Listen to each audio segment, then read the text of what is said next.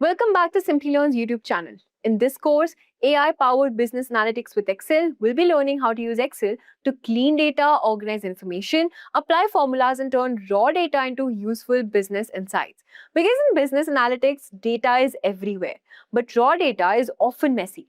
Dates may be incorrect, symbols may be unwanted, formats may not match, and important values may be hidden inside large tables. And that is where Excel becomes a powerful analytics tool.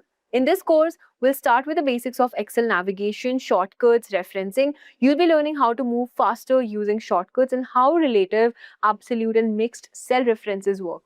Then we'll move into data preparation and cleaning, where we will learn how to standardize dates, remove unwanted characters, clean messy values, and prepare data for analysis. And after that, we'll be exploring text extraction formulas, random indexes, ways to structure data more effectively. We'll also understand lookup functions like VLOOKUP and advanced lookup methods that help us find the right information from large data sets. We'll also learn logical functions like if statements along with conditional formulas like COUNTIF, SUMIF, AVERAGEIF to calculate values based on specific conditions. And by the end of this course, you'll be understanding how to work with Excel more confidently, clean data faster, use formulas correctly, and apply Excel for real-world tasks. So let's get started with AI-powered business analytics in Excel and learn how to make data work smarter. Also, if you're interested in building a career in business analysis, I highly recommend you checking out this AI-powered business analyst program by Simplilearn. Now, this course is designed to help you learn modern business analysis skills along with AI-powered tools that are used in real companies today. You'll be learning important topics like planning, requirement gathering, stakeholder management, solutions evaluation, agile, product thinking, RPA, process mining, business automation. You'll also get hands-on experience with tools like Excel, SQL, Power BI, Tableau, Copilot, Jira, Miro, and many more. The program includes live online training, real-world projects, case-based activities, mentor support, IABA, PABOK, V3 Aligned, CBAP training. So if you want to become job-ready and grow as a modern business analyst with AI skills, check out the course link in the description and start learning with Simplilearn. And before we get started, here's a quick quiz question for you. Which Excel feature helps keep a cell fixed while copying a formula? Relative reference, absolute reference, spell check, or page layout? Let me know your answers in the comment section below. So database is nothing but it is a structure which can store the data and definitely store the data digitally or electronically, because see, when I talk about the wardrobes, you have the wardrobes at your home. So you get to see the physical wardrobe, but here in the computer world everything is digital, right? So database is, think of it as a folder. So on your machines, why do you create a folder? So that you can save your data in it, right? You can save your files in it. So here also we create the database in order to store the data, Now, when you have a database, why it is always better to have a database? So if I ask you again, just tell me one thing. Let's say that you've got a big wardrobe with a lot of clothes in it. Yeah. So don't you think so that if you have got clothes, if you have got a wardrobe, first of all, you're getting a better storage, organized storage. Maybe I'm going to keep all my jackets over here. I'm going to keep all my shirts over here, and so on and so forth. So I get to organize my clothes because I'm having a wardrobe, right? Also, I can easily access it. See, if I'm just dumping my clothes on the floor, if tomorrow I want a particular dress, yep, it will be very difficult for me to find it, right? But if I'm using a wardrobe, and definitely if the wardrobe is organized, then I can easily find the cloth. Yeah, so it is very easy. It will be very easy for me to access, right? Also, now that is not related to the clothes, but yeah, in case of database, we have one more thing. Maybe I'll talk about that. So talking about the database, which is nothing but the storage of data, it has organized storage. So I just explain you with the help of wardrobe analogy, right? So you have everything with the help of wardrobe. All your clothes are organized. Yeah, here also you've got database. So with the help of database, we are getting the organized storage. Then efficient access. So as I told you, in case of wardrobe also, if your clothes are properly organized, it will be very easy for you to access your clothes. So in case of database also, it will be very easy for you to access the data, because right now, see, the data can be in in mega GBs, like it can be really huge. It can be really huge. So it is very important that there should be some way to store it so that we can also have efficient access. Secure scalability. So what do you understand by scalability? Scalability is about increasing the data, and data is definitely increasing day by day. Now, if you talk about Amazon, think about the data, that how fast it must be increasing. Every day there must be a lot of transaction being made. I'm talking about the Amazon website. And if I specifically talk about only India Amazon website or only US Amazon website, every day you can imagine the kind of transaction that Amazon might be getting, and the kind of data might that Amazon might be producing. So we need a system which is scalable. Scalable means that it should be able to handle. So database is a system which can handle the growing data. Yeah, and it's definitely secure. It provides us the security also. So you may not want all your data to be accessible to everyone, right? So with the help of database, we can also secure our data. Just like in your wardrobes, you can always lock your wardrobes, right? You can lock and unlock your wardrobes.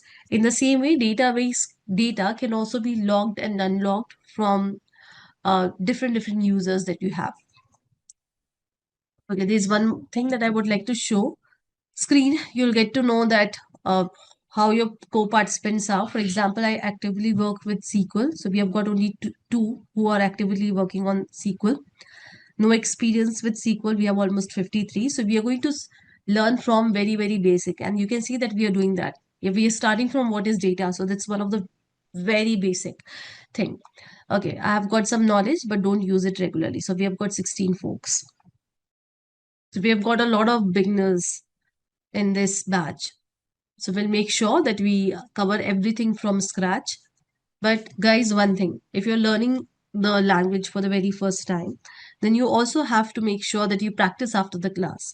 So only class learning would not be suffice, because see, if you don't practice after the class, when you come for the next class, you're going to forget most of the things what have been taught in the previous class. So again, there's one analogy in order to understand what database is. So just like you've got a lot of books, yeah. So we've got a lot of books. So the books are stored where? Now this is the picture of what? Books are stored where? Think of books as the data. And where do we store books? In the library? Yes? Yeah, so this is what library. You must have seen that when you go to any of the library, usually the books are arranged in a certain manner. For example, here you'll have all the science books. Here you'll have, let's say, all the maths books, all the fictions. So in this way, and then there might be some alphabetical arrangement. If you go to any good library, you'll see such arrangements. So why do we have such arrangements? What do you think? Why? What is the reason behind such arrangements? So library stores the books, easy retrieval, yes, easy accessibility. Yes, imagine that they are not storing the books in this way. And then you'll end up maybe spending your whole day or two in order to find one single book. Maybe more than that, depends on the size of the library. So database also works on the same concept. Guys, it's just that instead of books, we are now storing the data. And instead of library, we are having the database. A database stores the data, library stores book. Now, just like how the library is properly, just give me a second. Yeah. So just like how the libraries are properly organized so that we can easily access the data. And it's not only about access the data, I mean to say the books. It's all also about, let's say there's a new edition. Yeah. I've got a new edition. There's a new fiction book. So I know that I just have to add it over here. So it helps me to modify also properly, right? I'll quickly able to make the modifications. So it's not that I'm very random with it. But yeah, it's mainly for the quick access. Now we are going to learn about these properties of database. So this is very important interview question also. So we have got asset properties. We call it as asset. So we'll go one by one. So this slide may take a little bit of time. So please be patient. So I'll try to make it easy. I'll try to make it interesting. Yeah, all of these properties, but you should definitely know about these properties. These are the heart of the database. So when I say atomicity, any idea what atomicity could be? So I do not want you guys to read the slides. I want you guys to answer with whatever comes to your from basic minimum atoms. Okay, fine.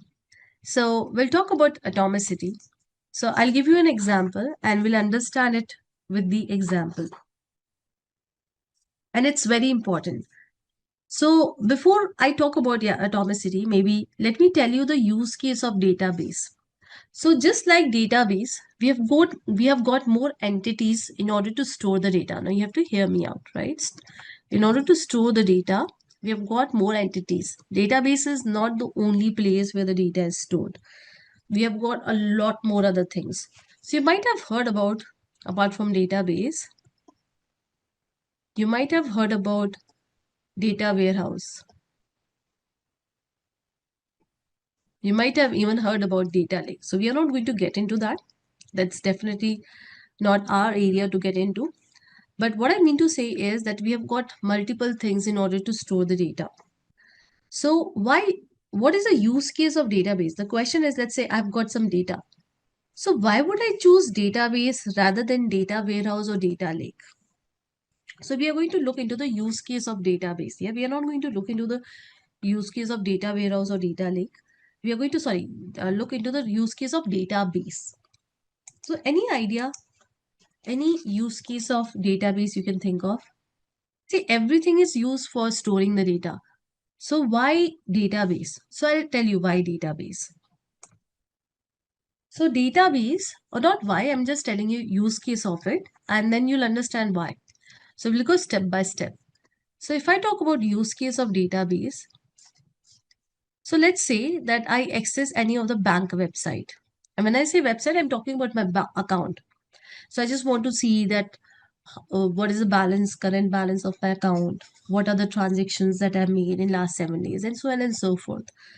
So to save this data, now see my current balance, then everything related to me, my profile, then my transactions, whatever you see.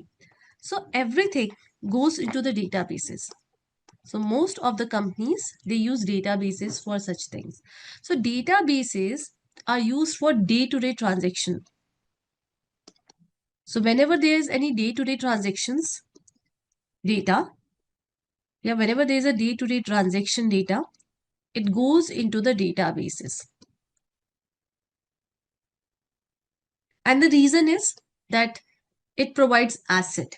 It provides asset guarantees. I'm going to talk about what asset is, but why day-to-day transaction data goes, uh, why do we go with day-to-day transaction? Because it provides, database provides with the asset guarantees. If I give you the other example, if I talk about, let's say, Amazon. So again, day-to-day transaction, right? You're making a payment, you're ordering something, making the payment. So mostly the company might be using the database in order to handle all of these things. So if you go to the Amazon, you see a lot of products. So let me go to the Amazon and I'll just show that to you. So all of these phones, etc. So this is what these are data, images, the description, the price, all of these things are data. So this might be coming from the database. This might be coming from the database.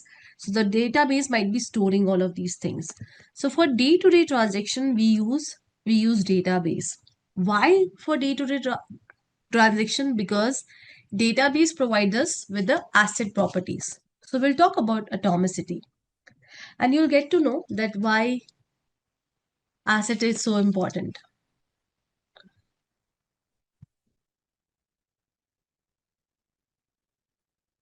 So atomicity says it ensures that transactions are executed in all or nothing manner. So what does that mean?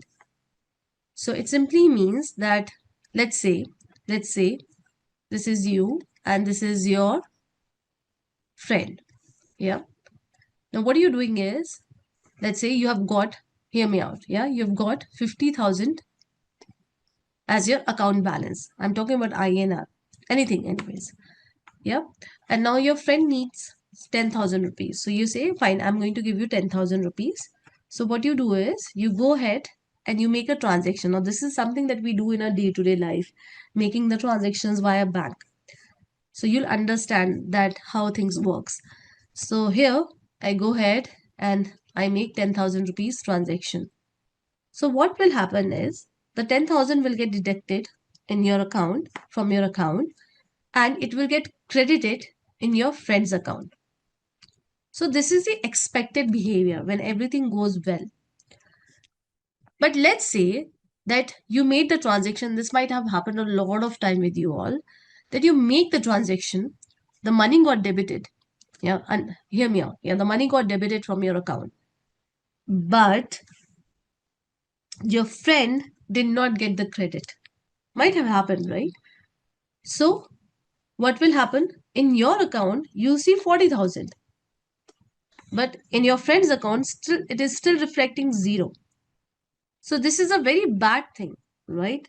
If I talk about banks, this is something that we definitely do not want, because if things are happening like this, then we end up calling these people, all the customer cares, and breaking our head that I transferred did not work, whatever it is. It's definitely not something that we would appreciate, right?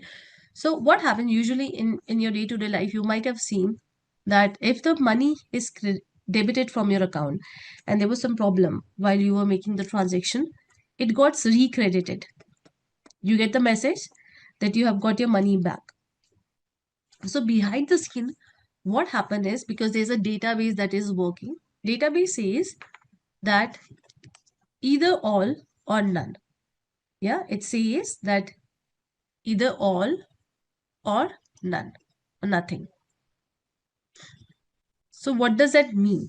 It means that either the whole transaction should get processed successfully. So when I say whole transaction should get processed successfully, it means your account is getting debited and your friend's account is getting credited. This is the one full transaction. But if there's a problem in between, yeah, if there's an error in between, there's some problem in between, then the whole transaction should be rolled back. So either it should be the full transaction or there should be nothing. And that's why when there is the error, while you're making some transfer, and if there is some error, you'll get your credit back. You'll get your money back automatically. And this is because of the database property, that is atomicity. So this is a property of the database, that either the whole transaction is successful, but if there's a problem in between, then it will make sure everything is rolled back. So your deducted amount, the amount which was deducted, is rolled back and it is again credited. So this is what atomicity is. Now this is so important property. If I talk about banks, and if I talk about any other website also, Amazon also, you make an order. Yeah, either the order should be made or shouldn't be made. There should be nothing half or bit in between, right? So atomicity is very, very important. Now we're going to talk about consistency. So everybody knows the meaning of consistency. Yep, so here it is written, but still I write it. So again, I'll explain you with the help of an example. So let's say that you've got an account. Yeah, you've got an account with a bank and you've got 15,000 rupees. Now in your bank, and you might have seen that a lot of banks does have such rules. So let's say that your bank has a rule that you should maintain minimum balance of 10,000. So this is a rule, right? Minimum balance of 10,000. That's a rule. Now what you do is you make a transaction. You make a transaction of 10,000 rupees in your friend's account. So how much amount is left in your account? How much amount is left? You've got 15,000 and you make a transaction of 10,000. So how much amount will be left? Minimum balance should be 10,000. So here consistency says rules are not broken. So in very simple words, the rule says that you have to maintain 10,000 rupees in your account. If you try to transfer 10,000 rupees because you've just got 15,000, it will give you error. It will not allow you to do it. You might have seen on GPay, Google Pay, that there's a limit of 1 lakh rupees for every day. So if you try to transfer more than 1 lakh rupees, though you might be having even 1 CR in your account, but if you try to transfer more than 1 lakh rupees in from your Google Pay, it gives you error. It says big no, that you're not allowed. So that is rule. So databases says, oh, you got some rules, I'll make sure that the rules are being followed. The rules are not broken. So am I clear? So isolation, as the name says, it ensures the transaction do not affect each other. So again, I'm going to explain it to you with the example. So let's say that you and your sibling or your spouse or your parents, you both are using the same account. So it happens, right? We share the accounts with our loved ones, dear ones. So let's suppose that the account balance is 10,000.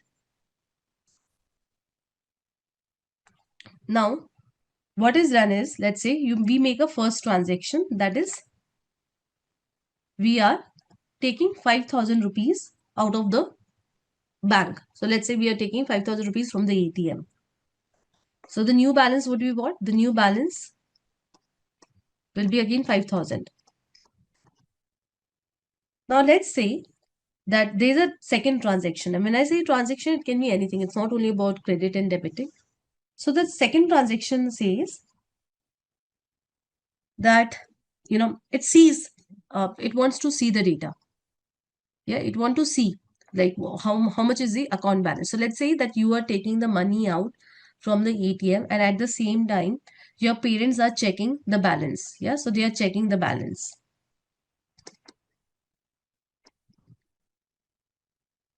So they may end up seeing maybe 5,000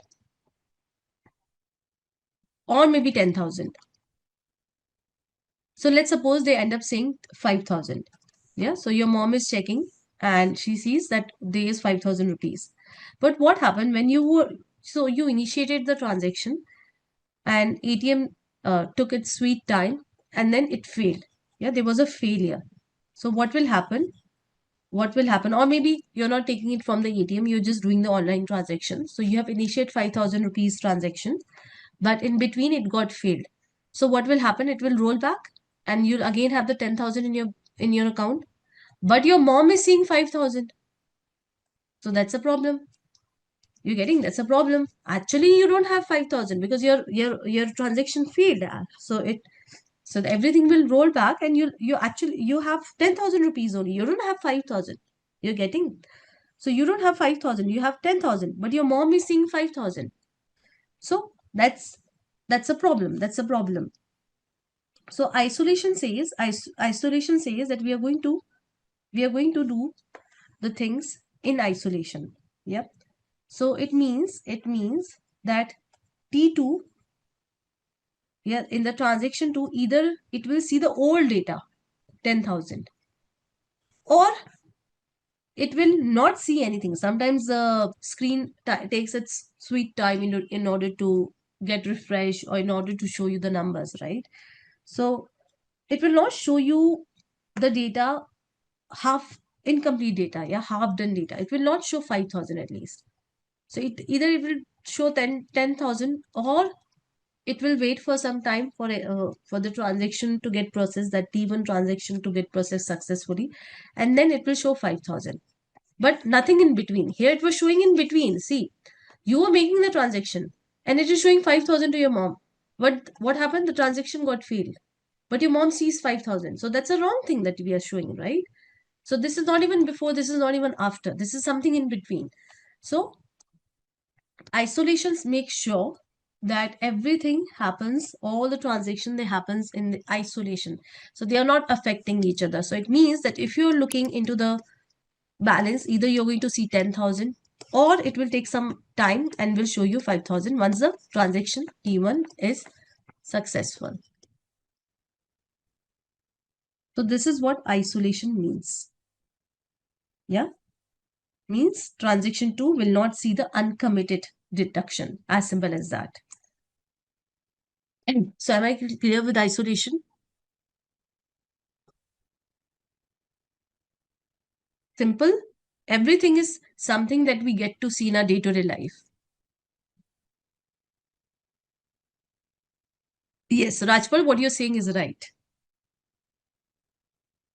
Now, what is durability? This is a very simple one.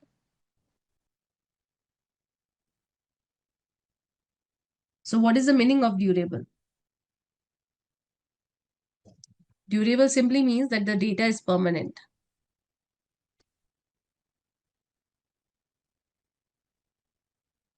So it simply means that once the transaction is successful, see 5,000 deducted from your account and credited in your friend's account.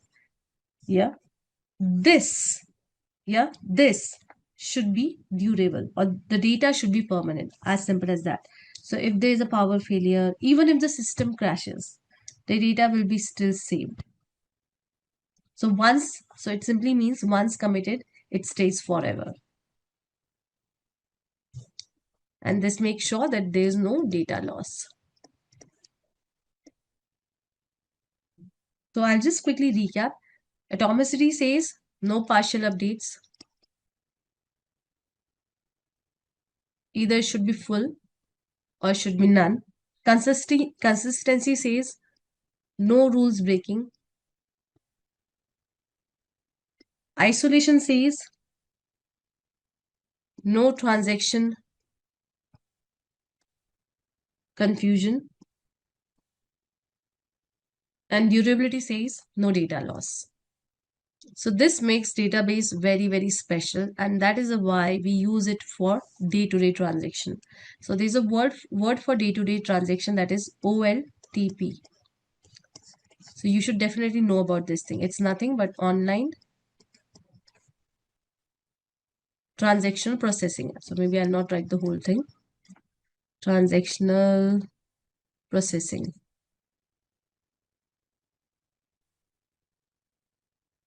So this simply means day-to-day transaction. Amazon, your banks. So these are what? Day-to-day transactions. So all the companies, for their OLTP, they use databases. So databases are very important.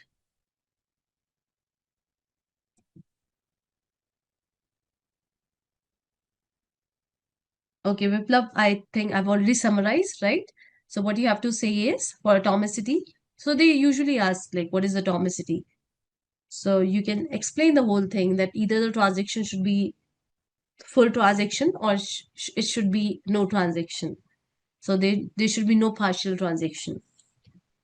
Consistency, you can give the example that we have got the rule. So we have to make sure that data follows the rule. I give you the example of Google Pay also, right? So Rajpal, let's keep it for the end of the session. Yeah, data warehouse will cover what is in our curriculum and I'll explain you. So data warehouse also I'll explain. It's a very interesting concept, but just keep it for the end of the end of the session. So I'll explain. Siddesh, what you're saying is absolutely right.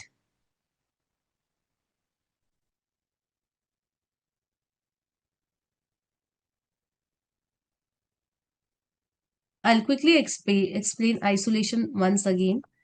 So isolation simply says, think of it. Maybe I'll give you maybe one more example. So let's say that you make a transaction, you've got 10,000 rupees. Yep. You make the transaction of 5,000. At the same time, so I'm explaining you with the same example. At the same time, your spouse looks into the account balance and sees 5,000 rupees.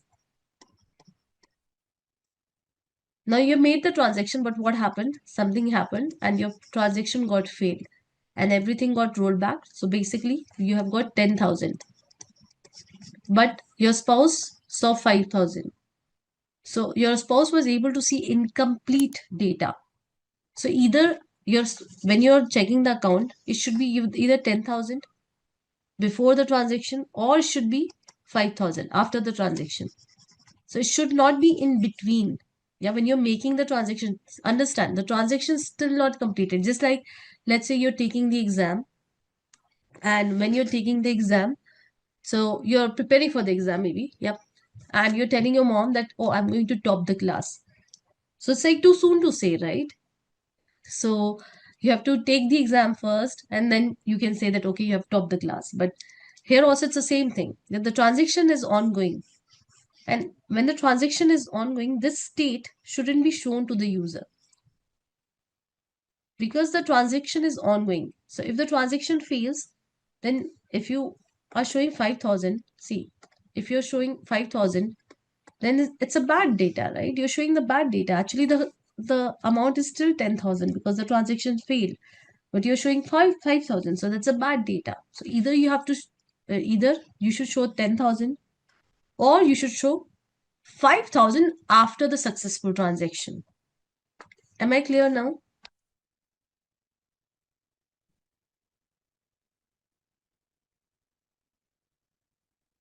Yes, Rajpal.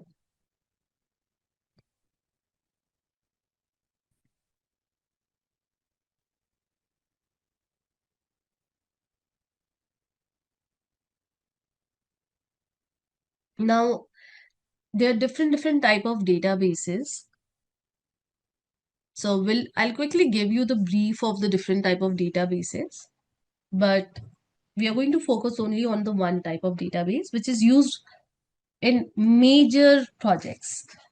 So we have got different type of databases. The first one in our list is the relational database. So we are going to learn the relational database. Database is what? It's nothing but it's a place where you store your data. Yeah, where you store your data. So we have got NoSQL, graph database, centralized, distributed. In our curriculum, we have got relational database. SQL works with relational database only. So our focus would be on this.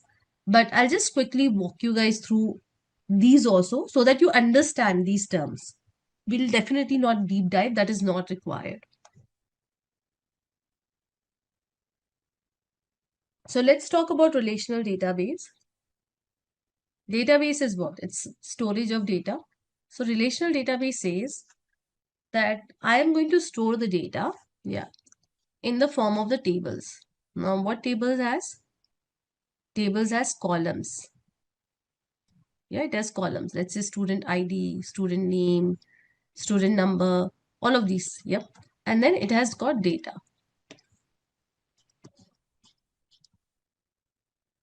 So this is what? This is relational database. Now we also call it as relational. It means the tables are connected to each other. Yeah, the tables may be connected to each other. So how they are connected to each other, I'll give you one example. But we are going to deep dive into this. This is what we are going to learn. So it's very much okay if you do not understand it right away 100%. Yeah, that's very much okay. If you understand 50% of it, that's also fine. So for example, let's say that I've got, let me see if I've got something. Just give me a second. So instead of writing, I'll better show you. Just give me a second.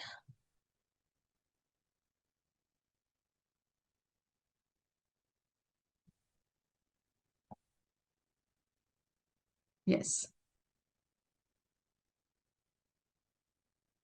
Yes. So you can see these are what? These are tables with rows, with columns and rows. So it's a relational database. So relational database says that this is table, let's say this is table 1, this is table 2, and this is table 3. So relational database says that there's a relationship between the tables. Yeah, there's a relationship between the tables. Now, when I say that there's a relationship between the tables, what does that mean? So if you see, for example, so this table is storing the data of the orders, order date, order ID, customer ID, product ID, quantity. So here the customer ID is 123. So here we are not storing the data of the customer. In this table, we are just saying that this transaction is made by the customer with the ID 123. But we are storing this data of the customer, the information of the customer in another table. So for example, 123 ID is of Anshul and he is male. We can have more information, phone number, birth date, so much of it. So this is just to make you understand. So in case of relational databases, everything is stored in the form of the table, all the data, and then we have the relationship between the table. So you can see that this table and this table is related to each other. Yeah, this table and this table is related to each other. So when I say that two things are related to each other, let's say that you are related to your sibling. So there's something that is common between you. Let's say you're related to each other because of the family. Yeah. In the same way, let's say that you have got multiple friends and you say that, okay, I am, somehow I am, now that doesn't make much of sense. But yeah, let's say that I am related to this friend in a way that we all belong to the same college. So that's a key between the relationship. That's a key between you and your friends to establish the relationship. So you guys tell me, see, I've got this table, customer table, and I've got this orders table. So what do you think? What is the key between this table and this table? That is actually making the relationship happen. So in order to make the relationship happen, there should be something in common. Yes, customer ID. Yeah. Tell me about this one and this one now.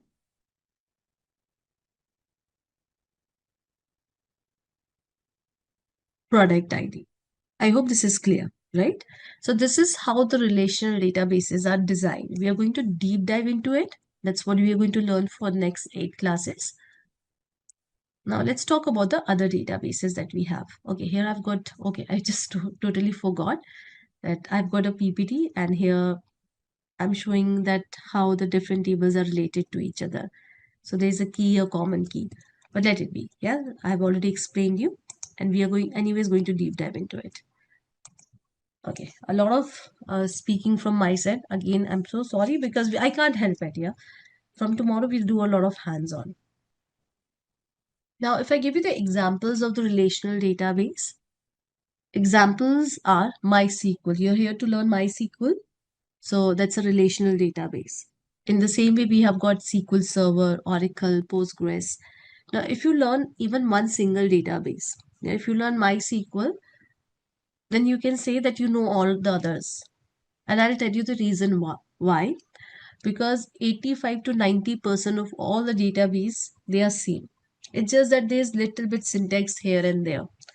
So you don't need to learn all the different relational databases. If you learn one, you will surely be able to work on the others also. So if let's say I'm taking interview. So if I know that the person knows MySQL very well, but in my project we are using SQL Server, I will not hesitate hiring that person because if that person is good, as in if that person knows, that candidate knows MySQL and he's able to answer all the questions and he understands the length and the breadth of the technology, then I'm sure that working on SQL Server will be definitely no big deal. So all these databases, relational databases, they are very similar. You don't have to worry about learning different databases. That is definitely not required. You will learn one properly, you can work on any database for that matter.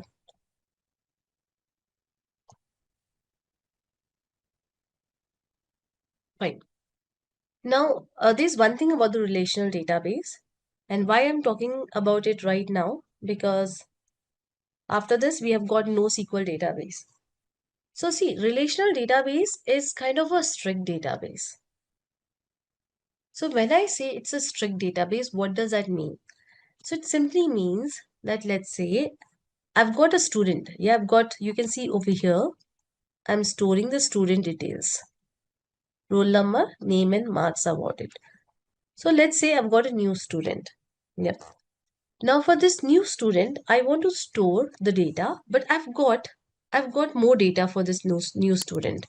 So I've got, let's say, his roll number is 4, name is Neha,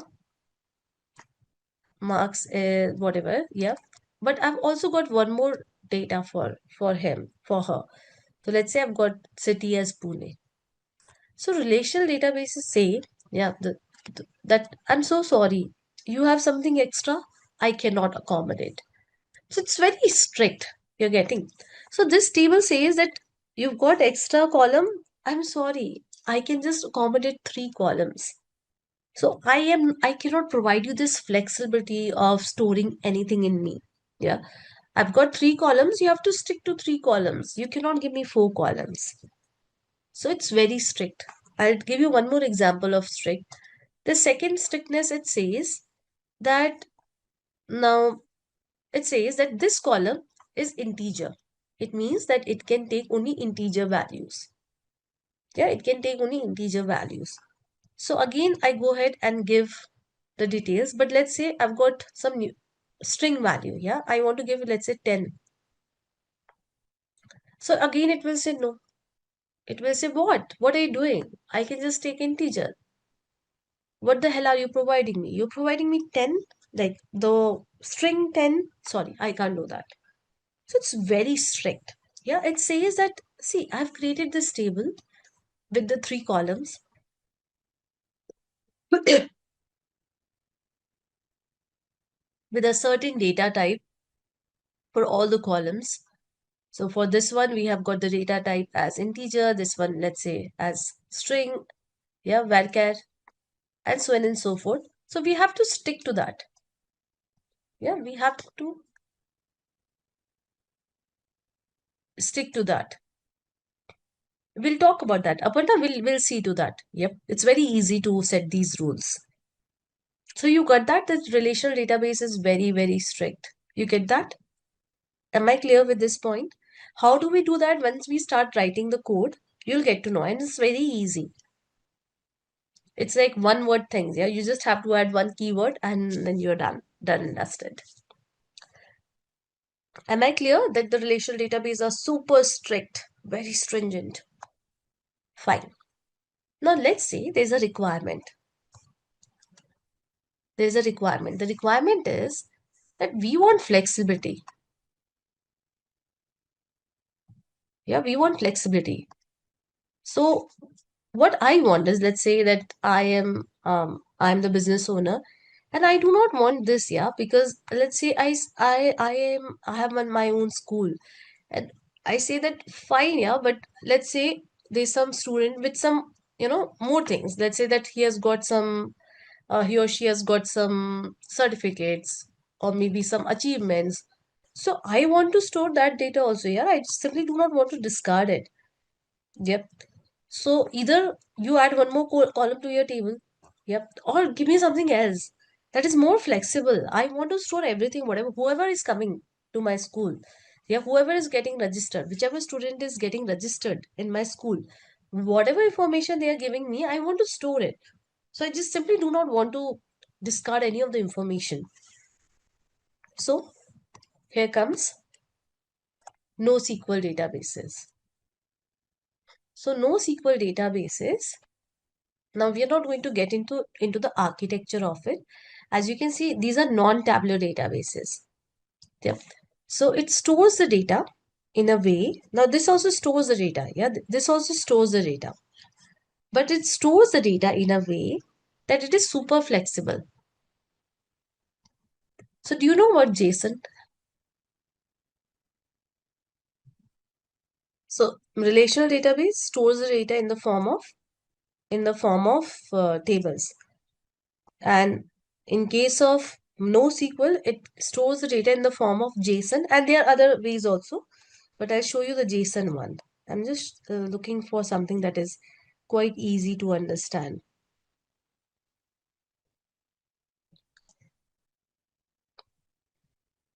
Yeah. So here you go. So if you see, this is JSON. So for example, you've got student. So we say student. Yep. Or let's say employee. Yeah, employee. So you're storing the first name, last name, display name, middle name, birth name of the employee. Now, this is, let's say, the information of some XX employee. Now, let's say that we have got another employee, and that another employee has got some other information also, let's say passport number. So it easily accommodates with that. It says fine. So I'm going to have one more node. So this is one node for one data for one employee. So you've got 100 employees, so you'll get 100 nodes. So it says that I'm very much okay with it. You have got one more data. So I just have to add one more key value pair over here. Yeah, key, and this is a value. So this is how JSON looks like. So it's very, very much accommodating. It says that I'm very much okay with it. Yeah, I'm not strict. Right now, I've got 5 details. Yeah, 5 columns. If you got 10 columns for the next employee, I can easily accommodate it. So I'm not strict like tables. So that's what NoSQL says. Mhm. So it stores the data in different formats. So it stores the data in key value, column, graph, and document format. You don't have to deep dive into it, but yes. So why do we use NoSQL? This you should know. So if you want that flexibility, see, tables are very strict. So you want that flexibility that tomorrow, if your data comes in some other format, you should be able to store it. Yeah, it should not say no. Your database shouldn't say no. Then you can go for NoSQL database. So am I clear with this point? Definitely you don't have to deep dive into it. XML format. Yes. XML, JSON, key value pair. Exactly.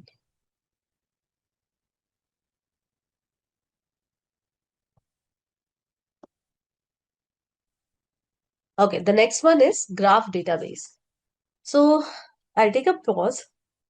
Why don't, with whatever you see on my slide, I want you guys to guess the use case of graph database. Social media? Fine. So have you seen, or on Instagram or Facebook, you might have seen that it keeps giving you recommendation of friends, mutual connections, suggested friends. Have you seen that? So whenever we have got data like this, yeah, where the data is very much related, yeah, it's mutually related, you can see over here. Yeah, so we use graph database. So friends of friends. So this is again graph database. In the same way, product recommendation. So you buy one product, then it starts showing you all the other products. So that can again come under graph database. We have ML also in that. It depends. But yeah, this is what? This is graph database. So uh, it stores the data in the form of the graph, not table. So basically, if this is you. Yeah, you're browsing Facebook. It will start showing you the mutual connections. This. Yeah, so this is how it works. Even I've never worked on the graph database. Usually, it is used by the social media companies. Yeah, social media companies. Then it is also used by the banks, I think, for the fraud detection, etc. Yeah, but it saves the data as a graph so that you can find the connection between the data. Fine. Now we'll talk about centralized database. So centralized database, it can be any database for that matter. It can be SQL, NoSQL, graph. So centralized database is what? You have got one database. Yeah, you've got one database and everybody is connected to this one database. So there's only one database. You have one centralized database and everybody is connected to this centralized database. Let's say that Citibank has got one centralized database. So tell me, what could be the problems of having centralized one single big database?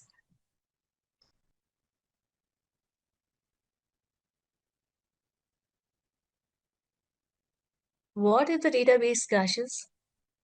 What if there's a power cut? There's a failure? What will happen? Everything will go down.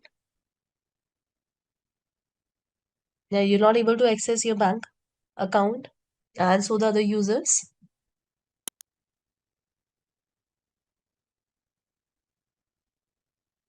Yes.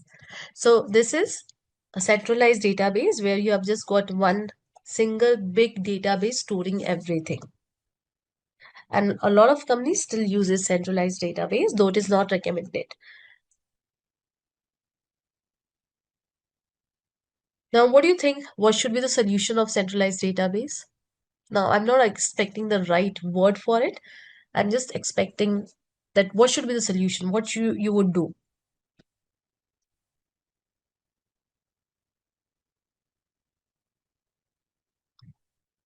Don't you think so? You'll have the copies of it, multiple copies. Yeah. So backups, yes. So if this goes down, you have a backup up and running so that you do not, uh, because of the system crash, your website will not go down. As simple as that. So having these backups definitely is pretty expensive because here you're maintaining only one database. Now let's say I have got two backups. So I'll end up maintaining three databases, right? So it's pretty expensive, but yes, we call it as distributed databases, where the data is stored in multiple places. And that's it's again done by all the big companies. And that is the reason why these days you'll not see that your site is going down. Yeah, all the good big companies' websites, they are always up and running. So in Pune, this happened almost a year back. I think it happened in June, July. So I stay in Hinjawadi, those who are from Pune. So there was some issues with the power. Now, this area where I'm staying is the IT hub, one of the IT hub. So there was some big issue with the power supply of, and that was for the whole area. And we were without the power for 3 days, straight 3 days. And it was not only for the households, it was for all the IT parks also.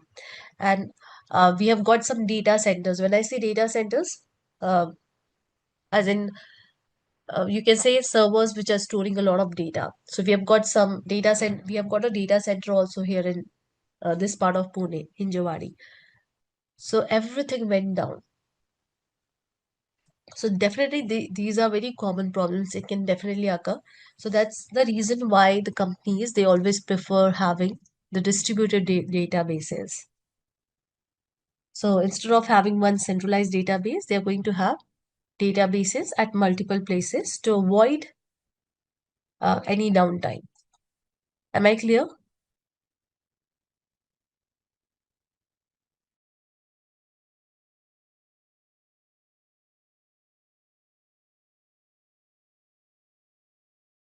Fine. So let's do one thing. I think we have got a lot of theory, and I've been speaking from last 1.5 hours. So it's not my thing. It's about you guys, because if somebody speaks or if you have to listen somebody for more than 20 minutes, uh, we tend to daydream. So according to some theories, I think the attention span of a human being is only 20 minutes, not more than that. So we'll do one thing. We'll take a break, and after the break, we'll continue because we have got the next topic. So I just want to, cover these topics in continuation. Or if you're okay, maybe I'll take another 15 minutes for these topics. Not more than that.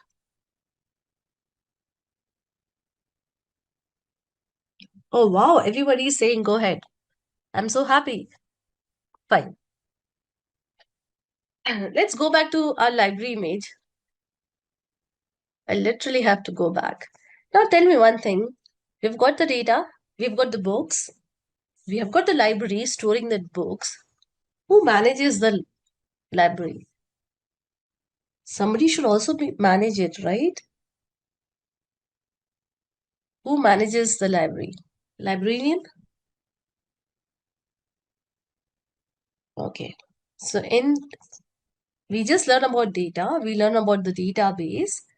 Don't you think so? We want somebody who can manage the database. We want a tool which can manage, which can help us. Anyways, we are going to manage definitely, but we want a tool which can help us manage the database.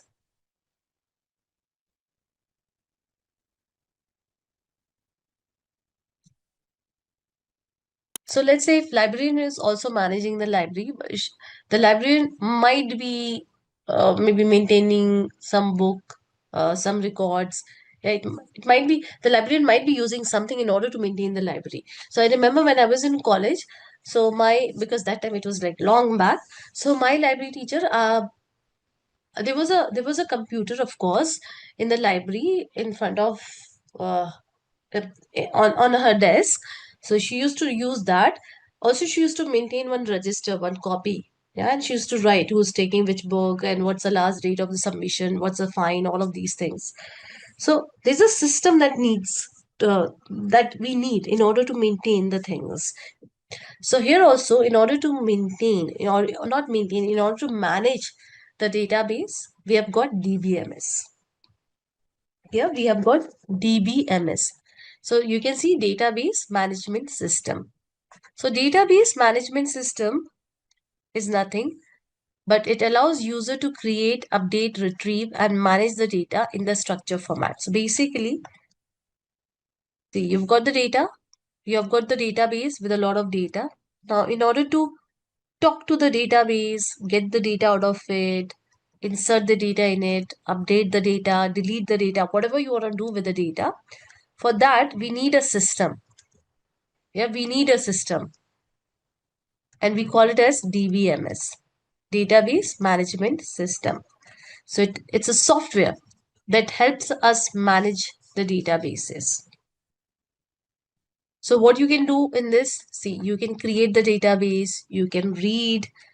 Yeah, you have got the data, right? So you can create, you can read, you can make the updates, you can delete it. So you can do all of these things. So these are called CRUD operations. So do not get scared with these jargons, technical jargons. These are very simple things. So when I say CRUD, C stands for what? Everyone tell me, C stands for what? I just talk about the operations. It means create. Yes, so CRUD operation, you're going to listen to this term a lot. So this is not specific to the databases only. Like, yep. R stands for what? Read. Yes, very good. U stands for what? Update. And D stands for delete. So if anybody says CRUD operations, do not get scared of it. What is this CRUD? It's nothing. You're creating the data. They're just like you've got a wardrobe. So you are just looking at your wardrobe, how many clothes you've got. Maybe you're updating your wardrobe, like you're adding something to it, you're removing something from it, and so on and so forth. So here also we do all of these things, but we do it with the help of the software called DBMS.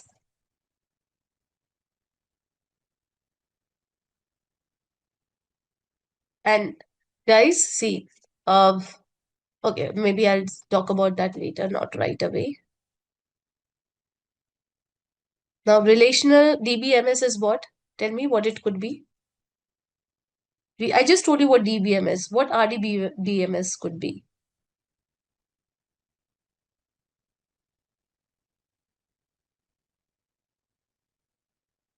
What RDBMS? To manage the relational database. You know that there are so many databases, right? We learn about the relational database. Now, to manage the relational database, what we have? We have got relational DBMS. Simple. So this is a software which help us to manage the database. As simple as that. Now, what is SQL? So see, understand this thing. Now you've got a software. Now hear me out. Yeah, you've got DBMS software. So you're going to talk to the DBMS and you're going to make the DBMS work for you. Yeah, you say DBMS, can you please create a table for me? Of course. So DBMS will create the table for you. But DBMS says that I don't understand plain English. Yeah, I'm not ChatGPT. I do not understand plain English. So DBMS says, hey, I can do a lot of things for you, but then you have to speak to me in my language, the language that I understand. So DBMS, in order to talk to DBMS, you have to use SQL. And that's what we are going to learn. We are going to learn SQL Why? Because with the help of SQL, we can talk to the DBMS and get our work done. Sorry, I think there's some issue with the pen. Yeah, get our work done. That is CRUD, any of the CRUD operations that we want to perform on the database. So you're getting, just like, let's say there's a librarian. Yeah, librarian is what? Librarian in our analogy is DBMS, who manages the database. Yeah, with the, so then we have got library. So library is what? Library is the database. And inside the library, we have got books. So books are what? Books are data. These are data. Now, let's say that you want to fetch some book. Yeah, you want to fetch some book. You want some book. So you go to the librarian and you say that I want so and so book. Yeah, I want a book of, let's say, Dan Brown, so and so. So your librarian will go and may fetch it for you. So you're going to talk to the librarian. So you may talk to the librarian in the language that your librarian understands. That makes sense also, yeah. If your librarian understands only one language, that it's English, and if you start speaking Spanish in front of that librarian, the librarian would be like, "What are you saying?" I'm like, "Please bother, yeah." So the librarian will not do your work. As simple as that. So here also, in order to talk to the DBMS, now in order to make DBMS work for us, we use SQL. As simple as that. Yes. So it understands SQL. So it's a language. It's a query language. So you can see over here that it's a structured query language and it is designed to manage and manipulate the data in relational database managed systems. You use RDBMS. You use SQL in RDBMS. So am I clear what is SQL? So you have got four entities. You've got data. Data is saved in the database. In order to manage the database, we have got DBMS. So in DBMS only we store the data actually, yep, in the form of the databases. Now in order to make the DBMS work for us, we talk to DBMS in SQL language.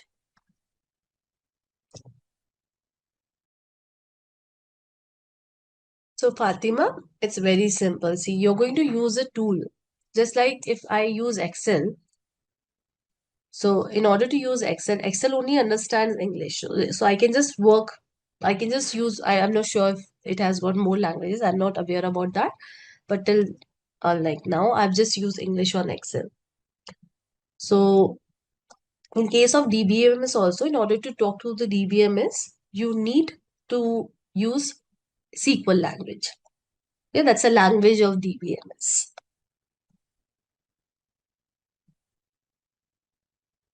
Yes, everything is done in DBMS, Rajpal. So we are going to use DBMS. It's a software in order to manage the databases. Fine. So Avinash has got a very good question. What is the difference between SQL and MySQL? SQL is a language. Hear me out. Yeah, SQL is a language, and MySQL is the DBMS. So we have got multiple relational DBMS. We have got multiple relational database management systems in the market. For example, MySQL. Then we have got SQL Server. So it shares the name with the databases. Yeah, shares the same name with the databases. Oracle. Sorry for this writing, guys. And then Postgres. I don't know what is happening, but yeah. So this is what? This is a DBMS, or you can say database also. They share the same name. In order to talk to the MySQL, we use SQL language. So SQL is a language and this is a DBMS. Have I answered your question, Avinash? So in order to talk to SQL Server also, you'll use SQL. In order to talk to Oracle also, you're going to use SQL. Postgres also, you're going to use SQL. So SQL is a language and MySQL is the DBMS. Okay, there's some issue I'm not able to write. But yeah, MySQL, Postgres, SQL Server, these are what? These are the softwares. Yeah, these are what? These are RDBMS, database management systems. In order to talk to the database management system, we need a language. The language is SQL. So MySQL is a DBMS and SQL is a language to talk to the DBMS. It's a coding language, exactly. So I think we are done. So this is a boring topic, but yes, it's in our curriculum. So we are definitely going to cover tables and entity relationship model. So uh, let's keep it whatever we have covered so far. A quick recap, we learn about what is data, we learn about what is databases, what is database, then we learn about the different type of databases that we have. Also, we learn about asset guarantees of database. Then, yeah, that's all. Yeah, that's all mainly. Then we learn about what is SQL and DBMS. The first and the foremost component is entity. So entity is what? Entity is nothing but the real world object. So basically, entity, you can think of it as a table. It's a real world object. For example, I gave you the example of student or employee, and it is represented with the help of rectangle. Then we have got attributes. So what do you think attributes could be? So we just talked about the table. So what attributes could be? So attributes are nothing but the details of the entity, yes. So all of you are right. Attributes are the characteristics, details, yep, of an entity. So let me write it. So attributes are what? They are the property of an entity. So if I give you the example of student, you tell me what could be the attributes. What could be the attributes for the student table, student entity, ID, name, age, class, marks, etc., etc., right? So these are nothing but the attributes. Attributes are shown using ovals. Yeah, so whenever you see oval, it means that it's an attribute. Then we have got relationship. Now you know that tables, they can be related to each other. Yeah, we'll talk about primary key and foreign key. Not right now, but yes, how entities are connected to each other. So I gave you the example of orders table. So you told me that the two tables are connected using customer ID, right? So relationship is how the entities are connected to each other. So if I give you the example, let's say that we have got two entities, students is one of the entity and course. So course, let's say students, let's talk about Simplilearn. So student table has got all the information about you guys, and courses table has got all the information about the courses that are provided by Simplilearn. So if I talk about the relationship between the two, so simply students have enrolled, or I would say student has enrolled for which course? Yeah, I'll simply say student enrolls for course. Now, I told you that in order to establish the relationship, you need to have the keys. Yeah, you need to have the keys. So I'll talk about the keys right away. At least I'll give you the little bit idea about it. So we have a primary key. Now, what is a primary key? So primary key uniquely, it uniquely identifies an entity.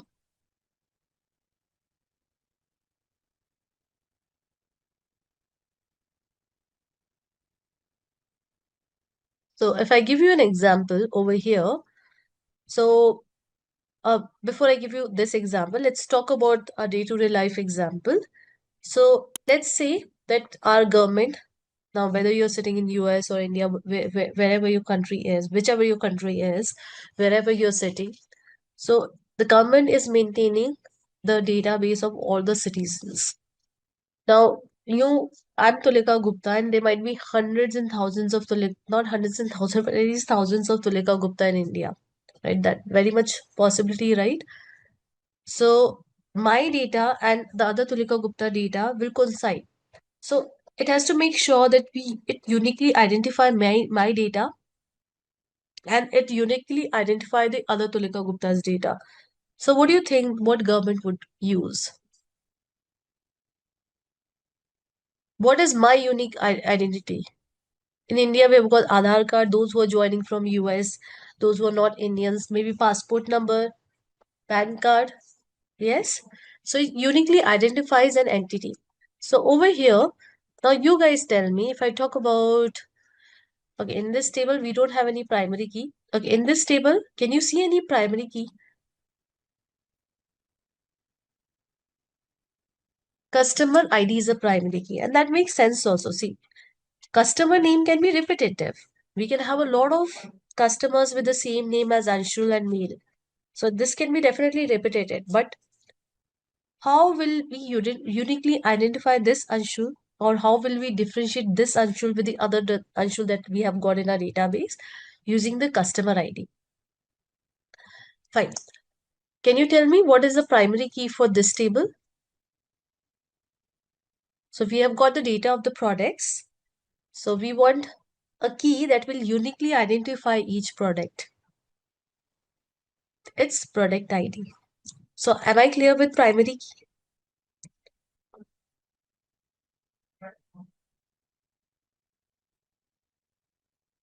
Okay, we'll talk about foreign key now. So foreign key is basically it connects two entities. Yeah, it connects two entity. So let's say you've got the entity one. It has got some primary key, P1. Now we have got entity two. So in order to connect with entity one, entity two is using this primary key. So for this entity, this is not the primary key, rather it's a foreign key. Yeah, this is a foreign key. So I'll explain it to you with the help of the example over here. Now again, let's talk about this table and this table, and we're going to repeat these concepts of a primary key and foreign key. So please make sure that you understand it and you remembers the concept. So tell me one thing. Again, the same question that I've asked you before. The two tables are related with which column? Quickly. This table I'm talking about and this table I'm talking about.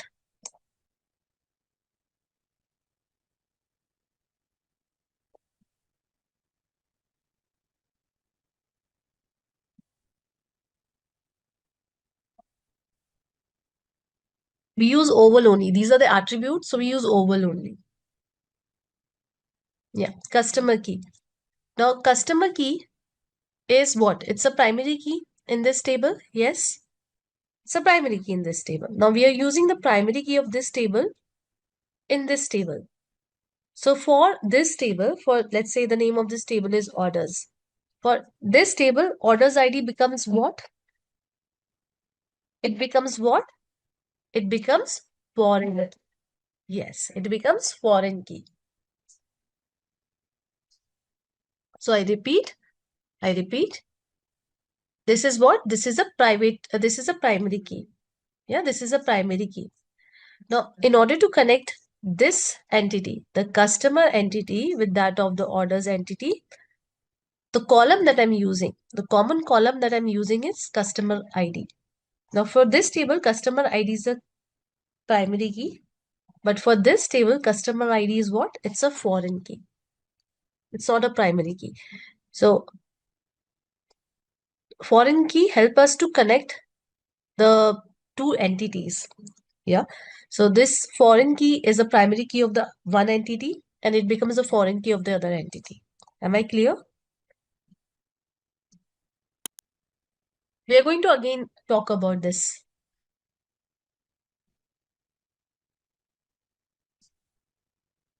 Yes. So see, this is what? This is a primary key. So when the primary key is referenced in other table in order to establish the relationship between the two entities, I repeat, when the primary key is referenced into the other table in order to create the relationship between the two tables, in order to establish the relationship between the two tables, yeah, so it becomes the foreign key on the other table. So this is what? This is a foreign key. We are going to revisit this concept when we start our coding. Am I clear now, Shweta? Just remember this thing, that whenever you refer primary key in the other table in order to create the relationship between the two entities, it becomes a foreign key.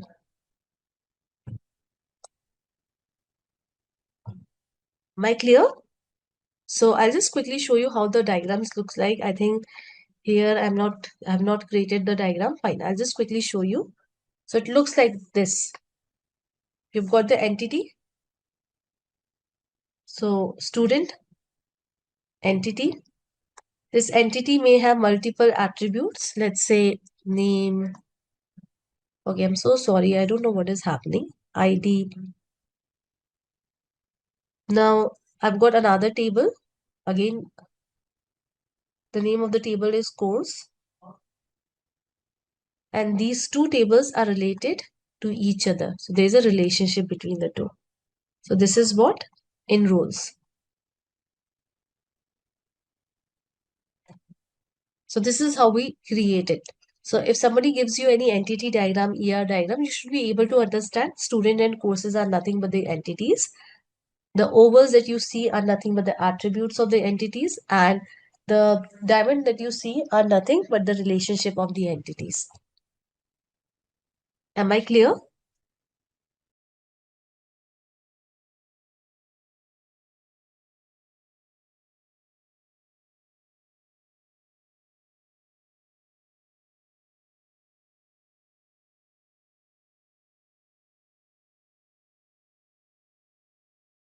Am I clear? Fine. Now, in case of attributes also, we have got different type of attributes.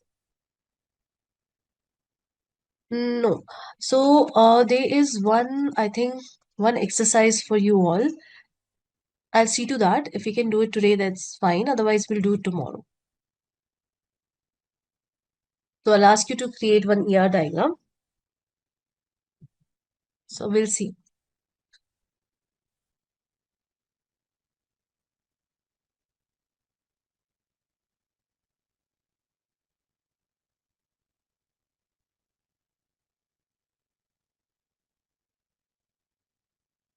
Right.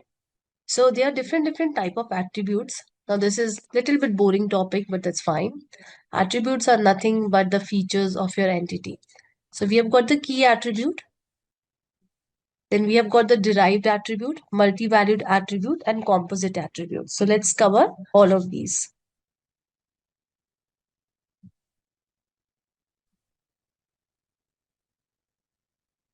So key attributes are nothing, but it used to identify one entity from the group of entity. So I just explain you the key attribute. So employee ID, student ID, roll number, passport number. These are what? These are key attributes. So you can just have a look.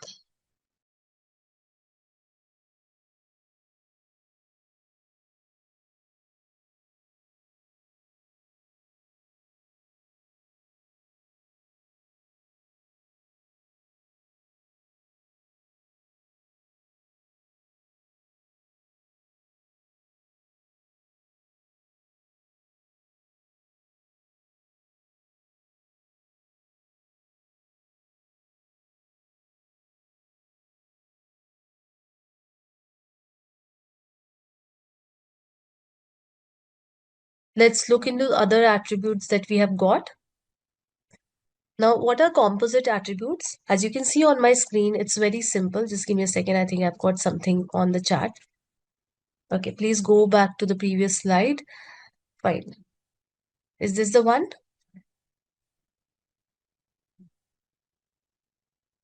For product table, Akshay, okay, I'll come to that.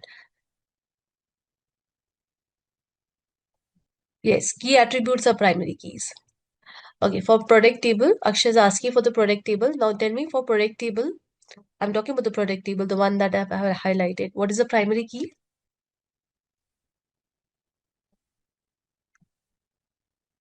The same question, product ID, and I'm using it in this table.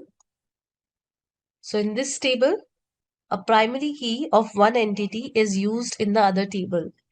So for other table, this becomes what? This becomes what? It becomes foreign key. You can also write FK. Yeah, you can just write answers in Y also, no, N. So I'm very much okay with that. Yeah, you don't have to type in the whole thing.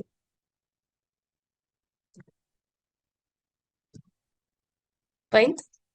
So key attributes, I hope I'm clear. Composite is also very simple. So a lot of time we have got the attributes which are composed of several attributes. So for example, address.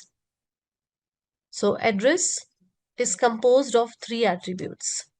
So we have got country, state, and zip code, and all the values or values of these three makes address. So that's what composite means. Am I clear with composite?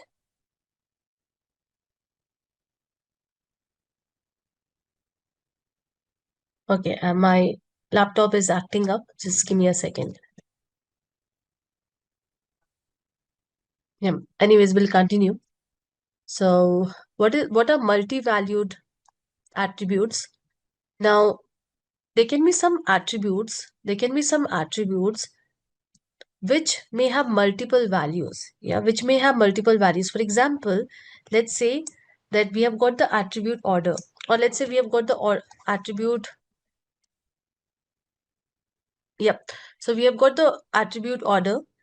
So order, let's say that you make an order. Yeah, you make an order. So in case of order, let's say I make an order of a product. I'm not able to write. Okay.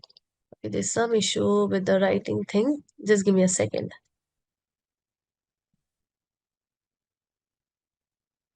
Let me try this. Yep. So let's say we have got the product. Yep. So I buy one product of some quantity, two quantity. I buy the other product of one quantity. So what I mean to say is that these attributes can have multiple values. It can have more than one value. So we represent it by double ovals, as you can see. So as I told you that you are not going to design the database. That's not your job. So that will be designed by somebody else, but you're going to work on the database. You're going to query the database. You're going to generate or play with the data of the database. So you should know, if somebody give you this AR diagram, you should be able to know what this AR diagram is representing. And it's a very simple thing if you see. It's just like the walk in the park. It's so simple. Moving ahead.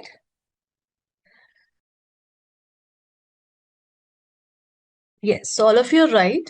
So it means that these values, see, attributes are what? They are like they are columns, right?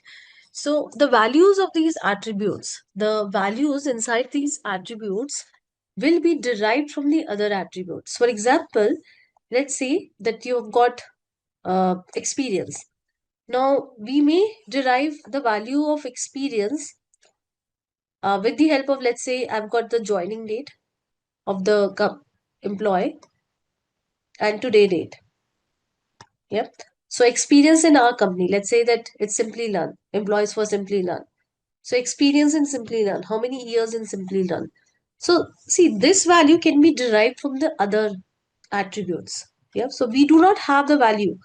We are not going to save the value in this column. Rather, we are going to derive it during the runtime. Yeah. So because see, if I save it, let's say I save it. So today it's 2 years. Let's say. Yeah. So let's say I've saved it 2 years. But after 2 months, it will be 2 years and 2 months. So if I'm saving these value, it may not give me the right values. It right now while I'm saving, yeah, at this point of time, maybe it's 2 years for an employee. But after a year, it will be 3 years. So again and again, I have to update my database. So I can simply derive it. If possible, I can simply derive it. So how I can derive it? Let's say I've got another attributes with the uh, start date or the joining date. So Rajpal, we usually create the column for the derived attributes. We are going to work on it. We usually create the column for it. But uh, so it's like you may or may not create the column. You can create this column on the runtime. So anyways, you may or may not create the column. Once we start working on SQL, this will be clear. You'll understand. So am I clear what are derived attributes, everyone? Yes, Dinesh has given a wonderful example, price. So quantity into unit price is total price. Derived attribute. Perfect. Very good, Dinesh. Okay, relationship you already understand. Now, there are a few things that just give me a second. I would like to just give me a second, guys. We'll just learn few more terms. I know these are boring, but yeah, we'll learn few more terms. So entity sets are what? Entity sets are nothing but the relationship. So for example, we have got employee. Yeah, we have got the employee. We have got 3 employees. Let's say we have got 3 employees. Employee one. So let's say employee one is Neha. Employee two is John. Employee three is Mark. So entity set will tell us the relationship that Neha is, let's say, working on so and so project. So let's say this is a project. Yep. So let's say this is a project and this project belongs to so and so department. So with the help of relationship set, you at least give the basic idea of how the relationship is. So for example, I repeat, Neha is working on so and so project and this project belongs to so and so department. John is working on so and so project and that belongs to so and so department. So this is what? This is nothing but the relationship set. So you can see that it depicts that E1 works in D2 and E2 works in D3. So E, E1 works in D2 and E2 works in D3. So this is something that is not created as a part of the document also, to be very honest. That you see ER model for sure. That is created as a part of the document for the database design. So just give you the brief of some data, some dummy data of the entities and how it is connected to the other entities data. So just give you the glimpse of it. So right now you know about the table, so I'll talk about table only. So tables, they can have relationship with each other. So relationship degree basically tells that the degree of relationship that is between the entities. So basically it tells the number of entities that are related to each other. Yeah, the number of entities that are related to each other. So for example, if I talk about this one, so you can see that I've got only one. Okay, can you tell me how many entities are there? How many entities are there? No. So those who are saying two, it's not two, it's one. Can you see that yesterday we learned that entities are represented by the rectangle. And what is this? This is a relationship. So this is a relationship. So basically what it is saying is, now hear me out. It's very simple thing. So unary relationship is a relationship where the entity is related to itself. So it's a self relationship where an entity, a table, is related to itself. So if I give you this example of employee, let's say that we have got the employee table. Now hear me out. It's very simple.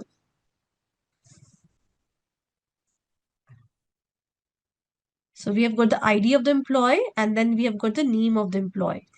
So let's say 1, 2, 3, 4 and name I'll say A, B, C, D. Yeah? I'm not writing the proper names. And here, let's say I've got one more attribute that is manager. So manager, maybe manager ID. So let's say that A's manager is D. So I will say 4. B's manager is again D. C's manager is let's say B, and D, they no manager, yeah, no manager. So over here you can see that the table is related to itself. You're getting? So the table is related to itself. So here, because if I talk about the manager ID, you can see that if I tell you, okay, let me ask you the question. So can you tell me what is the name of the manager of A? What is the name of the manager of A? D, right? So this is what? This is self relationship where the table is related to itself. So here, because the entity is related to itself, we call it as unary relationship. Am I clear? Should I move forward to the next slide? It's a very simple one if you see.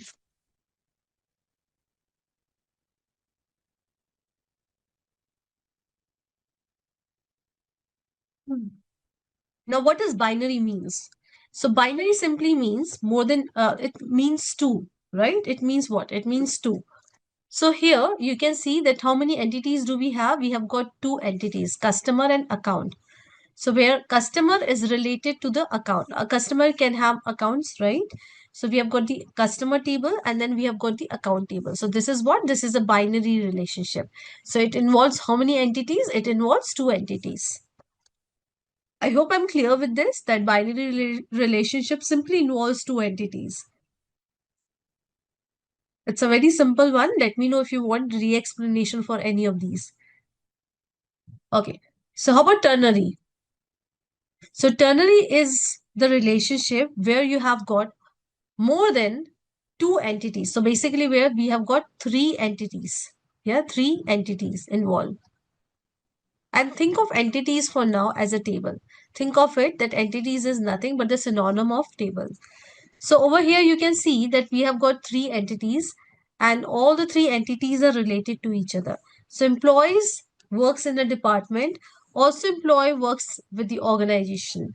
So, and also an organization can have multiple departments. So there is a relationship between the three entities. So am I clear with this one? It's a simple one. Am I clear?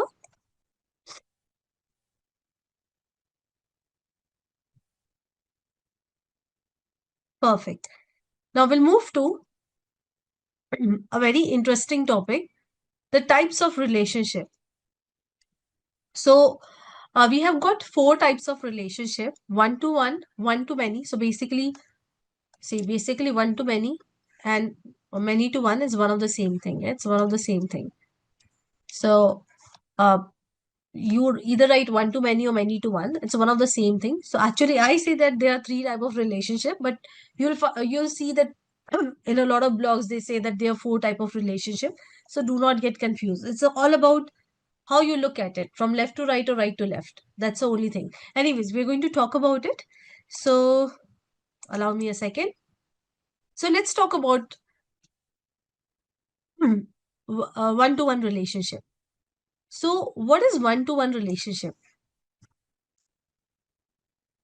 So if I give you this example, so here we have got the employee table and we have got the employee ID table.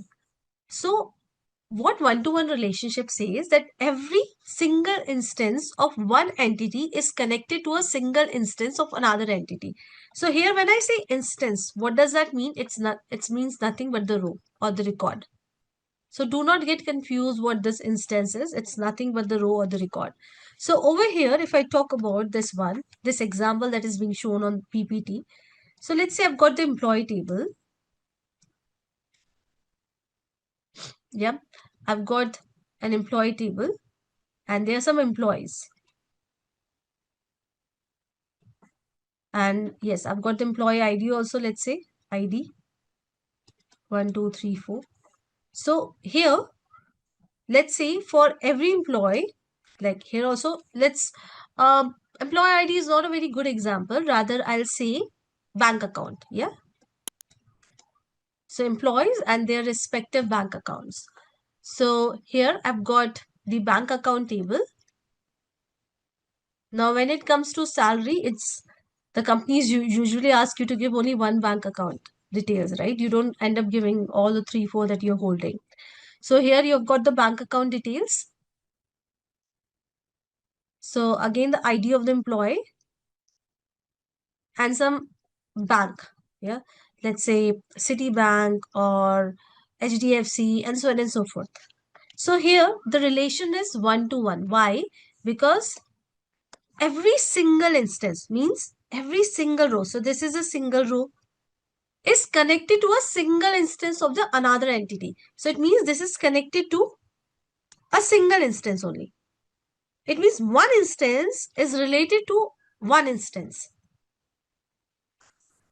I repeat, one instance is related to only one instance of the other table. It's not that one instance is related to multiple instances on the other table. One instance is related to only one instance of the other table. So this is what? This is 1 to 1. Am I clear what is 1 to 1? If it is not 100% clear, to be very honest, once we see what others are, like one to many, etc., you'll able to understand. What does instance means? So instance means a row. Saranya, it means a row, one record. Yeah, so it doesn't mean the column, it means the row. I hope I've answered your question. So guys, am I clear what is 1 to 1 relationship? It's very simple one. But if still you have some confusion, I'm sure your confusion will be cleared once we see the other type of relationships that we have. Okay. Now we'll look into the other one. That is one to many. So one to many is where a single instance of one entity is connected to several instances of the other entity. So what does that mean? What does that mean? Let's say over here you can see that we have got the customer table and then we have got the order table. So this is one table, let's say. So I'll just better create my own diagram over here for the better explanation. So let's say I've got the customer table. Now I'm just adding 2 columns. Maybe, yeah, let me add 3 columns. That's fine. So we have got the ID. Let me add only 2. I think 2 would be suffice. Okay. And then we have got the customer name. So let's say ID 1, 2, 3, 4, customer name A, B, C, D. And here we have got the orders table. So order ID and the other things. Yeah, let's say the product and etc. Whatever you can think of. So again, we have got some orders 10, 11, 12, 13, 14, and so on and so forth. So here, in case of one to many, one customer can place multiple orders. Just like if I talk about Amazon. So you are the one customer, one account, right? And you can place multiple orders, right? So here also one instance, this is what? One instance, this is what? One instance is connected to multiple instance of the other table.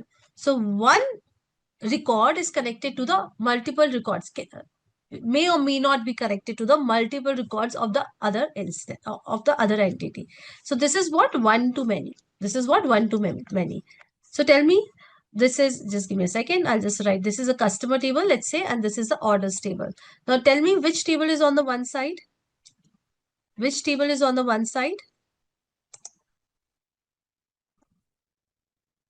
Customer. And which table is on the many side? Order. Perfect. Now, as I told you that one to many and many to one. So this is many to one actually. You can see over here. But whatever it is. Yeah, one to many or many to one. It's one of the same thing. It's just that if I put order over here on this side and if I put customer over here. So right now it's here it is one and here it is many, right? So it's just that if I put order over here, then one customer can can order multiple, order multiple orders. So here we have got order, customer. So order is on the many side and customer is on the one side. So this is one to many or many to one. It's one of the same thing. It's just that you see it like this or this. I hope I'm clear with this point that one to many and many to one is nothing. It's just that right to left or left to right. Okay. So here also, I think, see, they don't have the PPT. Oh, no, they have the PPT. Anyways. So, yeah. So anyways, we'll talk about many to many now. So many to many. Okay, before we maybe hop into many to many, let's make the class interactive. Why don't you give me some example of many to one or one to many? Any example. Now, guys, one more thing. So when you create the relationship between the two entities, it's not that it's a rule. Like when I say it's a rule, I mean to say that it's not that the employee will be on the many side, the department will be on the one side. This is what we see. So, but as per the requirement, you can keep any table on the many side and any table on the one side. I repeat, as per the business requirement, we can keep any table on the many side and any table on the one side. So it's not that it follows a rule that this has to be on the one side and this has to be on the many side. As simple as that, right? So now I want you guys to give me some examples of many to one or one to many. So I'll give you one example. Okay, I've started getting the examples. Yes, patient appointment date. Very good. Then, okay, I'm getting a lot of student subject, patient appointment, okay, student school, yes. One school, at least in India, yeah. One school can have many students. Now, that's always goes in India. A student never attends more than one school. At least that's how it is. For companies also, right? If let's say I'm working with IBM, so until unless I'm moonlighting, definitely that is not allowed. So one employee, sorry, one company being worked by one employee working in what I'm saying. So one company is can have multiple employees.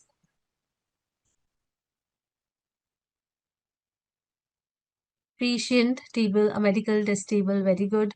Bank customer, right? Yes, very good. One nation, many states, very good. One state, many cities. One city, many colonies. Perfect. So now we'll move to many to many. One person, many bank accounts. Hmm. So many to many is when you have got, let's say, again, we have got the employee table and then we have got the project table. So one employee can work on multiple projects. Let's say we have got the projects, let's say, okay, I'll just name some of the projects that I've worked on, SunTrust, etc. So definitely, uh, there are situations in the company where one employee works in the multiple project, right? So you may end up working on multiple projects. Also, one project is most of the time being worked by multiple employees. So here it is one to many. So A, B, C can work on Amex, but A can also work on SunTrust. So it's what? Many to many. So I want you to contribute some examples on the chat, please, for many to many. So this is very similar to what we have just covered. But when I say, what does cardinality means? Cardinality means how many in a relationship, how many. So cardinality tells, just give me a second. So basically, cardinality tells that how many rows of one table can be related to rows of another table. So how many rows of one table can be related to rows of another table.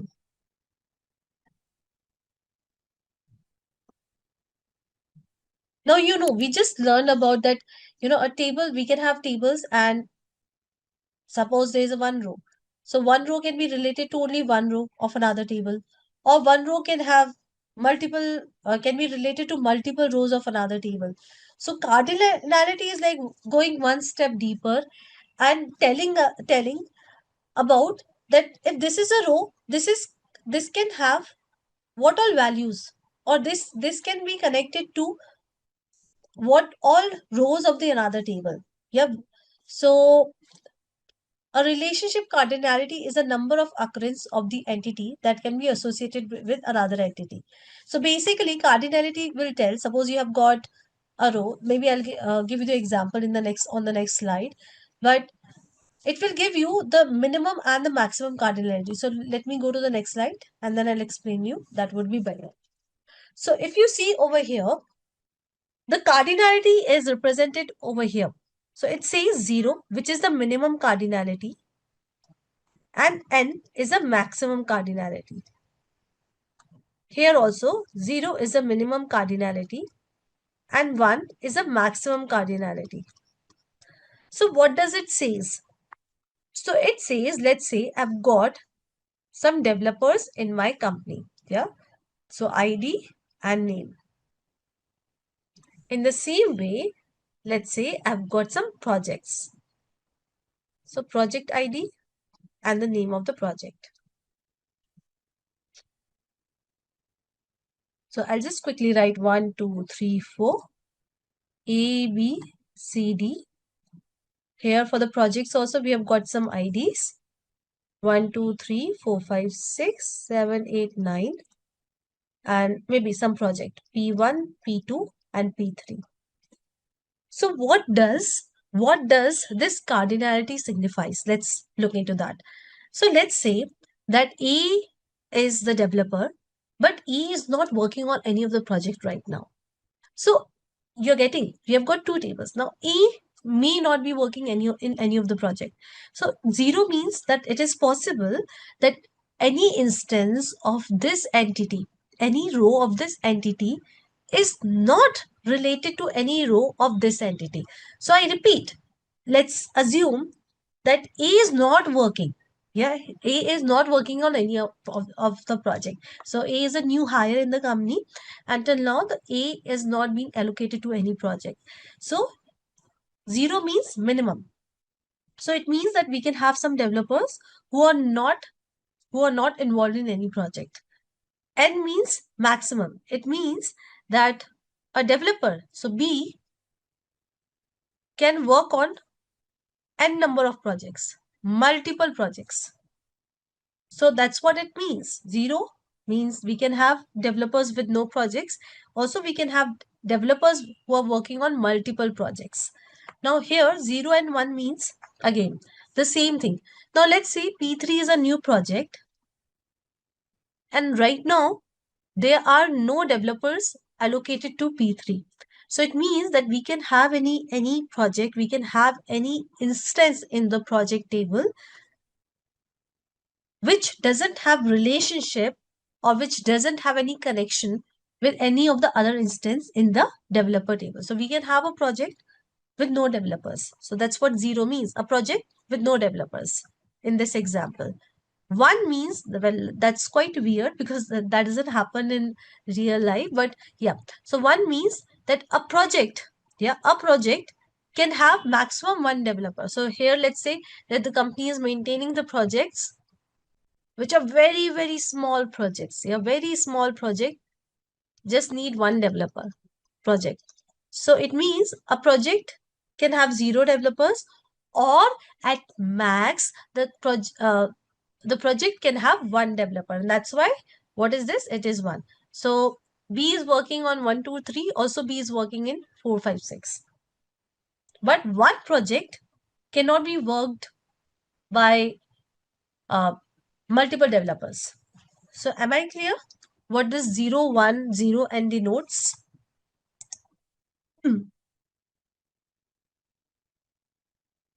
Yeah, ideally should be n for both, but fine. Anyways, we have understood it. That is more important. So am I clear? What does cardinality means? What does 0 and 0, 1 means? You can just read through this slide, but please confirm if I'm clear or not. I've just got one yes. Clear? Perfect. So still I'll just wait for a minute. You can just read through it. It's a very simple thing. So if you see these numbers, do not get scared. It's very simple thing. Minimum and maximum. Sometimes when we see all of these things, we get scared. Oh, there might be some maths involved, some complicated maths. But that's not the case. So I'll quickly repeat one more time. Over here, the cardinality is represented like this, 0 n. So 0 is what the minimum number and n is what the maximum number. So minimum is, what does minimum number means? It means, now we have got this table developer and we have got this table project. So 0 means that we can have some developer with no projects related to it. So let's say that A is not working on any of the project. A is a new hire in the company. Until now, A has not been given any project. So I can have a developer with no project, not related to even a single project. So that is very much possible. N means a developer can work on multiple projects. So B can work on 1, 2, 3. B can be related to 1, 2, 3, 4, 5, 6, and 7, 8, 9. So that is very much possible. Okay.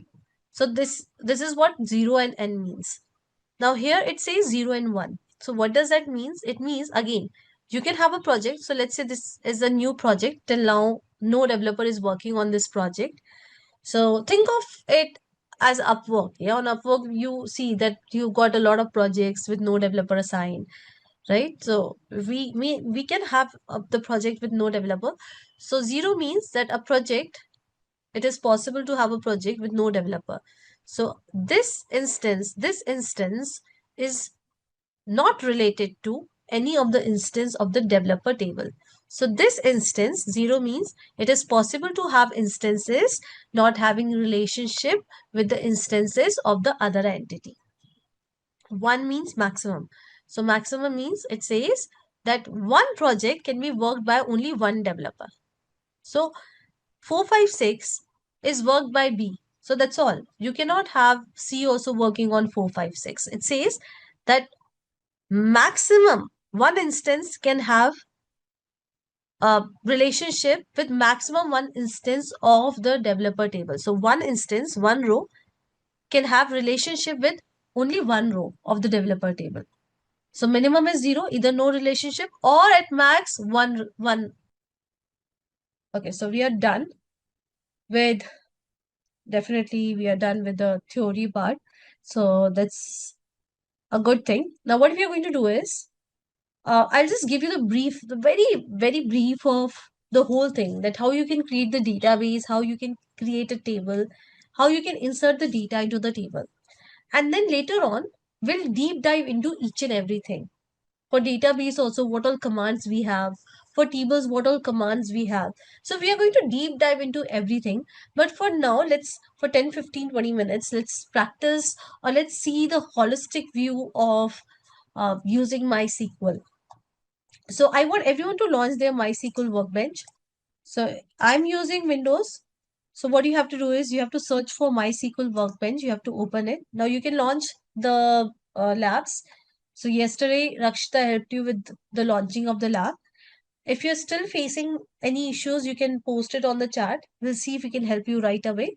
Otherwise, at the end of the session, please make sure that you're vocal about it, that you're not able to use the lab. Because if you're not able to use the lab, then you're not able to do the hands-on in the class. So I'll try to give you at least some hands-on, if not all the time. Like at least sometimes I'll try to give you the hands-on, if not all the time. So your labs should definitely be working. So it's not that if your labs are not working, you're not able to learn with me. Of course, you'll able to learn with me, but then you have to practice after the session. But yeah, you always have to practice after the session, whether your labs are working or not. So please make sure if your labs are not working, you're vocal about it. And if you have to share your screen and show us, then we can allow you at the end of the session to share your screen and we will try to solve the issues with your lab. So I want to see if you done on the chat once you are done with opening the lab. So password is same for everyone. I think the password, guys, what's the password? I think it's PASSWORD. Is it double one and exclamation mark, or is it one? Okay. So see, everybody's helping you with the password. You can use the same password. Thank you, everyone. Thank you so much. You can just write D also. Workbench is fine. Definitely fine. So workbench is what? It's a UI way of working with the databases.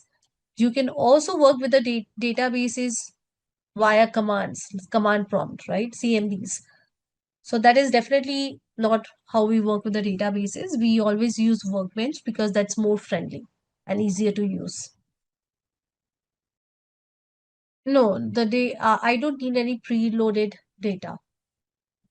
We'll create the database, and anyways, if you preload the data also, guys, if you're using the lab provided to you by Simplilearn, so it gets refreshed in every 5 hours. So if you add anything to it, it will get deleted in every 5 hours. So every time we are going to add the data for every class. Now you can see that we have got one schema. Now this is a default schema. So schema is nothing but in MySQL, it is like a database. Now what is a database? You already know. Database is it's like the wardrobe, it's like the library which can store the data for you digitally. So we are going to create the database. Yeah, if you're using your personal laptops, as I told you yesterday also, it is better that you install MySQL rather than using the labs, because uh, it will be easier for you to access it. So Anibrata, it's not when you are downloading or installing the SQL. Yeah, it's not only about next. There are some settings that you have to do. So please make sure that you go through the video which I shared yesterday. Today also I've shared it multiple times. So please go through that video. Now, if you do not have the software installed, if you do not have the software ready for you to do the hands-on, please do not start installing it right now. You can write down the notes. Maybe you're not able to do the hands-on with me, but you can always write down those notes. You can stay with me in the class and you can do the installation, etc. after the class.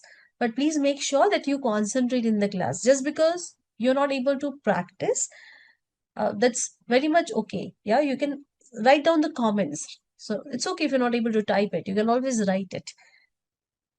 Oh, I have no idea about this thing, Shri.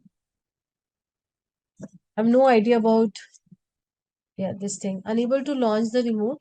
So Shri, you can try it with Vidya. Yeah. So you can try later. Just after some time, just retry it.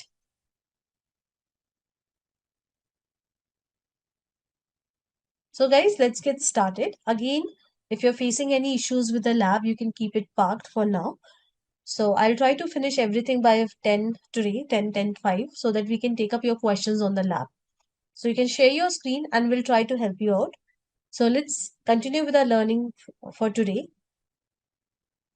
And as I told you, if you're having issues with the lab that is provided to you all by Simplilearn, if you're using your personal laptop, please download and install MySQL. So I will not be using lab. I'll be using MySQL on my personal laptop. So the first thing that we are going to do is we are going to create a database. So as I told you that today, I'm going to give you the holistic view of creating the database, the tables, inserting the data into the table, and then querying the table. But after that, we are going to deep dive into each and everything. So in order to create the database, we start with the command create. So we are going to write the SQL in order to talk to the DBMS. Now I want to tell DBMS that I want to create the database. So I'm writing the SQL command in order to create the database. So I'll say create database and I can give any name to my database, but this has to be as create a database only. So you cannot have anything else. These are the keywords. Whatever you see in blue are the keywords, and you have to make sure that you write the statements like this. So, and then you can give any name to your database. So let's say that I give the name to my database as school. Yeah. And then see, I can always end my comment using the uh, what do we call this? No, it's there are no limitation. You can use uppercase and lowercase both. Yeah, using semicolon. Thank you so much.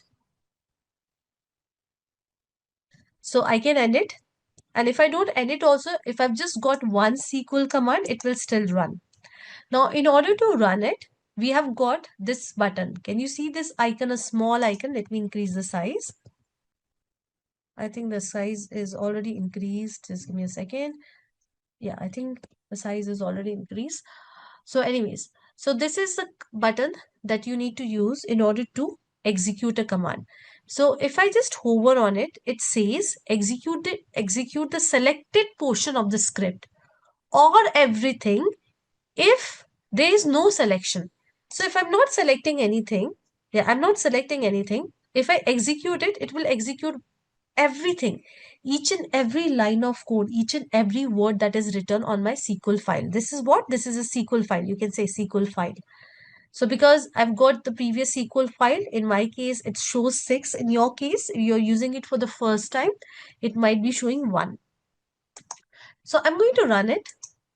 Once I run it, over here, you just simply have to expand the lower panel and you'll see that create database school, one row affected, and you can see this in green. It means that the database has been successfully created.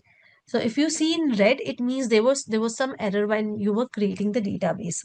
Guys, please make sure that you are attentive in the class. Otherwise, what will happen is that you may get some errors because you're quite good in number. So if you're not attentive, then you may get the errors that I can always resolve. But if I get a lot of queries from you guys just because you're not attentive, then I will not able to cover everything, whatever I want to cover as a part of this training. So I don't want to cover anything on the surface level. I want to deep dive into the topics. I want to make sure that you understand how things are working. So for that, I have only one request from all of you. Just be attentive, because if you're attentive, I'm 100% sure you'll able to learn it. SQL is very easy. So you can see that the database has been created. In my case, I've got the other commands. So if you have noticed, I was deleting the databases. So these are because of that. But yeah, the database has been created. So I want you guys to create the database and let me know when done. So you can just write D also instead of writing the whole done. So few dones will give me here. So it's okay. I'll come to that where you can see the database. Right now, I just want you to be sure that the command that you have written is executing successfully or not. So just that you have to write this command, Rajni. Yeah, so you have to create a new SQL file in case if your new SQL file is not open by default. So this is from where you have to open the new SQL file. And this is a command that you have to run. Once you run, this is a command that you have to write. Once you're done with writing the command, you can run it from here.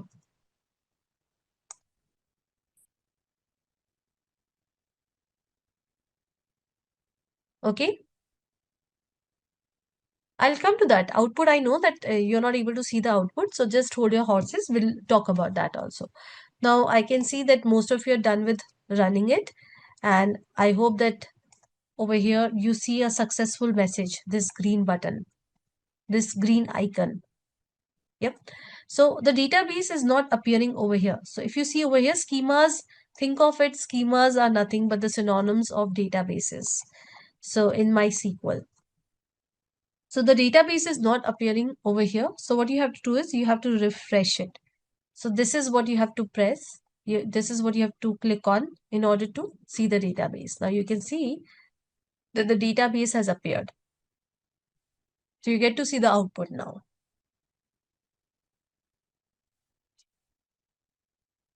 So those who are saying that unable to see the output, I hope that you guys are able to see the database created. Now guys, maybe this panel is also collapsed for you, so please make sure that you expand it. I'll wait for a few seconds. Output window, so you have to scroll up. It might be collapsed like this.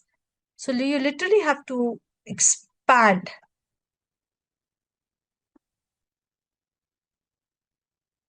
Okay, one more thing, you can go to view, you can go to panels, and over here, guys, please make sure that you're looking at my screen. So see, output area, I can hide it. So maybe your output area is hidden. So what you can do is you can go to view, you can go to panel, and you can say show output area. My schema tab is not there. You're talking about this one. So I'm not sure for this one side. Okay, yeah. So in view, you can see just check, go to panel and click on show sidebar. I hope I've answered the queries, all the queries on the chat. So guys, if it's okay, if you're not able to see the sidebar, or if you're not able to see the output panel, you can still continue practicing with me. And we'll see at the end of the session what is the problem. I'll ask you to share your screen and we'll look into it.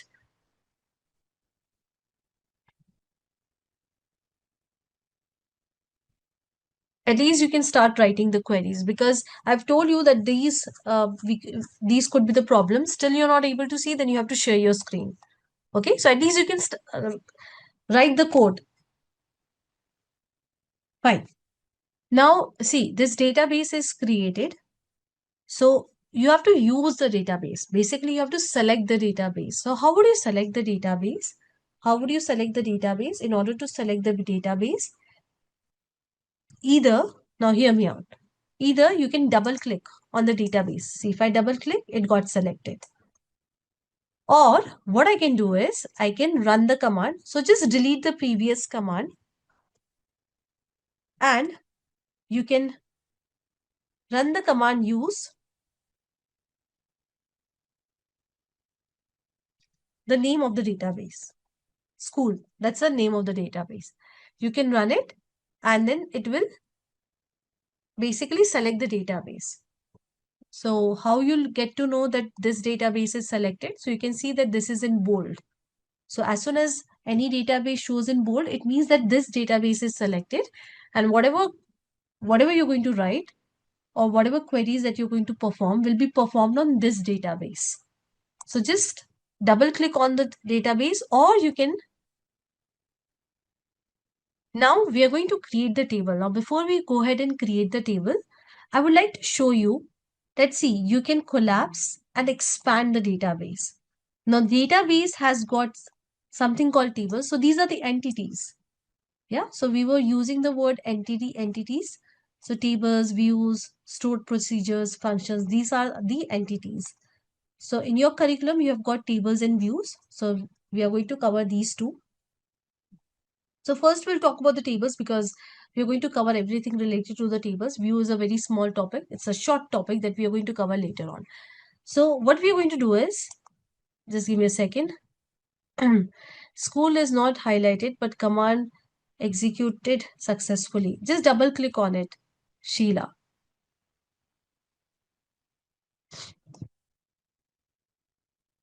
So Rajpal, I'll come to that question. So you'll get to know all of these things. Yeah, hold your horses, everyone. Today is the second day of the class and we've just started coding. You learn everything. Fine. Now what we are going to do is, right now you can see that we do not have even a single table in our database. So we are going to create the table, and guys, as I told you, please don't worry about not able to see the output panel, not able to see the schema panel. We'll see to that at the end of the session. Right now, just focus on the learning. So I've already helped you with it, but if those options are not working, then I have to look at your screen and then I have to help you. Okay. So we are going to create the table. So how do we create the table? So in order to create the table, we write the command create. So you can make it uppercase, lowercase, everything is okay. So let me make it uppercase. So create table,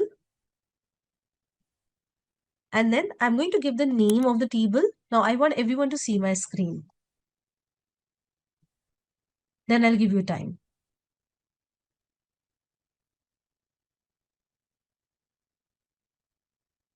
Yeah. Now this is what? This is the name of the table. Now you know a table can have multiple columns in it. Yeah, a table can have multiple columns in it. So how do we define the column? We give the column name. ID is a column name. And then we give the data type of the column. So yesterday when I was teaching you the different type of database that are available in the market, I told you that RDBMS is very strict. It means that you cannot play around with the data. Like if you've got 4 columns, you have to stick to the 4 columns.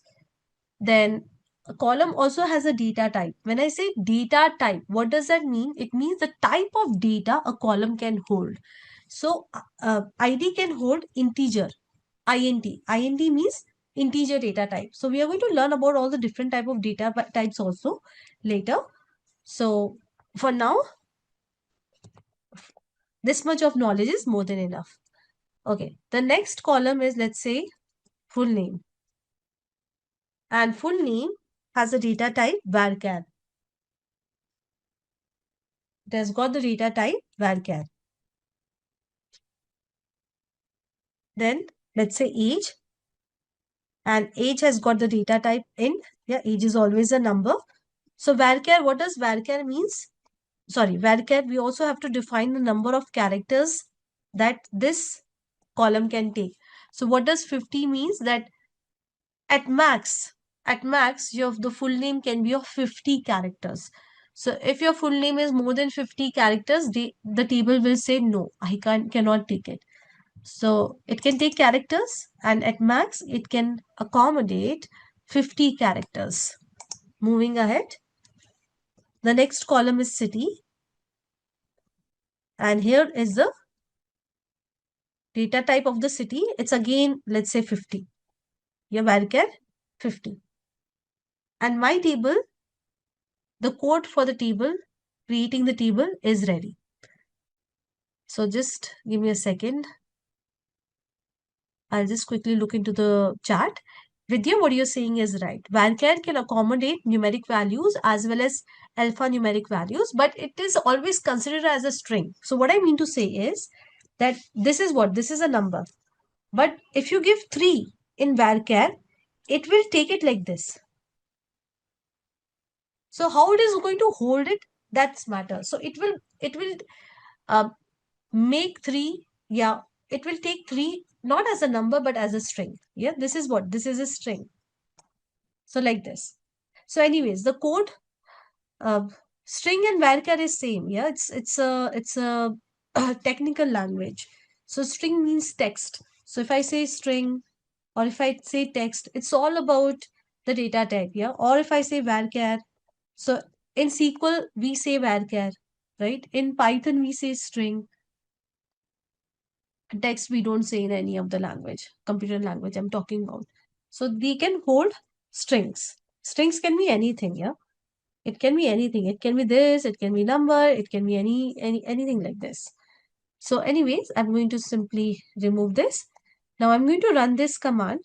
You can see that it got created, and I have to refresh in order to see the table created. Now, if I just expand it, you can see the table has been created.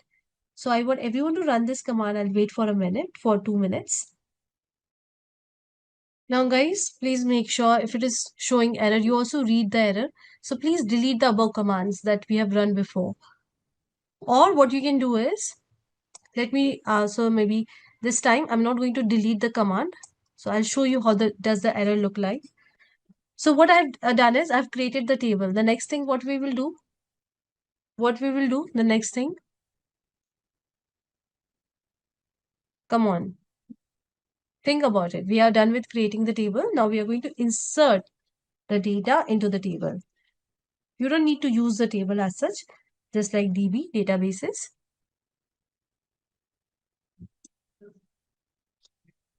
So we are going to insert the data. So Aviral, you can share the screenshot on the chat. So I'll look into it. What is the problem?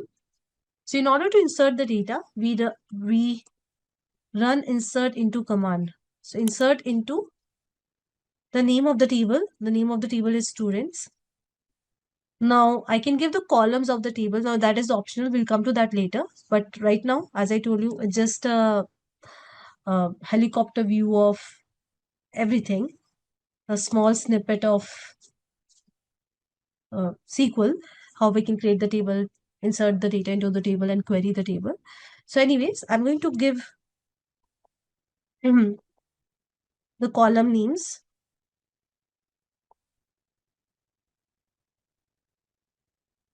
SQL is not case sensitive. And then I can give the values.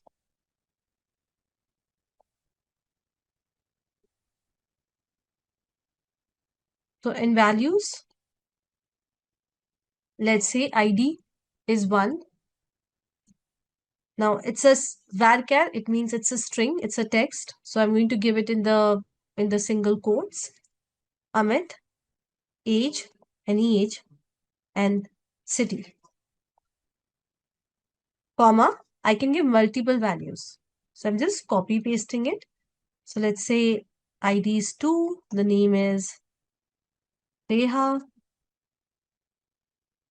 Okay, anything and Mumbai.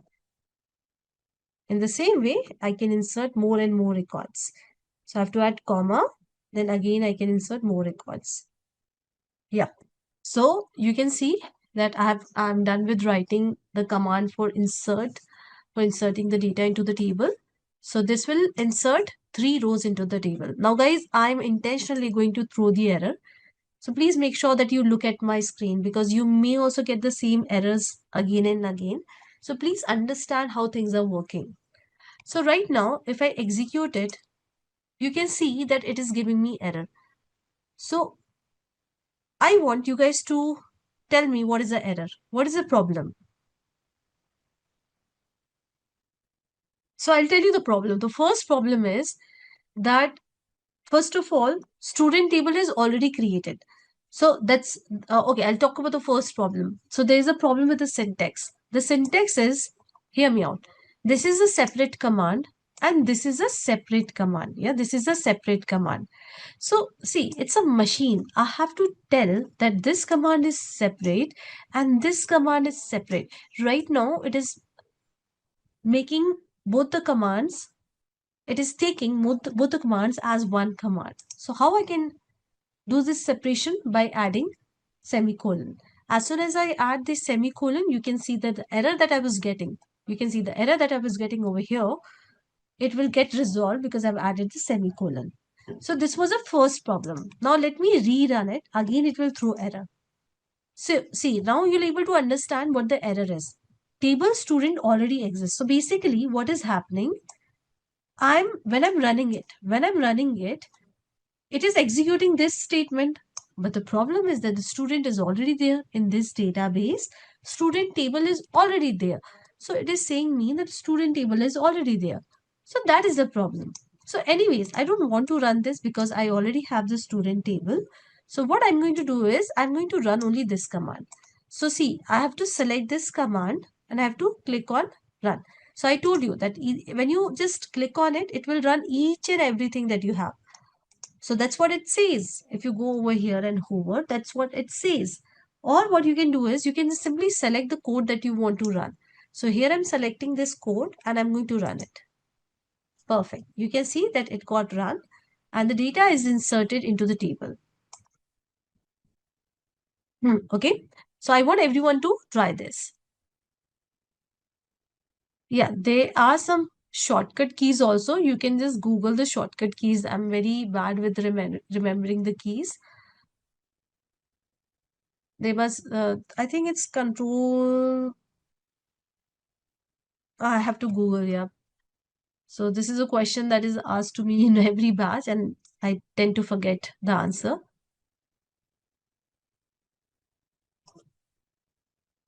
Yeah, so I'll help you. Just give me a second. I can also Google.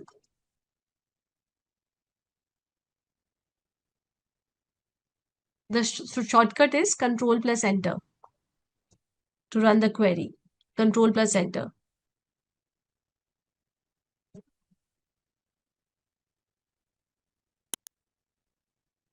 So space, whenever you have a new word, you're going to give this space, Shweta.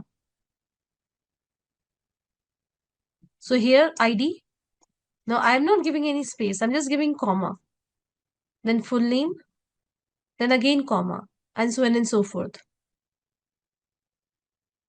Yeah, Aparna, you can just run the command use school. If you're not able to see the tab, this left panel, just you run this command use school and then create the table. So guys, let me know when you're done with inserting the data. Also, I'm sharing the code on the chat. Done. What about codes? So you're going to use the codes for the varchar, Shweta. So whenever you're writing the strings, strings are always represented in computer, in machines, uh, whether you're writing SQL or whether you're working on Python, C, C++, strings are always denoted with quotes. It can be single quotes or double quotes, but the strings are always encapsulated in quotes. Always remember this. So, okay, Shri, so you can try working.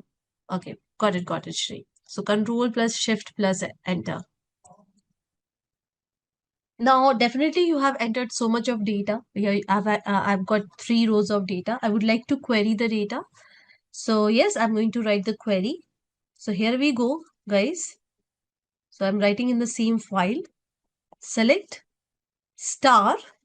So star means all the columns, from the name of the table. What is the name of the table? The name of the table is students. Again, please highlight it and then run it.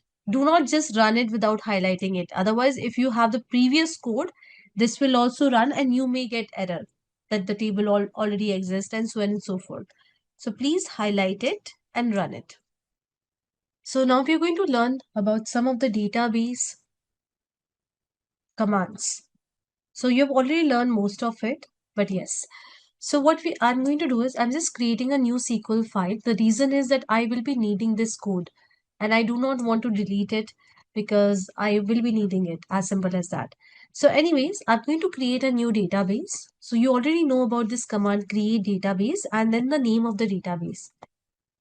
Now if I run it, it will create the database for me. We have already seen it. But if I rerun it, then it will throw error. You can see over here. Okay, so I'll try to keep my pace low. So I just told this thing to you quickly because I thought that we have already worked on this command, but I'll keep it low. So what I've done is I just added a new SQL file in order to write the code. Okay. So what I've done, I am creating the database. So you can see that the database got created. It got created. Now, if I rerun this code, if I rerun this code,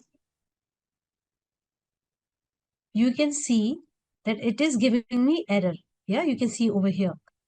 Create database DB, it means the error is in this command. And what is the error?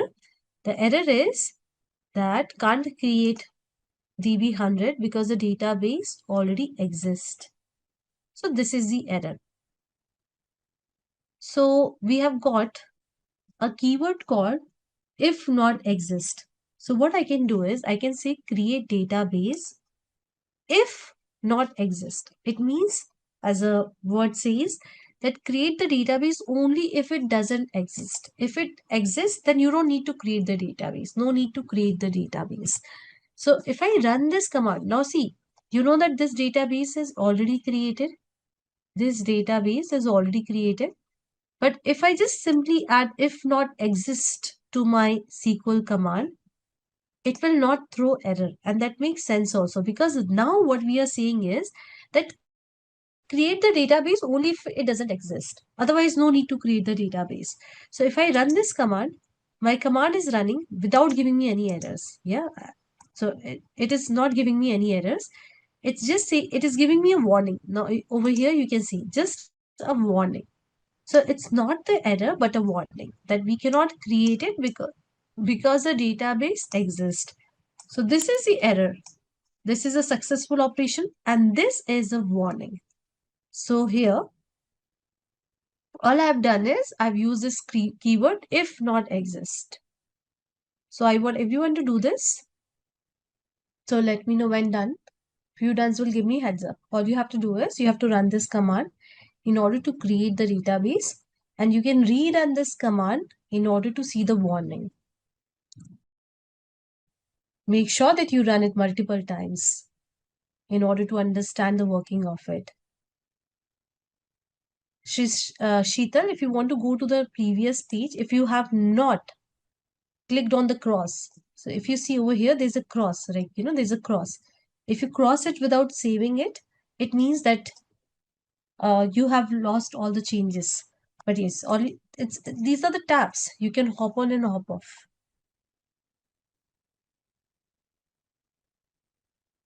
Okay, Sheetal, I hope I've answered your question.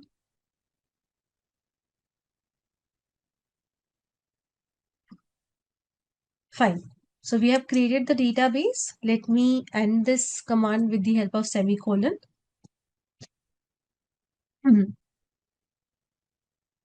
Now, I'm going to drop the database. So drop database.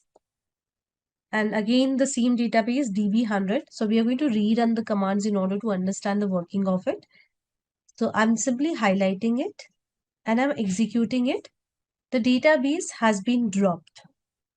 Now, if I again execute this thing, let's see what happens. So why don't you guess what will happen? So the database has already been dropped. So if I rerun it, what do you think? What will happen? Error, no error?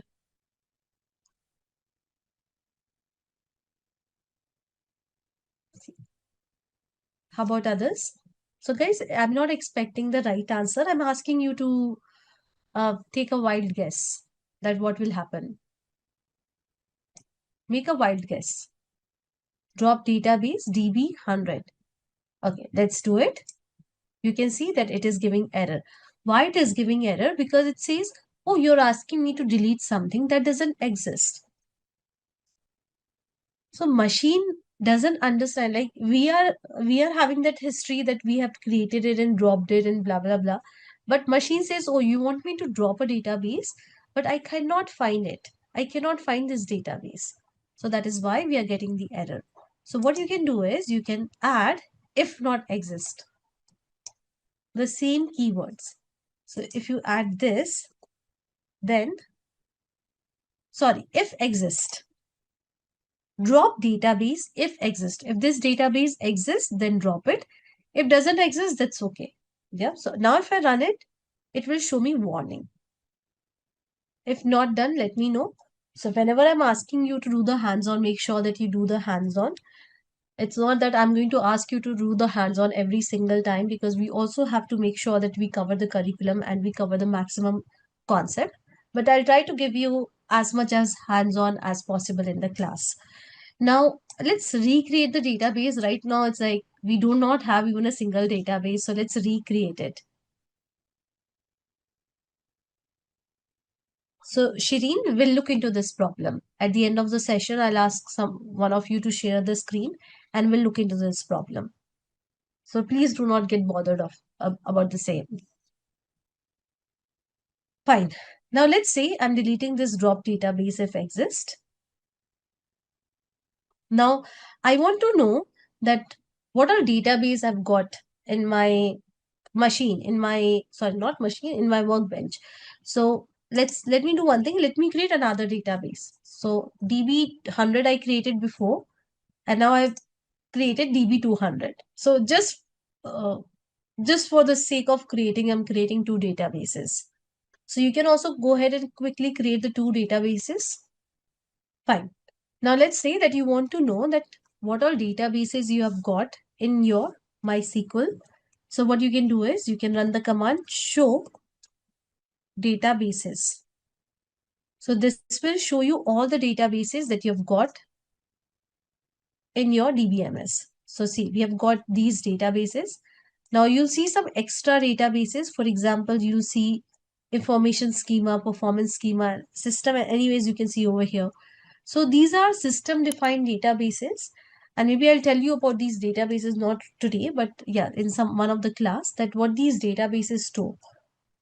So today is definitely not the right day to tell you about these things. But yeah, we're definitely going to talk about these system based databases. Oracle, I've never worked on with, yeah, show databases. So I've never worked on Oracle and Postgres. I've just worked on MySQL and SQL Server. So you can Google it if it works on Oracle or not. Or if you want, I can Google and I can tell you the answer. Okay, no problem. Fine. In the same way, let's say that, okay, I'm going to use a database. So I'll say use DB200. I'm using this database. Now, once I'm done with using this database, I would like to create this table and insert some data into the table. So basically, I'm using this database and then I'm creating the table and I'm inserting the data into the table, into this database. So this we have performed previously also. You can see that the table has been created and the data has been inserted into it. So I'm just copy pasting this code on the chart. You can also go ahead and use any of the database and you can create the table into that database and insert the data into the table. So I'll wait for 2 minutes. Go slow, no need to hurry. Like this is your first coding class as such. But later on you'll get used to it. So please make sure that you do not come without practicing in the next class. Okay. So Fatima, first of all, see, I asked you to create multiple databases. In my case, I've created 2. So first of all, I'm using this database. So I ran this command and then I've created this table and inserted the data into the table. So you can copy paste this command from the chart. I've shared on the chart and you can run it so that you have got a table created. So we are done with all the major database commands. So now we are going to learn about the data types in SQL. So if you remember, when I was telling you to create the table, when I was teaching you how you can create a table, I told you that for every column, you also have to tell the data type. The data type is what? The type of data the column can hold or will hold. So here we go. We are going to learn about the different data types that we have in MySQL. Now, before we get on to that, I will just quickly tell you that how you can save your code. So one of you was asking me that, Tulika, this code we have written, how we can save it? So how you can save it is, can you see the save button over here? So all you have to do is, now all of these things are something that if you just try it by yourself, you'll able to do it. Because we all are using laptops, yep, since ages. So a lot of options are same for every application. So you can go over here, you can go to file, maybe here, do we have the save option? Yeah, we have got the save option over here also. This is a shortcut, save script as. So the same options we have got. So what you can do is you can click on it and maybe you can save it. So I'll just quickly show you and then I'll give you time to just try it at your end. So let's say MySQL 100. This is what I'm saving this file. Now I'll just quickly show you on the desktop. Okay, yeah, this is the file. The MySQL 100. Now if I want to open it, how can I open it? Let me close it. How can I open it? Just like how you use any other software. Yeah, the first thing is if you want to open something, you go to the file. So here also I'll go to the file and you can see open SQL script.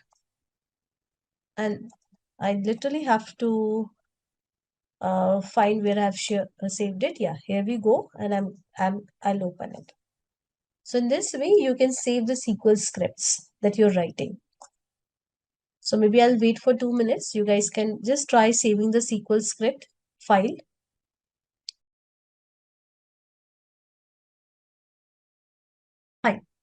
Now we are going to look into the different type of data types that we have got in MySQL.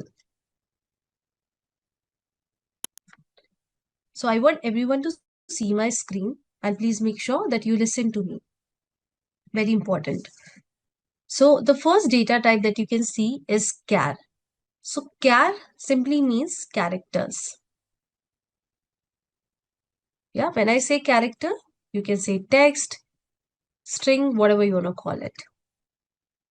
So char data type is a fixed length string. It's a fixed length string. It can take the values, like you can have the char data type, the column can take 0 characters. So that's a minimum range, or maximum range is 255 characters. Yeah. Now, when I say it's a fixed length string, what does that mean? It means, hear me out. So if I write, let's say ID, and if I say char, and if I give 2, so it means that ID, when I insert the values, when I insert the data into the table in the ID column, it has to be of 2 characters. Yeah, it has to be of 2 characters. So 1, 2, 1, 3, 3, 4. So you're getting, again, I'll give you one more example. So let's say that I create a column. Let's say the column is, okay, I'll create the column code. Yes, state code. And I give the char as a data type and I give 3. It means that whenever I insert the values, insert the data into this column, it has to be fixed length. See, it says it has to be fixed length, means that it has to be fixed length. So I have to give 3 characters only. Yeah, 3 characters only. Or let's say if I give anything else, let's say something else. So I'm just thinking of something which will have the text as such. Okay, so I'll just say state only. Yeah. Again, I give, or maybe let me give month. Yeah, months. Now I create a column months and I give the data type as char, and then I give it the length of 3. It means that whenever I insert the data, it will have the values like this. So if I try to insert this, it will give error. Or if I try to insert M, it will give error. If I try to insert MA, it will give error. So it means that we have to adhere to the length. It is fixed length. It means that it will not take more than this and it will not take less than this. Am I clear with char? I've given you multiple examples. Am I clear?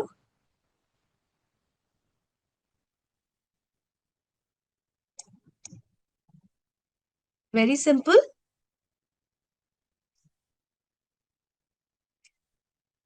Now let's talk about varchar.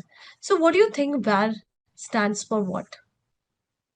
What does this stands for? Variable, right. So here it is what? Variable characters. It means that when I create a column of varchar data type, and let's say this is a column and I say varchar 100, it means that it can take the characters up to 100. So let's say I create a column name. The data type is varchar, and if I give, let's say 50 over here, it means that when I insert the values into this column, I can give anything. I can give Tulika, which is of 6 characters. I can give Ravi, which is of 4 characters. And I can give a very big name, which is of 50 characters. But if I give a very big name, with, let's say, which is of 60 characters, then it will go error. So it is telling us the upper limit, that the upper limit is 50. You cannot go beyond 50, but you can choose any number within 50. It can be 1, 2, 3, 4, any number for that matter. So this is what varchar is. Yeah, this is what varchar is. Just give me a second.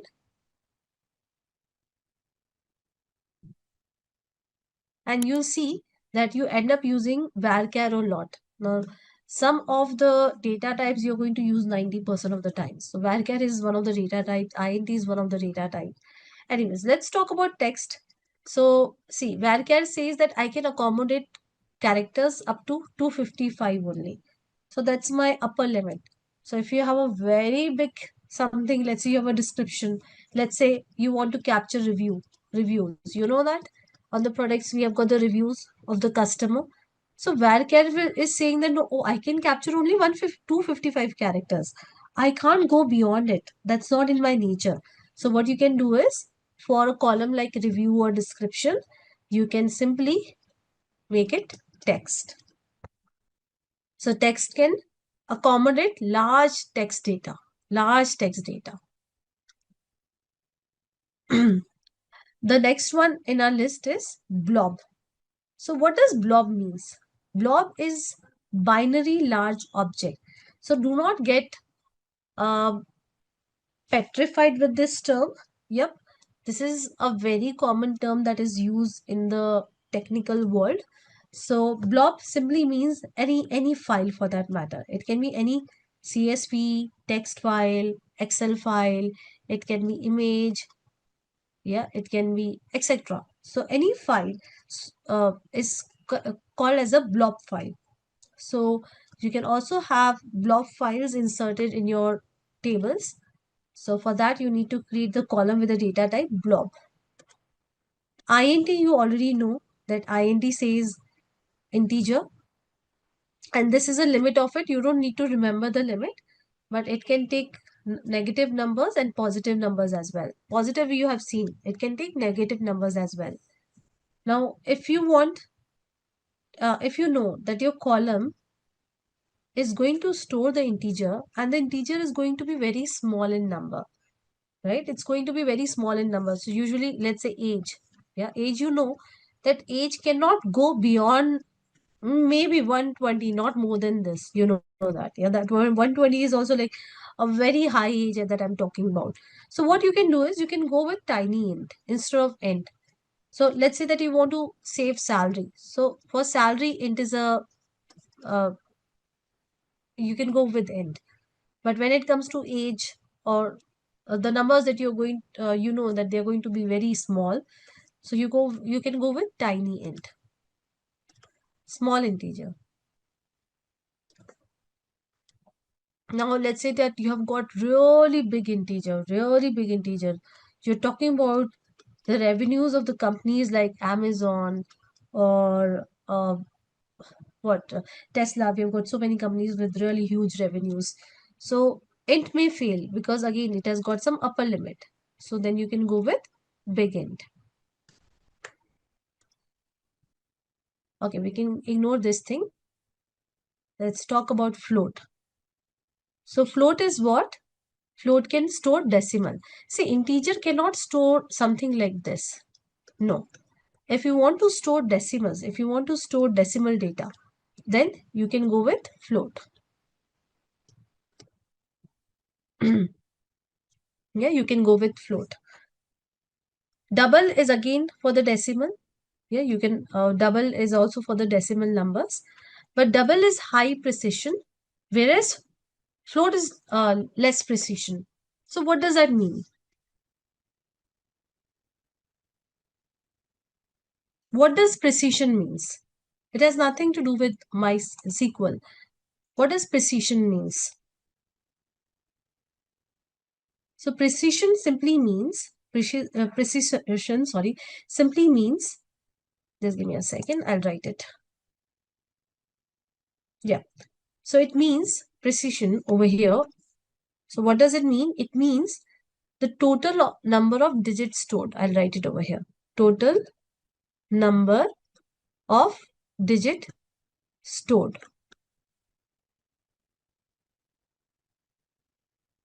Yeah, total number of digits stored. So see, when I say float, yeah, when I say float, so float says that suppose in case of float, let's say that you have got a number like this. So I'll just write a big number, 5, 6, 7, 8, 9, 10, something like this. Yep. So what float would do, it will simply round it off. Yeah, it will round it off and it will store something like this, maybe. Yep. 5 and then 7. So it will round it off. Now double will also round it off, but it will round it off at the higher precision. So it will maybe do till here and then it will round it off. Something like that. Yeah. Then it will round it off. So it's all about uh, how many digits both of these get stored. So float has less precision. It means that if you have got a big number, it may round it off like this. And double has got higher precision where the number get, rounded off like this. So that's what it means. Yeah, that's what it means. I hope I'm clear.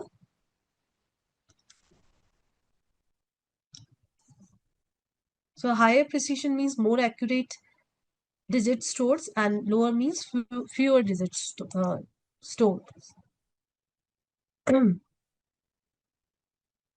Fine. Moving ahead, we have got Boolean. So anybody who doesn't know about Boolean, you can be very, very honest here because I understand that a lot of you are coming from the non-technical background. So this will give me the clarity how do I have to explain you Boolean. Anybody who doesn't know, okay, I'll explain. So Boolean is a very important data type which stores two values. Yes, which means 1. Yeah, either you can also denote it with 1. So yes, it's not yes, actually it is true. So let me write true. True means yes. So true. And then we have got false. False means 0. So it stores only two values, that is either true or false. And it is a very important data type. So for example, if I just give you one layman example, you might have seen check boxes. Yeah, when you're filling the form, you might have seen check boxes. So if you check it, so ideally, because I come from the background where I've also developed a lot of application. So that's what I'm telling you, that when you see the check boxes in the backend, these check boxes are of Boolean data type. It means that if you check it, it will hold the true value, and if you do not check it for this one, it will hold false value. So that's what Boolean means, true or false, only two values. Then we have got date. Now you already know what date is. I do not have to elaborate on this part. So the date will take this format, YYYMMDD format. Time, you already know about time. Yeah, it will take this format, HHMMSS. Date time, the name itself says it will store date as well as time. Yeah, it can store both date. So let's say today's date plus today's time. So it can store both the things. And then we have got timestamp. So timestamp, maybe we are going to talk about this more later. Maybe I'll use it somewhere. I'll show it to you. So timestamp is auto date and time system based. It means that if you give any column, yeah, if you write any column with the data type of timestamp, what it will do, it will take your system time. So whatever your system timestamp is, yeah, the date as well as the time. If I change it and if I make it something else, then it will take that only. So it takes system based date and time. Yeah, current date and time as per the system. Exactly. Very good. Fine. So we have covered most of the data types, all the important data types. I would like to tell you one more thing. So we have got signed and we have got unsigned. So let's talk about this also. It's a very easy concept. So see, you can have signed. So all the data types are signed by default. So what does sign means? All the data types. Now here I'm talking about the data types which can store numerical values. So here I'm talking about the data type which can store numerical values. So signed simply means that, for example, if I talk about tiny int, yeah. So by default, it is signed. By default, it is signed. It means that it can store the negative and positive values. So if you remember from the previous slide, see, we have got tiny int, small integer, this, minus 128 to 127. So here, tiny int can take the values from minus 128 to 127. And if I create a column, let's say I create age column.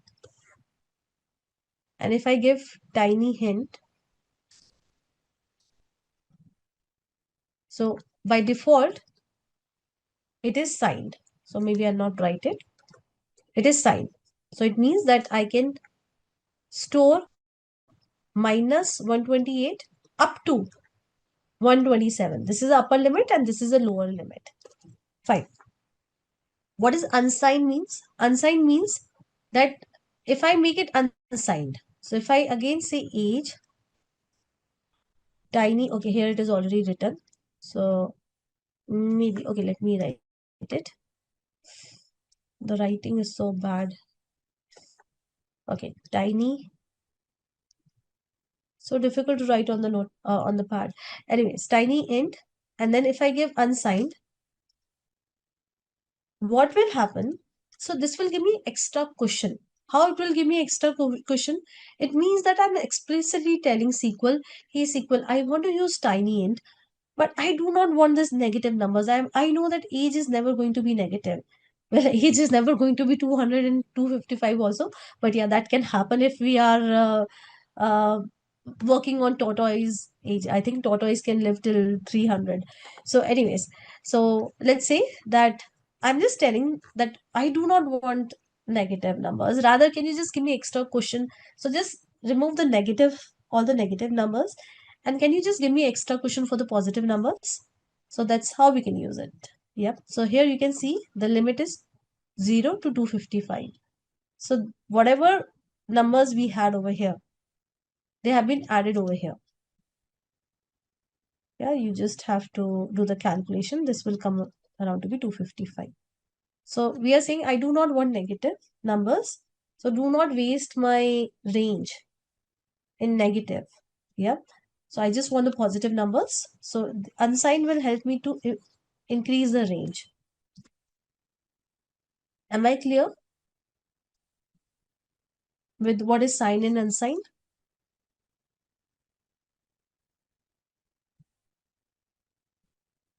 Simple? Fine. Now you have to allow me a minute. I forgot to open my notes because again we are going to create a table, and this time for the table, because we are going to just play around with the databases, with the data types. So yeah, the table is going to be a big table. So right now I'll ask you also to copy paste it, but after the class, please make sure that you type all of these statements. So what you can do is you can, I'll share all these notes also with you. I'll share these PPTs also with you, but I would suggest you to make your own notes, right? So what you can do is whatever comments that I'm giving you on the chat, you can create your own WordPad notepad file and you can keep saving those comments.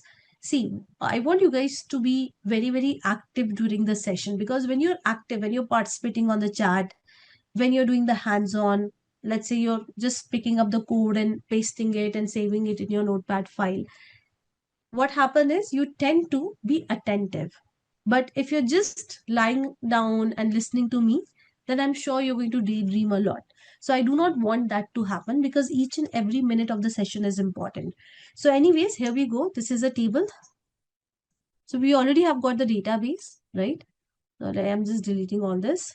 So this is a database. And here I'm going to create this table. So I'll just quickly run this command. Just give me a second. What happened? Yeah. So the table has been created. Now you can see that this table has got myriad data types. So it has got int, int is unsigned. What was unsigned? Let's quickly see what was unsigned. Only positive numbers. So it gives a really huge cushion. Yeah. If I just remove the negative numbers, you can do the calculation. So it will be something around 4 plus plus plus. So I get extra cushion of positive numbers. Varchar you already know. Okay, here again unsigned small int. Okay, we have got something called small int also, which is I think smaller than tiny int. Then, or maybe let me make it tiny int. Yep. Then decimal. So I'm giving the precision over here.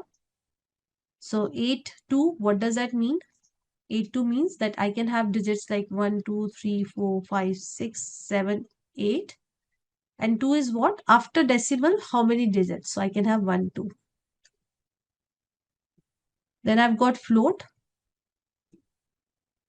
Then I've got Boolean, which can have true or false. Then I've got date and date time. So I'm playing with a lot of data types in one table. And then I have to insert the data. So inserting the data code is definitely more cumbersome than creating the table with so many data types. So I want you guys to see my screen. So here we go. I'm inserting the data. This is int. This is varchar. Yeah, this is int. This is varchar. This is tiny int. This is again tiny int. So this one is unsigned. This one is signed by default. Yeah. So you can see that this is decimal. This is float. Boolean. I'm giving 1. I told you that either you can give true or you can give 1. False or 0. Then I'm giving date. What is the format? YYYMMDD. That's a format. And here I'm giving date time. Yeah. And in the same way, I've got multiple records. So I'll insert it. Records inserted. And let me quickly query the table. Select star from products. Product. Please make sure that you give right name of the table. And it is done. So I'm going to give you this code. At least the select code you can write by yourself. You don't need to copy paste. You know, that I do not want you guys to copy paste. So run this command. Okay, yeah, very good question, Sanskar. So see guys, in the last insert command, we gave the column name. So we can skip the column name over here. If you see, I have skipped the column name. So when can I skip the column name? I can skip the column name when I know that I'm going to insert the values into each and every column and the sequence is going to remain same. Yeah, the sequence will be the first value that I'm giving is for product ID. The second value is for product name and so on and so forth. I know that the sequence and the columns, I'm giving values to all the columns. Yeah, when I'm inserting the data, I'm inserting the data into all the columns.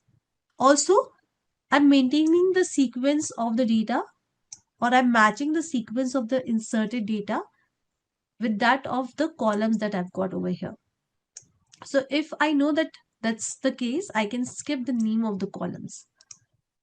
Yeah, I can skip the name of the columns. So we are going to talk about this thing more. Yeah, that when you can skip and when you cannot skip. We are going to talk about this more. So right now our agenda is to learn about the data types. Yeah, the agenda for writing this code is to understand the data types. So yes, now I hope that I've given you the code. Yeah, so I've given you the code now. So if you change the sequence, see, if you change the sequence, then it will give you error. For example, if I try to insert laptop over here. Yeah, so let me do that. Yes, I'll just give a string over here. Let's say I am giving a string over here. Now, but it was a quantity, right? It was a quantity. But what I've done is I'm giving a string. It's an integer. Yeah, it's a tiny int. So it will throw error. Now, if I run this, it will throw error. it has thrown error. See. So when you're inserting the values, you have to make sure that these sequence, this sequence matches with this sequence. This is very important. So I want everyone to run this code, create the table, insert some data into the table. You just check the format of the table, the data, yeah, and then query it. And we are done with today's learning. So you can take the screenshot, Sheila, but I'm going to provide you with all these slides also. But yes, you can take the screenshot. I'll hold for some time on this slide. I'll also hold for some time on this slide. So in order to create a table, this is a basic syntax of creating the table. So I want everyone to see my screen.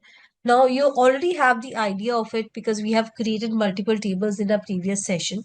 So we start with the keyword create. Then we have got the keyword table, and then we give the table name. And then after this, we give different columns and different data types of the column. Now this you have already seen, right? But apart from this, you can also add different constraints. Now what are constraints? We are going to look to that today itself. So let's do one thing. Let's quickly create a table first. So what you can do is you can open a new file. And the first thing that you can do is you can create a database for today. So let's say 28th, I'll just give it a name, Feb. Yeah. So I'm going to create the database. You can see that the database has been created. And I'm going to select this database. So either you can select it by double clicking on it. Now, these things we have already done. So I'm quickly telling you, it's like I'm reiterating. So that's why I'm pretty quick over here because the things which we have already covered, I would definitely be a little bit quick over those things. Now the database is created and I'm going to use this database in order to create the tables. So I'll wait for a few seconds for everyone to have their database created. Now you already know how to create a table. So rather than, writing the same code again and again, typing the same code, I would like to quickly copy paste some of the code. So you know that how we can create the table. So I'm just taking this code of creating the table. Yeah, so you can see that I've got this table. This table has got 4 columns. So these are the 4 columns. And then I would also insert the data into this table. Now guys, if you have missed any of the previous class, I'm afraid and I'm really sorry for the same that I'm not able to repeat the concepts because we have got limited classes. These are not unlimited classes. So every class has an agenda associated to it. So please make sure that you go through the recording. So you'll find recording in the LMS portal. So here it is. We have got the student table. I'll copy paste the code. Hold on guys. And then I'm inserting the data into this table. Now I want everyone to see my screen. See, this will create the table for me. I'll just quickly check. Yes, table got created. Now I'm going to insert the data into this table. Data got inserted. Now there are few things that I would like to show you, that I would like to tell you. So here, see, I'm passing the names of the column. So if I do not pass the name of the column, let me delete the names of the column and I'll just do one thing. I'll just add one more row of data. Yeah, I'll just add one more row of data. So here, maybe I'll just write Anil and I'm okay with the other things. Yep. So if I execute this, see, it got executed. So this is fine. But if let's say that I've got some data of some of the students, I've got a data of a student with a name, let's say Mark, but I do not know the city of Mark. So let's say this is the data I have. Yeah, this is the data I have. Now listen to me. It's very simple. Now if I run it, it is throwing error. So you get that if you have the full data, when I say full data, I mean to say that you've got the data for all the columns of your table. So if you've got the full data, then it works perfectly fine. But if your data is not full, right now I don't have full data, right? Then I have to explicitly define the columns that I'm going to use. Yeah, for example, ID, comma, name, comma, age. So now I have to explicitly tell my SQL that 5 should go in ID, name should go in mark should go in name, and so on and so forth. Let me execute it, and now it is getting executed. So you got my point. It's a very simple point that when you have the full data, then you can omit the column names from here. But if your data is not full, yeah, if you have partial data, incomplete data, then you need to mention the column names. That's how the syntax goes. Now, you don't need to insert so many records. I did that because I wanted to show you, I wanted to explain you. I'm just sharing this code with you all. So here's a code for creating the table.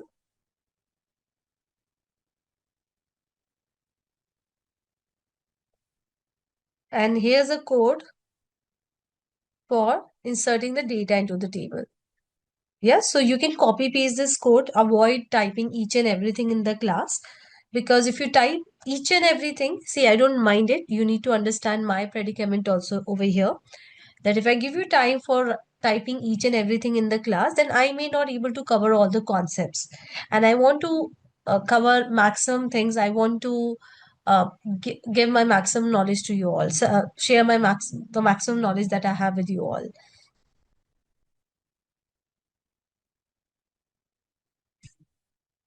Subject, I don't have any such column name, Kunal.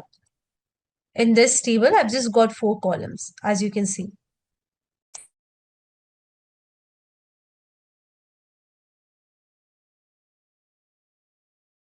Insert what? Subject, but subject is not there, right?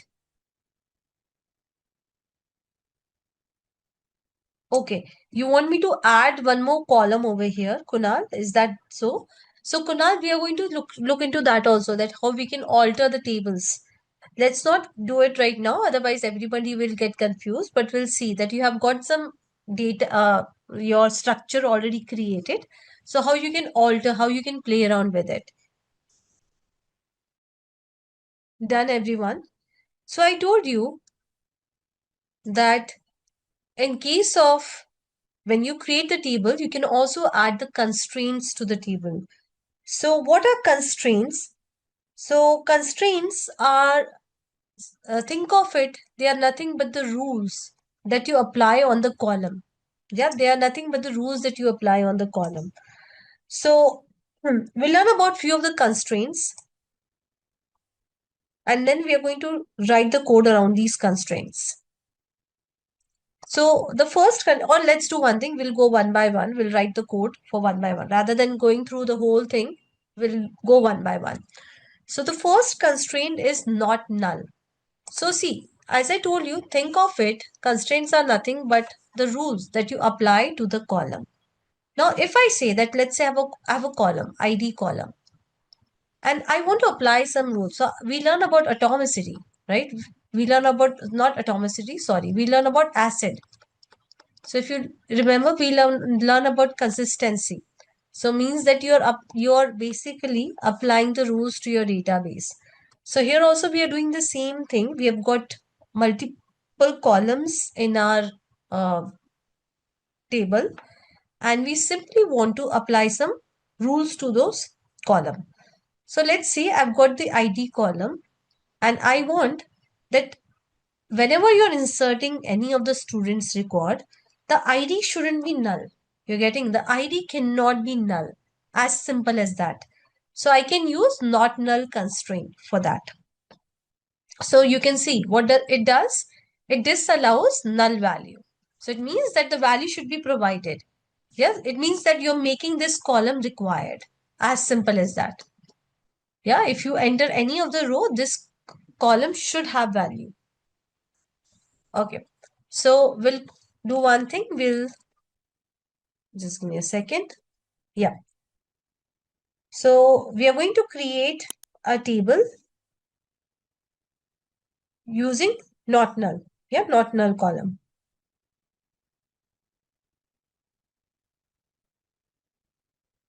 So let's start with not null. So I'm going to create a table. Now we are going to create a lot of tables.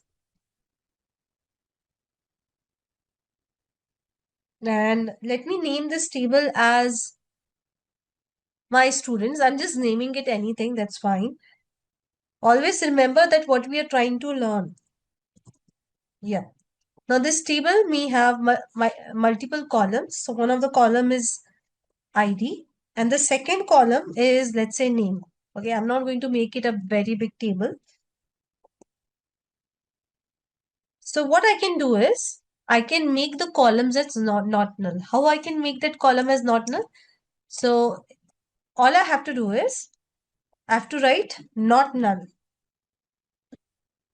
in the front of that column.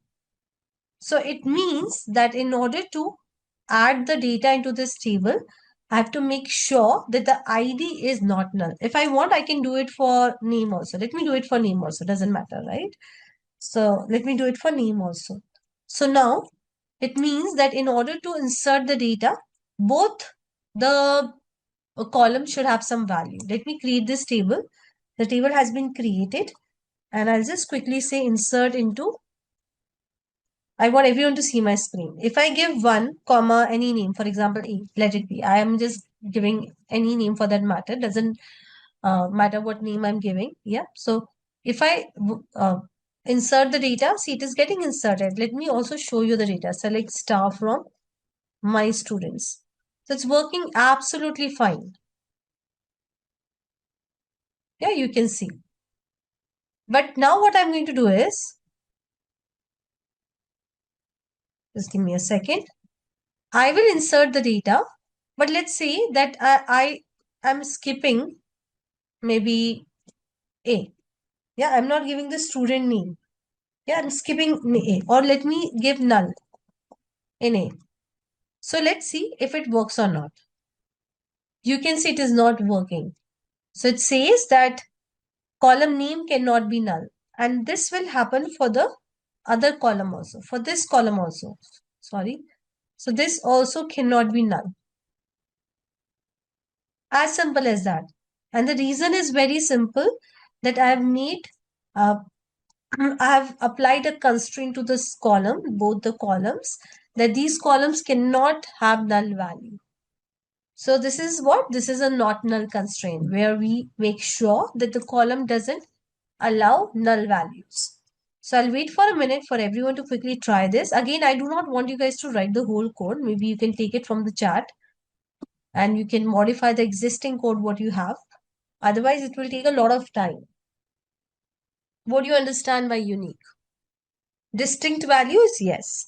So in very simple words, if I have a column, so I will not allow duplicate values in those columns. So any guesses what those columns could be? Like you might have seen in your real life here and there. ID, very good. Yes, ID. Those who are from India, maybe PAN card or passport number. Everybody would understand. Aadhaar number. How about email? Yeah, email should be unique. Phone number should be unique. So you want to make sure that every record that is being entered has a unique email or unique phone number. So here we have created a table user. It has just got one column. It's okay. We are learning the concept, so we don't need to create big tables with a lot of columns. So I'll just quickly run this code. Sorry, just give me a second. Yeah, I'll run this code. You can see that the table has been created. Now, if I insert this a@gmail.com, it will get inserted. This is the first time I'm inserting. But if I again insert, maybe I can, re-execute the same statement. So if I again insert, it is giving error. Why the error? Because it's duplicate entry. But if I change the value of it, then definitely it will allow me to execute. Yep. So unique is a very important constraint that you're going to see, you're going to encounter. So let me quickly give you this code on the chat. You can copy paste the code. Again, do not type the code right now, but yes, you should definitely do a lot of typing of the code after the class. Right now we are copy pasting so that we learn maximum concepts. But yes, after the class, you have to make sure that you do a lot of practice by typing each and every line of code. I'll wait for maybe a minute. Now we'll learn about the next constraint that we have, that is primary key. So let me open the notepad because I would like to write something around it, or maybe I can write over here itself. It's fine. So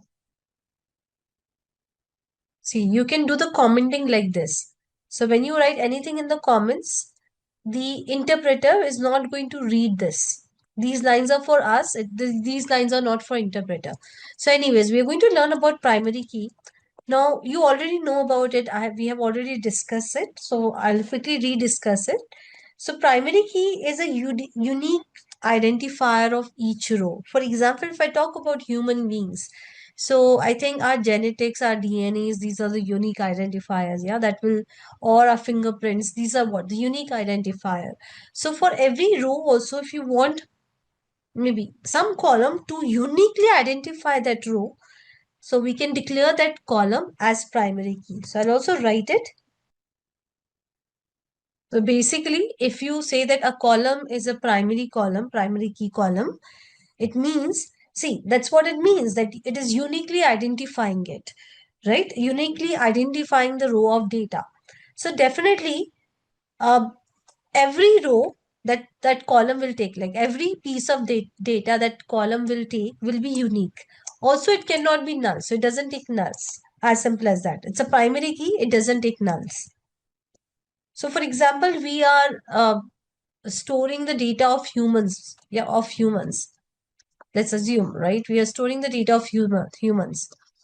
Now, you know that names can be common, then gender can be common. Most of the things can be common. But let's say thumbprint. So thumbprint is not common. So we can make this as a primary key.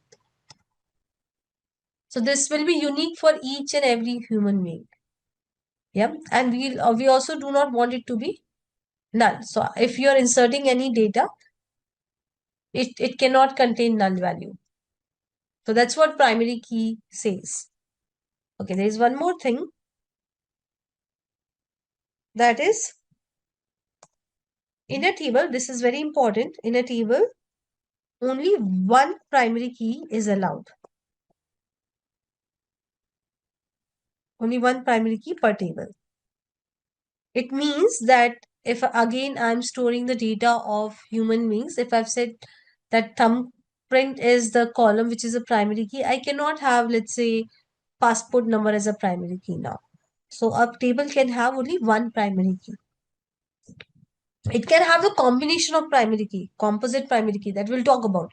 But it can have only one primary key. So those who may ask that composite primary key, will come to that later.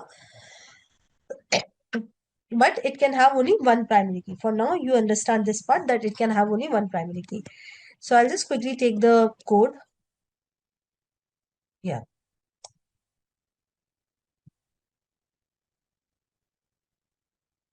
So you can see over here that I've got this table employee. It has got two columns, employee ID, name. Now, employee ID is a primary key. I'm declaring it as a primary key. Let me create the table. Now, I am inserting the values in it. Yep. So you can see that this is a first value, 1 and Ravi. So employee ID, this 1 is what? ID. Yeah, employee ID.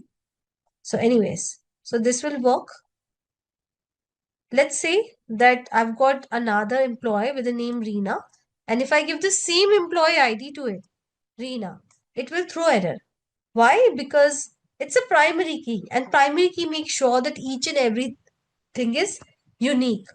Also, if I try to insert null in a primary key, again it will give error.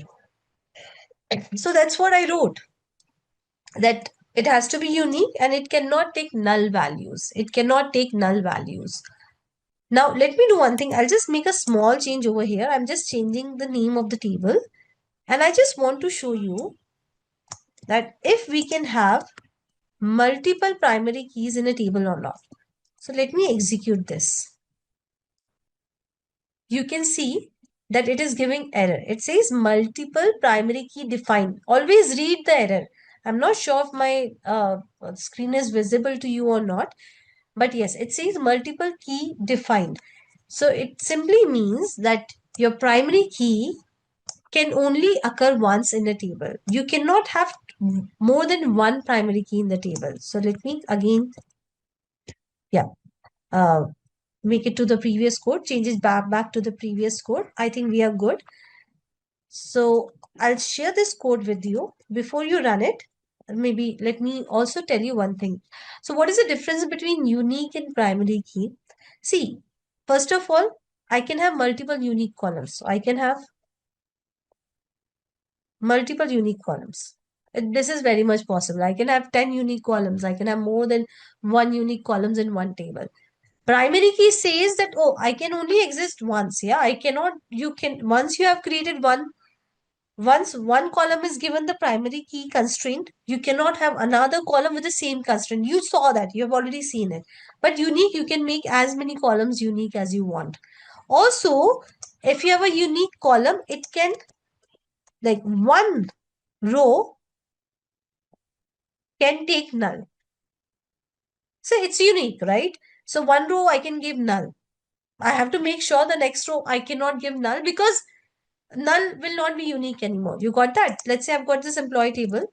So for the first row, I can say null and maybe I can give some, maybe some value. So one row can be null. If I make the second row also null, then it will not be unique. Yeah, both the rows are having the same value, null. So it can take one row at least null. Primary key says no. If there is a null, I can't take it. It's as simple as that. So anyways, I'm sharing this code with you all. I want all of you to try this, play around with it, copy paste it. Yes, so that's what I said, Sidesh. Composite key, when you have a composite primary key, so primary key is one only. It's a combination of the primary key. But the primary key is one, right? It's a combination of the column that makes the primary key. So we are going to look into composite also, not right now. Make sure that you also write down these notes, these points. Say, I'm going to give you these notes, but I'll give you these notes at the end of the class, not right now. On the last class or second last class. So you'll have everything handy. Now, passport number is a primary key. Now, I've got another table. This another table is storing the passport number. Yeah, the different passport numbers that we have. And for these different passport numbers, we also have, maybe this is not a very good example. I'm so sorry. Let me give you some other example. Okay, let it be. No, I'll give you some other example. So I'll give you the example of orders only. I think that is a best fit. Now let's say that we have got a table customer. In this, we have got the details of the customer like ID, name, phone number, etc. So ID is what? This is a primary key. This is a primary key for this table. It uniquely identify a customer. Okay. Moving ahead, we have got the orders table. Orders table has got, let's say, order ID. So it has also got multiple columns. It has got order ID and let's say the date of the order, maybe something else, the product. And then it has got the customer ID. Yeah, who made the order. So this customer ID basically takes the values from this ID. So it means that over here, I have got some data. Let's say I've got the data, like I've got a customer 1, 2 with name A and B. So this table, now understand this thing, this table will have values, it have values from this ID column. So it can have, let's say I've got maybe another value. So it can have 1, 2, 3 only. It cannot have any other customer ID. It cannot have 4 as a customer ID because that doesn't exist over here. So this is a foreign key. What is a foreign key? Foreign key is a key which is a primary key of the another table. So ID, customer ID is a primary key of this table, and we are using this as a foreign key in the orders table. So what is the significance of the foreign key? Foreign key makes sure that whatever values that you're filling in over here, you're getting whatever values you're filling in over here should come from this column. Yeah, it should always come from this column. So if I try to fill 4 over here, it will give error. It says, oh, 4, we don't have any customer with the ID 4. But if I give 1, 2, 3 values over here again and again, orders made by 1, orders made by customer ID 2, it will happily take it. But as soon as I give, let's say 5, it will give error. No. 5 is not here. It says 5 is not here. So foreign key, think of foreign key as a it's very loyal to the primary key. It says that I will take only those values that exist in the primary key of this table. Yeah, of this primary key. This is what? This is a primary column of this table. I will not take any other value. As simple as that. So it's super loyal to the primary key. And that's why we call it as a foreign key. So this is the significance of having the foreign key, that it only takes the values which are present in the primary key of the another table. Yeah, it cannot take any other value. Anyways, I will see the practical part of it and you'll be able to understand. It's very easy. So here, okay, here I've got 2 tables. So I'll just quickly create these 2 tables.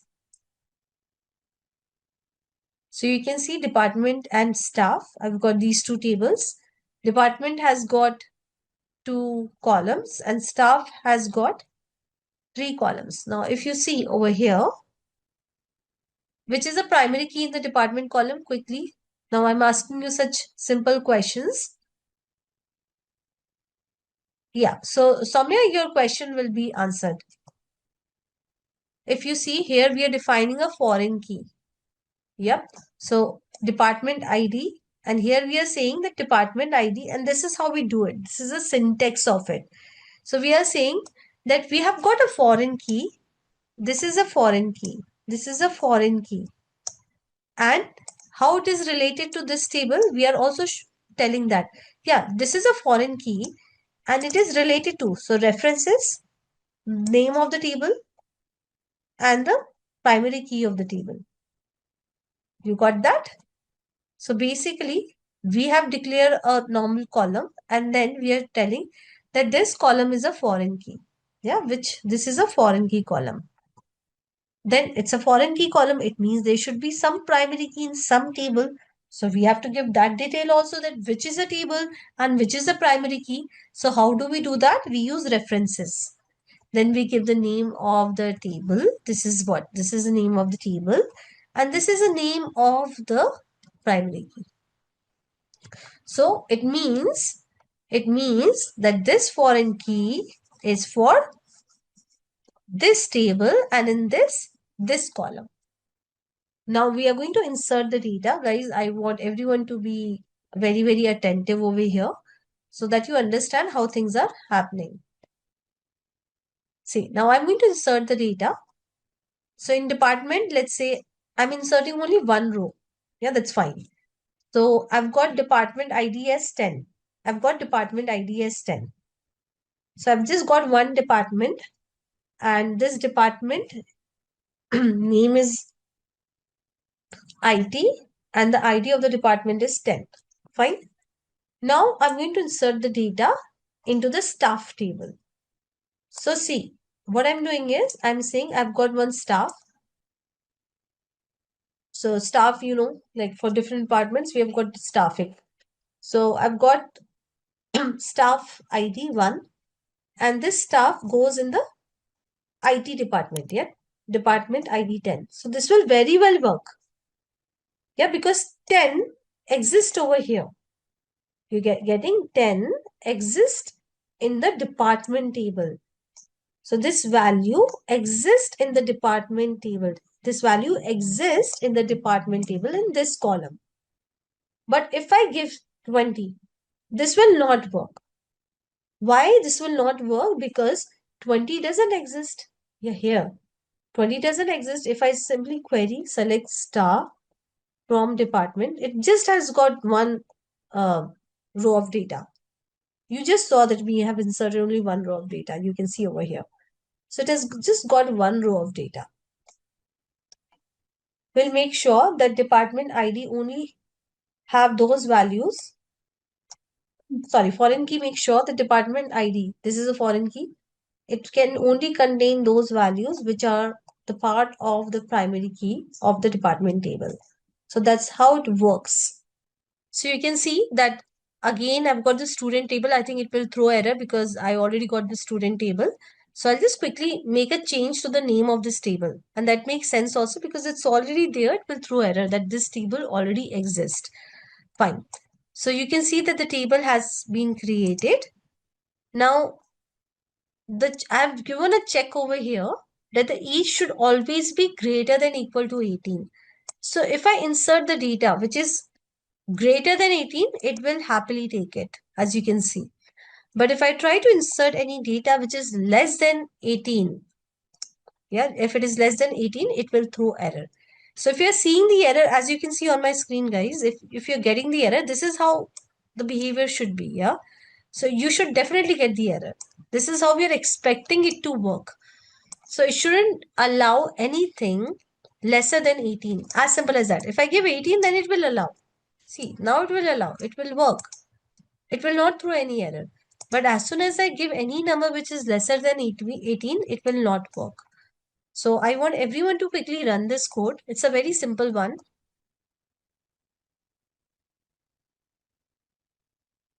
Pushkar, you have installed MySQL software, not unable to execute anything. So Pushkar, did you follow the steps that so there was one video that I shared with you, the link of the YouTube video. Did you follow all the steps religiously? So when you're installing MySQL, it's not that you just install and you just click next, next, next and done. So there's some setup that you need to do. So the installation is not that straightforward. It is not difficult also, just that you have to follow some steps. So anyways, I'll wait for a few seconds for everyone to quickly try this constraint, check constraint. The next constraint that we have is default. So till now, every column that we have created, we were inserting the data in it. Now let's say that if we do not get any data in it, let's say we are not inserting any data in it, and we want that column to take any default value. For example, let's say that we have got a table, student table. Yep. Now student table, now this is a student table of some school which is in India. So here we have got a country column.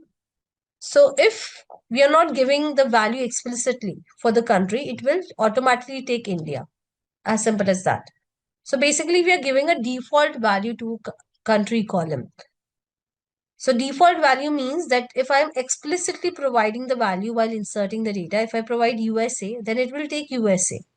I provide India, it will anyways take India. But if I do not provide anything, then by default, it will take India. Again, if you have not understood, that's okay. Rest assured, once we write the code around it, you'll be able to understand. So let me take the code. So I want everyone to see my screen. You can see that I've created the orders table. It has got one column that is status. This is the data type of it. And what is the default value of this column, guys? Now I'm asking you such simple questions so that you remain in the session. I do not want you guys to, uh, you know, daydream during the session. See, I've just got one answer. I repeat my question. What is the default value of this column? I'm using the default constraint and I'm giving a default value. Yes, it's spending, right? So I'll just quickly create this table. Now here I'm inserting into orders and values. I'm literally not giving anything. So if I run this, see, it got successfully run. Let me quickly query this table. You can see that it has got one piece of, sorry, one row, and this one row, because I executed it once, it has taken status as pending. If you want, you can give some other value also. Let's say I give a value closed. So it will happily take new values also. It's not that it will not take. Yeah, this ran successfully. If I run this, you can see. First one, it took pending because if you're not giving anything, in very simple words, you're not giving anything, it will take the default value. But if you give anything, then it will take that value. Now, you might have seen, like for example, let's say that you go to Amazon and you create your profile over there. Yeah, you create your profile over there. Now, when you create your profile as a customer, definitely you do not give any ID. Usually, what you do is you give your name, address, phone number, email ID, and you're done and dusted. So, let's say Amazon wants to give you some ID, yeah, some auto generated ID. So we have got this auto increment. This is a wonderful constraint in order to um, satisfy or meet this requirement. So auto increment, as the name says, that if I have got a column, let's say the name of the column is ID. If I make it auto increment, it means that automatically it will, like the first record, let's say, take the value 1. So the second record will take the value. Let's say I say that it should increment by 1. So that is what I've given as a rule. So the second will take 2. The third record will automatically take 3. So this column will automatically uh, generate the value for itself without user explicitly giving. Yep. And it will increment the value every single time. So again, we'll understand it with the help of the example so that you have better idea. Now you can see over here. Now this is a great example. Why? Because here we are creating the table, and see, one column you're making it primary key also, and you're also auto incrementing it. So that is very much possible that one column you're giving 2 rules in it. Yeah, it happens, right? So this one column has got 2 rules. First of all, it's a primary key. Also, it's auto increment. So, Abhi, need what you're saying is right. So, auto increment is that it will automatically increase. The value will automatically increase. So, I'll show it to you. So, first I'll create the table. Then I'm inserting two products in it. Now, if you see when I'm inserting, I'm just inserting the value in the product name column. I'm not inserting any value in the product ID column. I'm not inserting. No, because this column is self-sufficient to auto-generate the value for itself. So I'll quickly run this and let me show you the result. Sorry. Yeah. So you can see automatically it is taking 1 and 2. Yeah. Now if I insert more data, let's say if I insert maybe keyboard,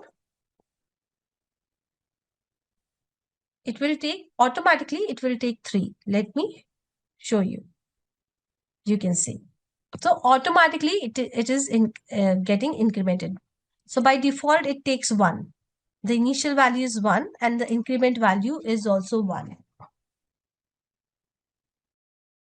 No, not at all, Aparna. You can use it for any key. You can, so what you can do is, so guys, I want everyone to see my screen. Yeah, then I'll give you time again. So I'm just making the changes to the name of the table because this table already exists, and if I recreate the table with the same name, it will throw error. So definitely I can remove this. Now product ID is auto incremented column, but it's not the primary key. Now let's say, yeah, I'll come to that also. Let's say you want to increment it with 5. So what you can do is, over here, this is the syntax of it. You can give auto increment equals to 5. Okay, so auto increment has to be primary key. I'm so sorry for that.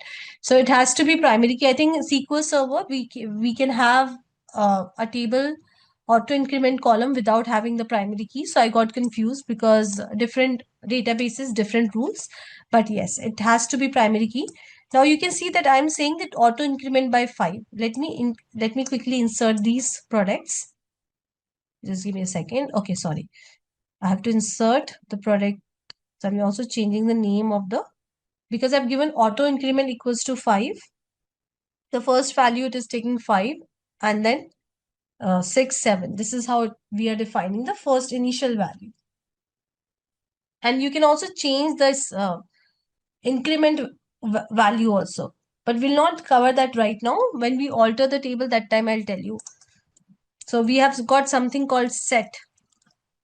And then we have got at the rate auto increment. So there's a property that we can define when we alter the table. Yeah, Rajpal, if you delete the second row, the next increment will be the next one. It will not be the previous one. Yeah, it will always take the next one.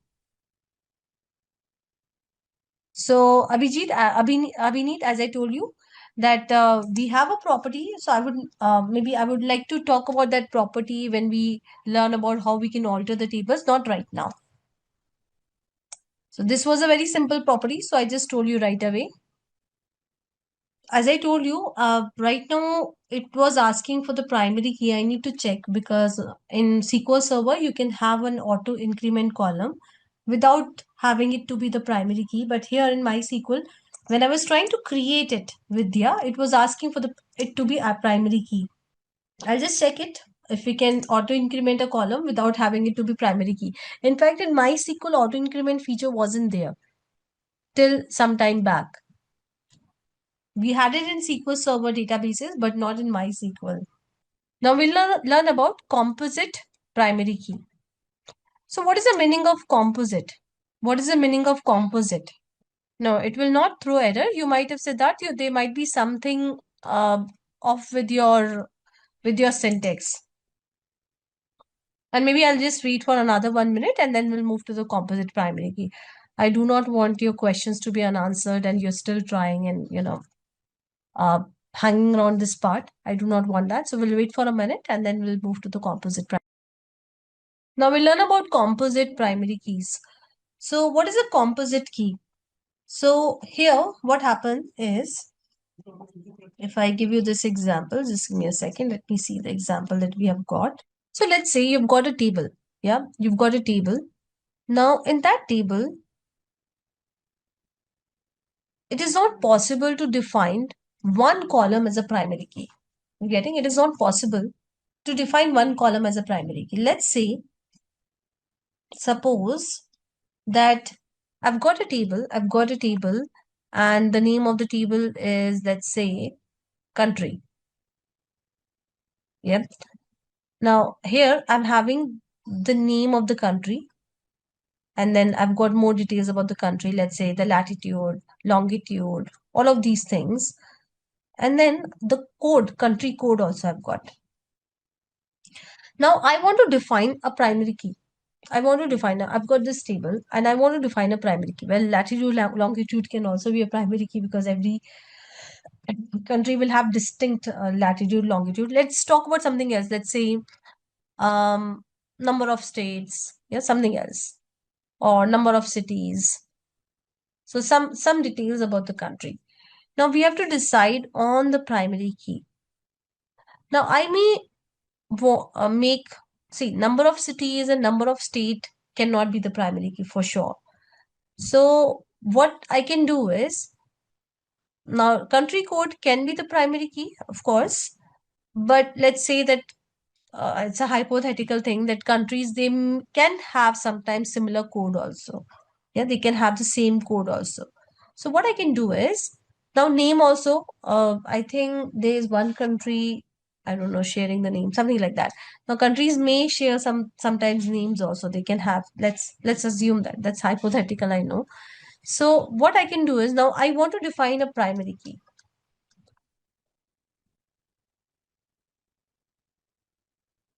So what I can do is I can make the combination of two columns as a primary key. So I can say my primary key is name as well as country code.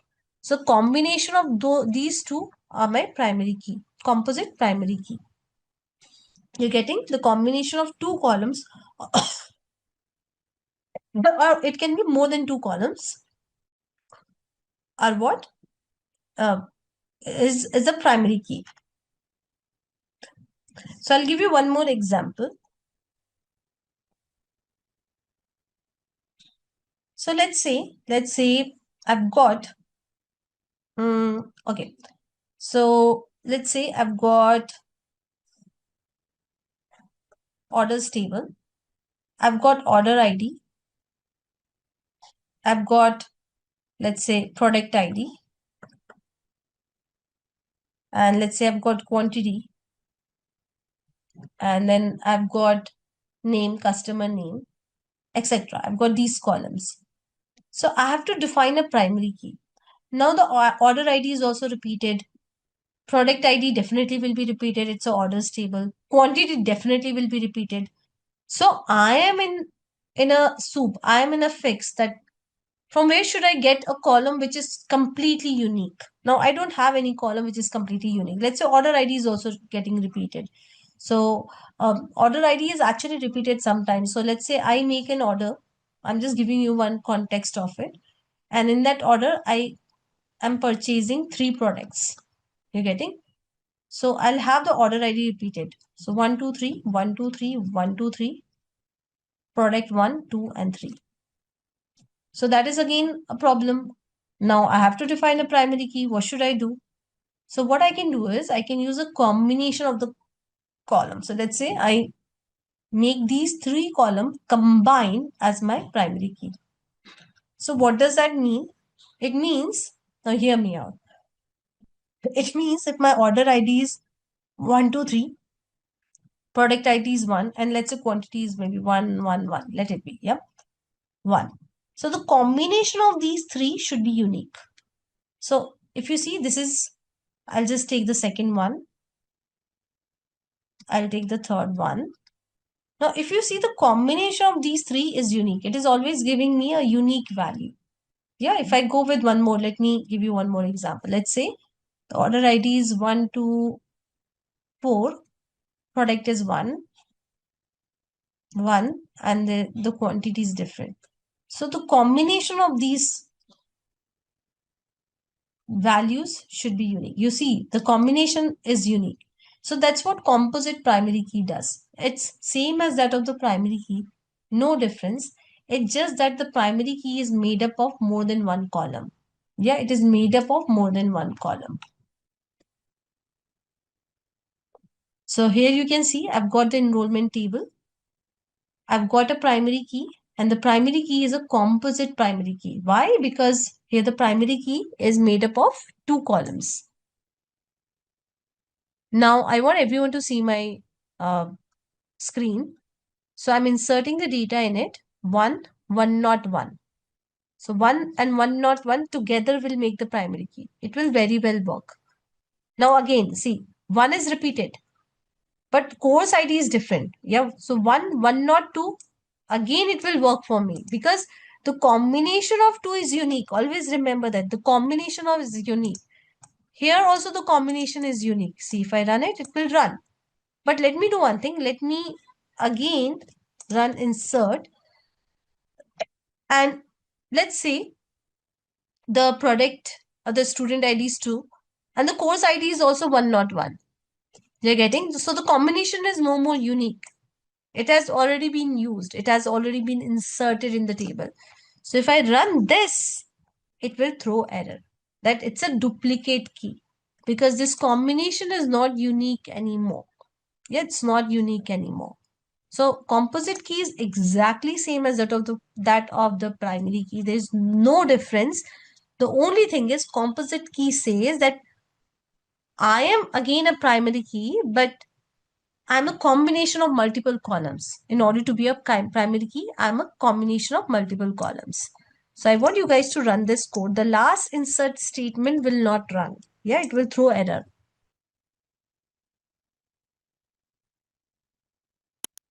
You've been using select statement, so it's not a new thing, but we'll see that what all we can do with the select statement. So we start with the keyword select. Then we were giving star from the name of the table, right? So star basically means that return all the columns. So star means all the columns of the table. Now let's say that you do not want to return, you do not want to see all the columns, rather you want to see some limited columns. So what you can do is you can say select, and then you can give the names of the column that you want to be the part of the output. So you can give the name of the column again from and then table. Now what we are going to do is we are going to create a table, and we are going to add some data into that table. So let's see, I'm not sure if we have got the students table or not. So let me quickly drop table, and then the name of the table. So the name of the table is student. Yeah, if it is there, yeah. So I think this table is not there. As you can see, it's giving error. So if you guys already have this table, please make sure that you drop it. So this is one of the way to drop it.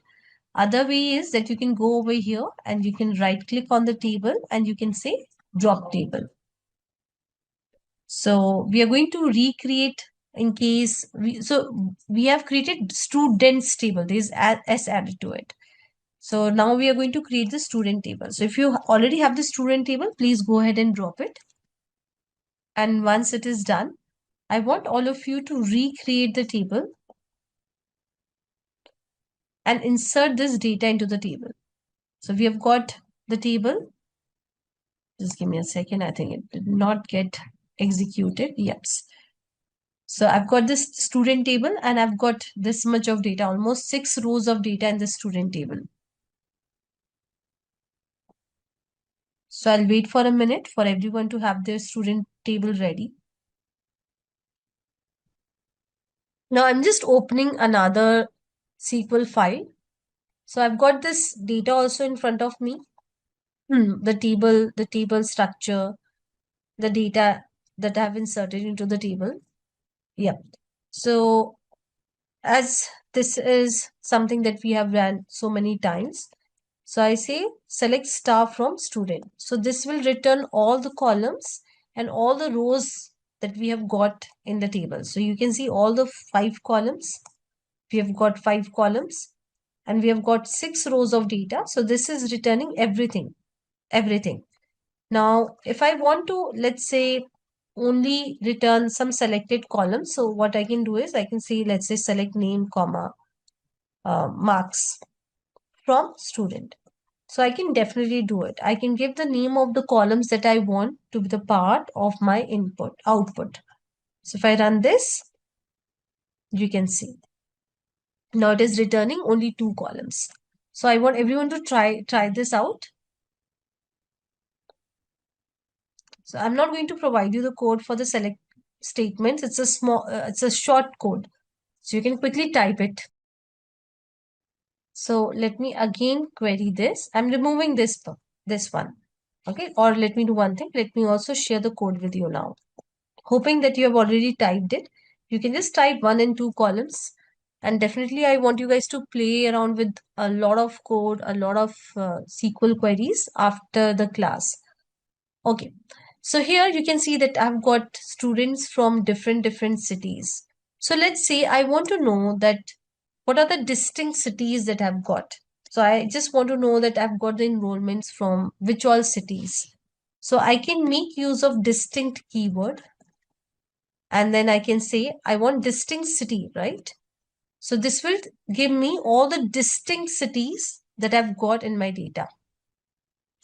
So I want everyone to try this out. So see guys, when you're doing the select statement, you're simply reading the data.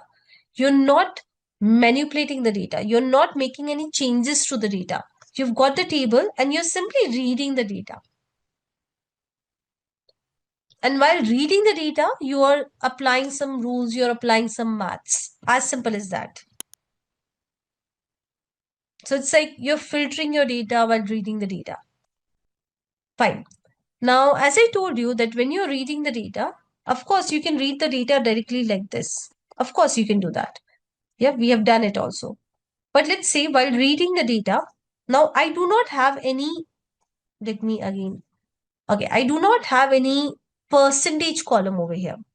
But let's say that, fine, I've got the marks, but I also want to know the percentage of the students. Yep. So I am not going to make any changes to the original data. Rather, while reading the data, I'm going to apply some maths.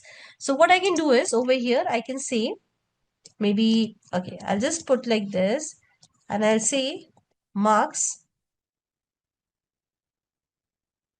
into 100. Well, you know how it is because let's say the marks are from not, okay, let's say the marks are, okay, let it be out of 100. So this will return me, now I want everyone to see my screen. This will return me 3 columns. Now this column is not the part of the table. Rather, I'm creating this column in the select clause itself. In the select statement itself, I'm creating this column. So I'm not creating this column in the table. No. While reading the data itself, I want to see something. Yeah. So I'm just creating this column. So let me run this. So see, this column is there now over here as the output. So this column is there as the output, but originally this column is not added to the table. So this column is not the part of the table. While I'm reading the data from the table, I'm doing some maths. So you can try this out. Now, if you want, see, this is the name of the new column, and I'm literally not liking this name. So you can give an alias to your column. So I'll just give the alias percentage. So how you can give the alias? Like this. You can give alias to the existing columns also. So I can say as, for example, over here, let's say as full name. So if I run this, see this. So the original name of the column is name, but while reading the data from the table, I've just given an alias to this column. So I can do it. But whatever I'm doing over here in the select statement is only for the output. It is not making any changes to the original or the underlying table. Yes, we can definitely do it to do 2 decimal point, Rajpal. So we have got a lot of functions. We are going to learn about those functions. So not right now, but yes, we have got a round function. So you can you can make it only for 2 decimal points. So we have got a lot of functions and definitely we are going to cover all those functions. You can see. Yep. But it's not something that I would like to maybe talk about more. Now, till now, what is happening is it is returning all the rows. Yeah, it is returning all the 6 rows that we have. Now, what I want is I want to filter the data. Right now, we just learn about that how you can return all the columns, how you can return limited columns, how you can do little bit with the columns, how you can do little with maths, with little bit functioning on the columns. This we are going to cover more. But now what I want to do is I want to filter the data that is returned as a part of the output. I want to filter the data. So how I can filter the data? So I'm just making the changes to the same. Right now, it is showing me all the students. Let me also say, let's say city also. Yeah, I've got 6 students. So it is showing me all the students. But I do not want all the students. Rather, let's say there's a requirement, and the requirement is I want to see data of only those students that are from city Pune. Yes, students that belongs to Pune city. So I can use where clause. Let me see if I've got anything on the PPT for the where clause. Syntax still here, and then you use the where clause. So where, and then you give condition over here. Okay, you can give a Boolean condition over here, not necessary Boolean condition. You can give any condition for that matter.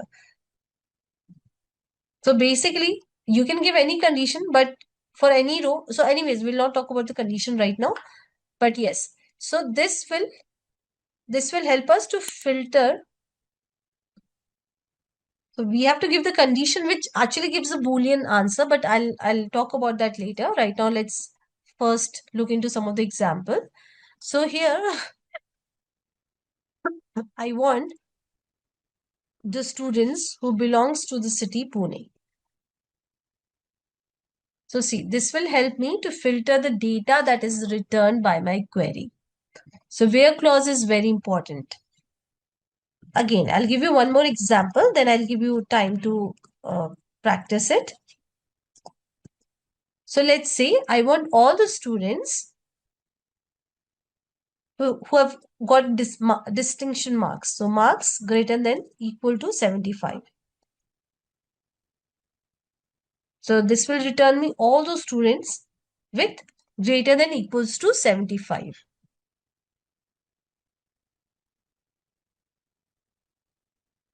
I want everyone to try this out, both the queries. So in where clause, you can add different operators. For example, let's say I can add the operator where marks plus 10. Let's say, yeah, that doesn't make sense. But you can see over here, I'm just adding arithmetic operator that is plus. So I can say that where marks plus 10 is greater than 75%.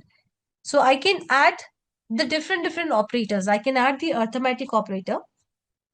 I can add the comparison operator. Comparison operator, I've already done it. Yeah, the previous query that we wrote.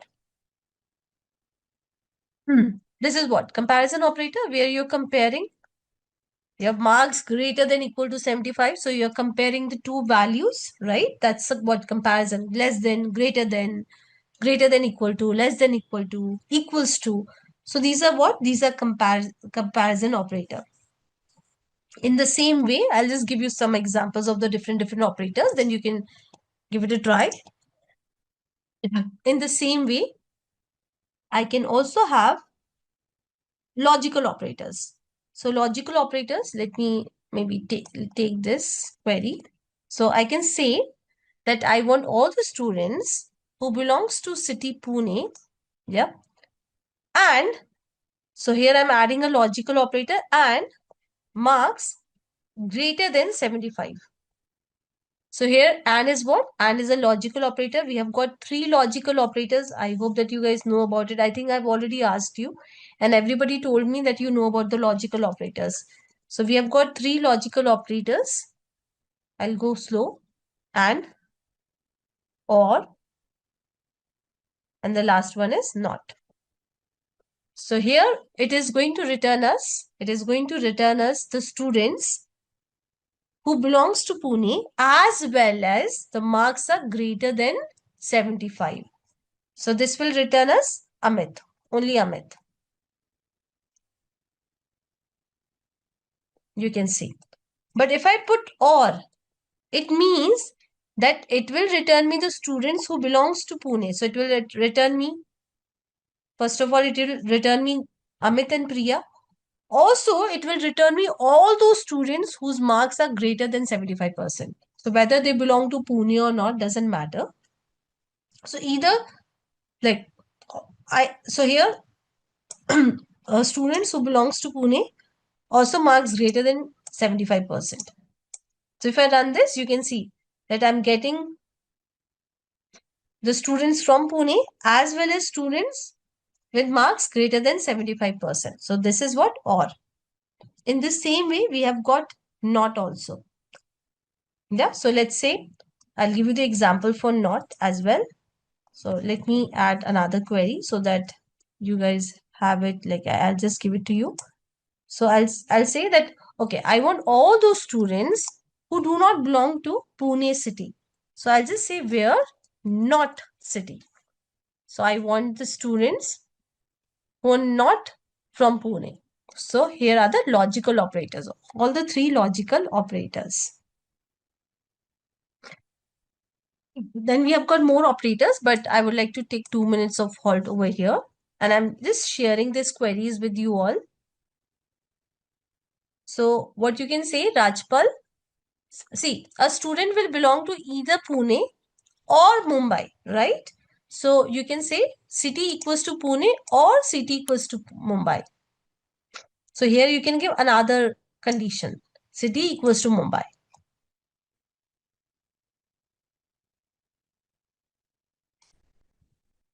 So I'll take a halt for 2 minutes. You can just copy paste these queries. Yet do not write the query, play around with the query, and then we'll look into the more operators that we have got.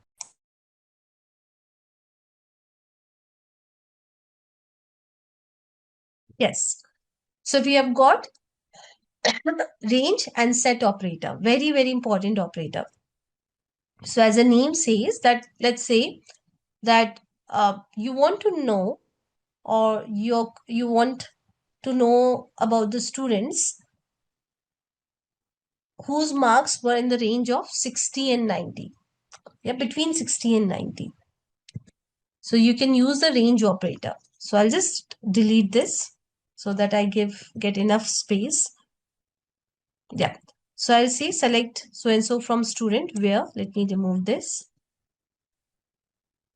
Marks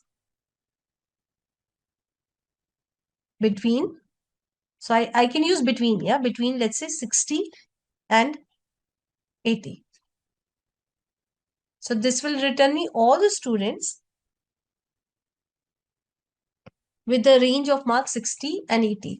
So 60 is included, 80 is not included. So what I mean to say is, right now you can see that I've got 3 students, Neha, Priya and Anita, and these are the marks. So if I give 78,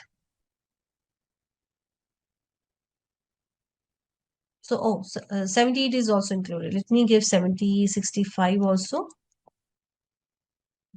In Python, actually, the last range is not included. So that's always a case of confusion for me. So yeah, you can see that both the ranges are included, 65 as well as 78. So it will give you, if you have any range, you can use between operator. You can use between operator. Now, Rajpal had a question.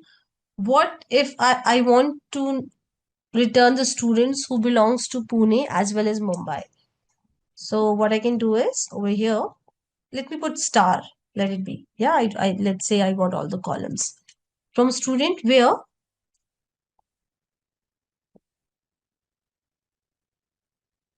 city, and I'm going to use in operator. Yeah, in operator. And here I can give multiple values. So let's say I'll give the value Pune, comma, I'll give the value Mumbai.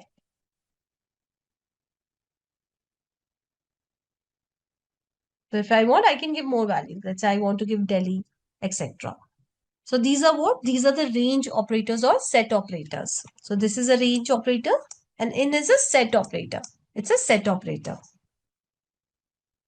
We have got pattern matching operators also. Pattern matching is like, see, sometimes it's not that we have the exact value. Let's say I do not have like city equals to Pune. Rather, I say all the cities that starts with P or all the cities that ends with E, something like that. So I've got some pattern to match. So I'll quickly write. So select star from student. Okay, let's match the pattern for name. Let's match the pattern from name. So let's say that I want all the students where the name like, so anything that starts with A. So here percentage means, hear me out, percentage means any number of characters and any characters. So this will show me all the students where the name starts from A. Yeah, name starts from A. So let's say I'll just maybe give it a twist. So I just want A letter, or let's say I just want T letter between their name. So I just want that the student with the letter T. So now if I run this, okay, again, we have just got, okay, let me say R. I'm not sure if we have got any students. Yeah. So I'm just saying that I'm okay with any characters, zero or more than one character, more than zero character on the left side. I'm okay with zero or more than zero character on the right side. I do not care about that. All I care about that the name should have R. So now it is returning me all the students having R in it. Let me try some more permutations and combinations. So guys, you also have to play like this. Okay, so I'll say that, okay, so I'll say that I want only one character. Yeah, only one. So here hyphen means only one character. It can be any character, but only one character. Percentage means any number of character. Hear me out. Percentage means any number of character and any character. But when I give hyphen, it means it can have only one character before R. You're getting? Before R, it can have only one character. So Priya, why? P is the only one character before R. And then any number of character after PR. So this will return me, this is returning me Priya. So this is what?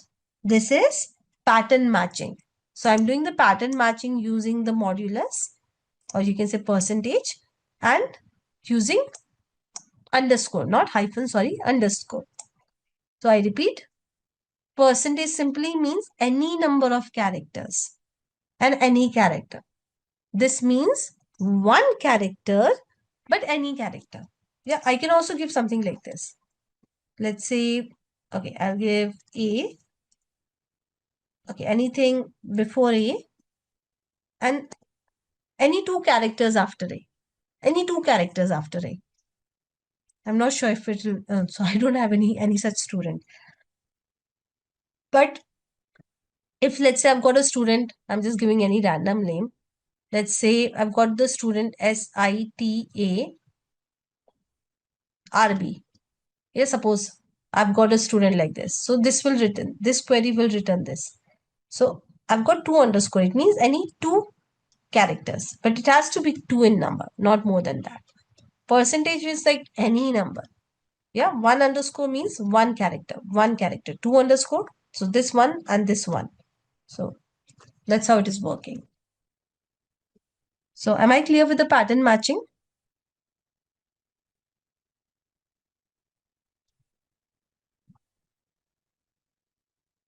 It's a very simple one. Yeah, you're simply matching the pattern using percentage and underscore.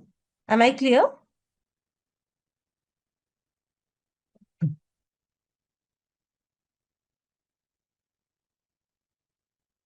I've just got one yes. Fine. So we'll look into more operators, then I'll give you time. So we have got the last operator, null operator. So let's say you simply want to return the rows where maybe the column is not null. So the column is not null. So I can simply say where name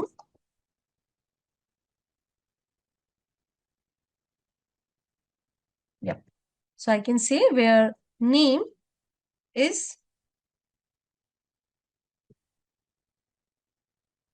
not null. So this will return me all the rows where name is not null. Or I can say where the name is null. Let's say I want to see that if I've got any column with a no name. So I don't have any such column. So that's why it is not returning anything. So it's a very simple one here where the name is not null or name is null. You can check it for anything. Let's say city is null. Again, I've got the full data, so it will not return me anything.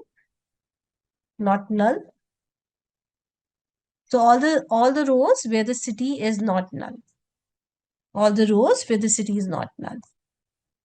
Okay. So we are done with the operators in the where clause. I'll take a hold for 2 minutes. You can just copy paste and play around with it.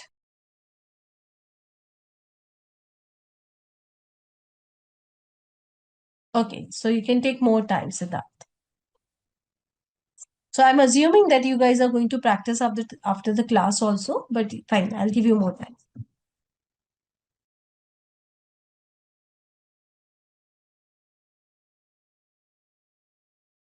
No, Rajpal, see, where clause has nothing to do with the primary key. Let's say that your name is a primary key. So it doesn't matter, right? You are just going to filter with name. Name equals to something. So it doesn't matter like if it's a primary key or non-primary key, you're simply filtering your data. That's what you're doing. If you have got a composite primary key, how does that matter? Where doesn't care about primary key or composite primary key. It says that you want to filter the data and filter the data for you. So let's say you have got name and marks as a composite primary key. Now let's say you want to filter with these two. So you can just say and marks equals to something. So you're getting, it has nothing to do with the primary key or composite primary key. You can use any column over here in order to filter the data. Now let's say, and you're going to use it a lot. Yeah, when you start working, let's say you just want to see the structure of your data. Yeah, so instead, let's say your table is having 1,000 rows. So you do not want all the 1,000 rows. You do not want to see only all the 1,000 rows. Rather, you just want to see the top 20 rows in order to see the structure of the data. So I'll just delete this. So here what you can do is, or let me put back because maybe I'll show you some other thing as well. So I'll say limit 2. So if I run this query, this will just give me the 2 records. Yeah, it will give me the 2 records. So you can give any number over here. Row number. No, in MySQL, we cannot do that. I need to check. I've never used it in MySQL. So it's very simple. It will return the number of data. It will return the number of rows. Just try it out. And you can also add where clause in it. It's not that you cannot add where clause. So I can also say, let's say where marks greater than, let's say 75, and then I can limit my data. So I can also add where clause. So first it will filter the records with marks greater than 75, and then it will simply give us the top 2 records, the top 2 rows. Anyone who has not understood what limit is? A very simple clause that you're going to use a lot in order to understand the data. Okay. Now we are going to learn about the next clause, that is order by. I think this is going to be the last clause for today. So as the name says, just give me a second. As the name says, that order by, so you're ordering something. So it is to sort the result. Yeah, now you're looking into the result with select query. You're basically querying the data that your table is holding. So while maybe when you're seeing the result, you want the result to be sorted. Yeah, you want the result to be sorted via some column. So sorting can be definitely ascending. So here I'll do the sorting of the data. So you can see over here, this is returning me all the students. Now I want to see all the students, but I want to sort my students as per their marks. So what I can do is I can say order by marks. Let me execute both the queries. Yep. So you can see this is the result of first query and this is the result of second query. Let me highlight it. Result of first query and the result of second query. Fine. So over here, if you see, there is no sorting. Yeah, Amit got 75, Neha got 72, Rahul got 90. So the data is not sorted. But for the second query, the data is sorted. Order by marks. So you can see that Suresh has got minimum marks. Priya has got from what do we call that? From the lower, she's second minimum. And yes, so on and so forth, Rahul has got the maximum marks. So it is sorting the data by marks. But by default, it is sorting in the ascending order. And if you want to sort it in a descending order, all you have to do is you have to explicitly give DESC. So it means that I'm going to sort the data in the descending order. Now, Rahul is being seen first because Rahul has got the maximum marks. So descending means highest to lowest. Yeah, it starts with the highest and it moves to the lowest. Ascending means from the lowest to highest. So you can also sort in the descending order, but then you have to explicitly give. I'll give you more examples and then I'll give you time. Let me do one thing. Let me give you time right away. So you can just try this code. So Siddharth, I'm going to cover a project in the last class. And mostly we are going to have an extra class. So instead of 7, we are going to have 8 class mostly. And I'm going to cover the project in the last class. Done, everyone? So you can also sort the data on 2 columns.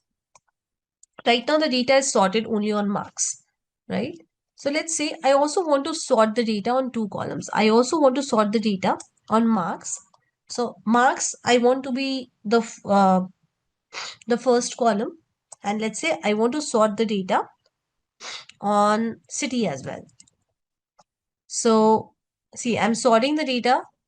Okay, I'll just do one thing. I'll make it city first because that will make more sense. So I'm not giving any order over here.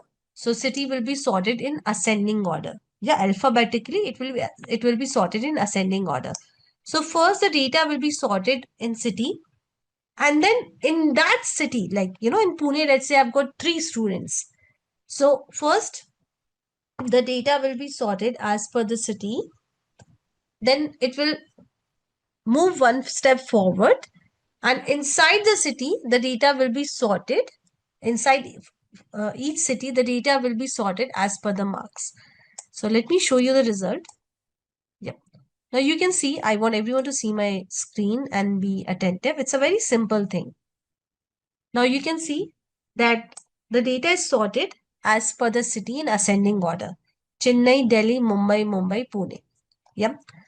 Now the second question comes that, okay, we have got 2 students for Pune and 2 students for Mumbai.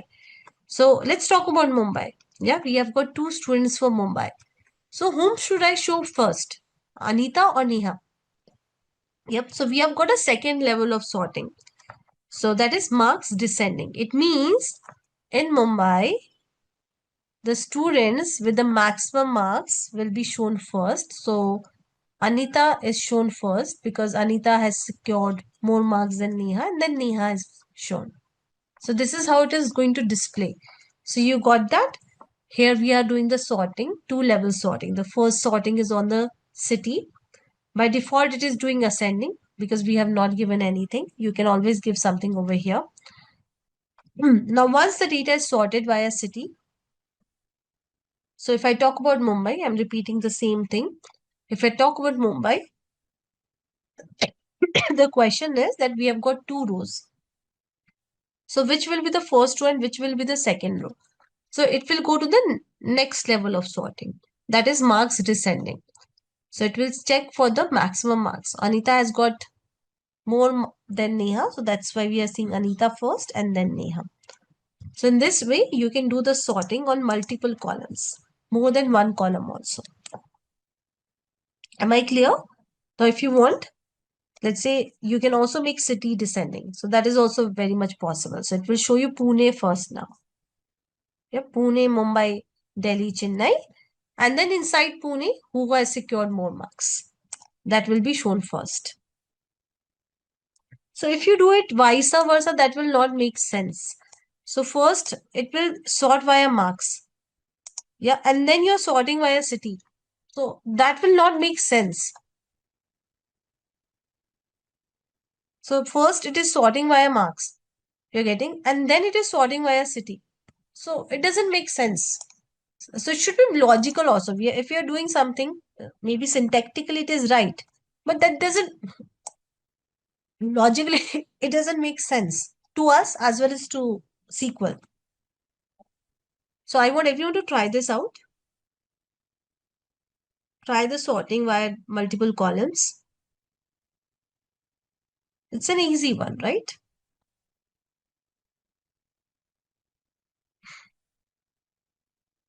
Done.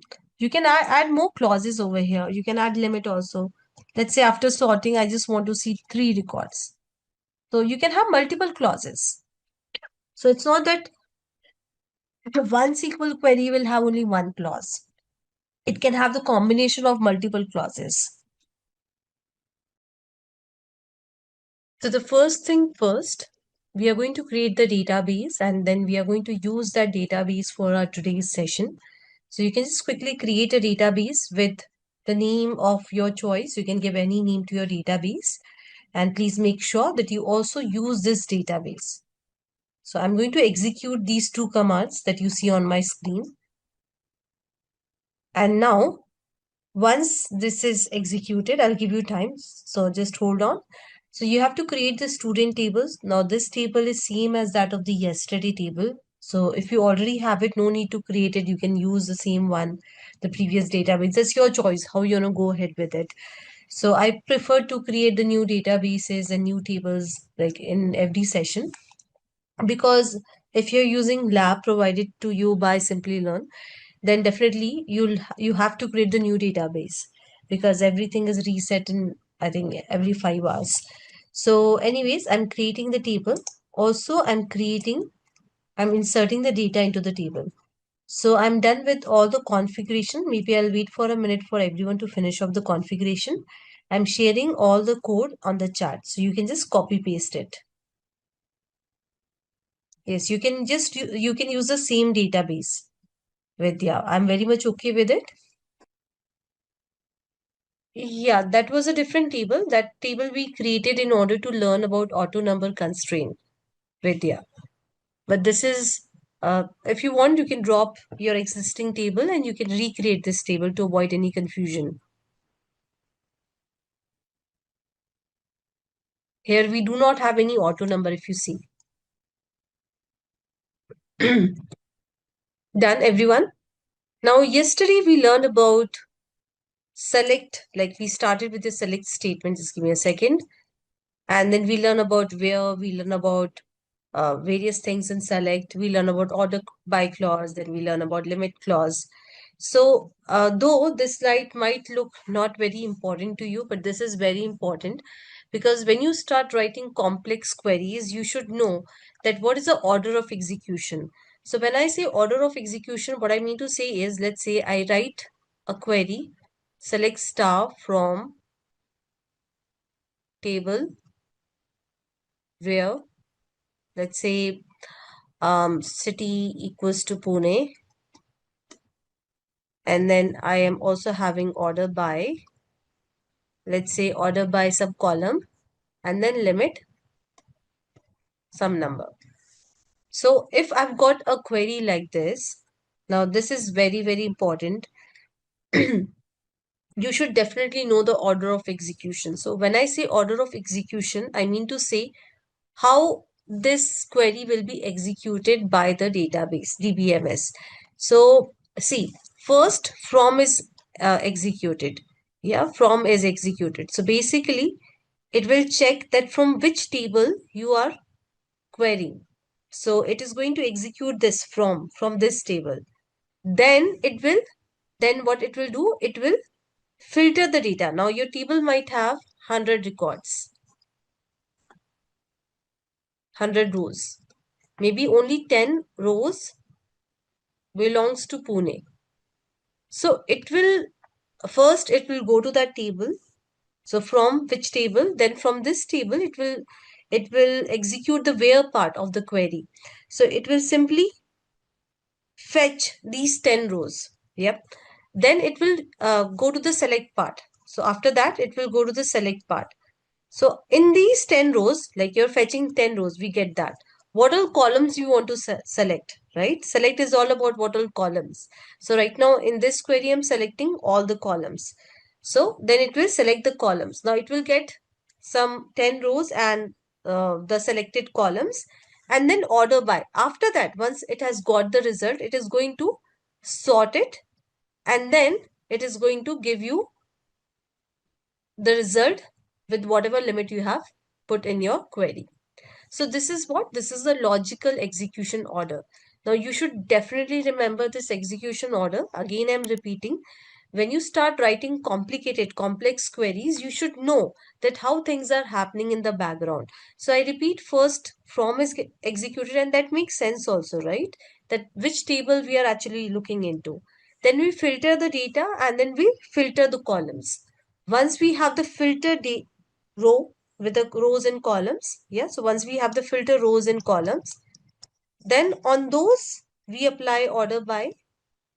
So DBM is apply order by, and once it is ordered by, then it applies limit. And that's what you're going to see, that it will show you the first two records after order by. So this is a very important thing, and you should definitely know. Okay, now we are going to move to the next topic, that is aggregate functions. So when I say aggregate, the word aggregate, what comes to your mind? Average, all together, very important, right? Some mathematical calculation, yes. So aggregate, this is very important. All together is a very important word. So it performs, so aggregate functions, so they perform, maybe I'll write it over here rather than writing it on the notepad. So it performs calculations, please ignore my writing, on multiple rows.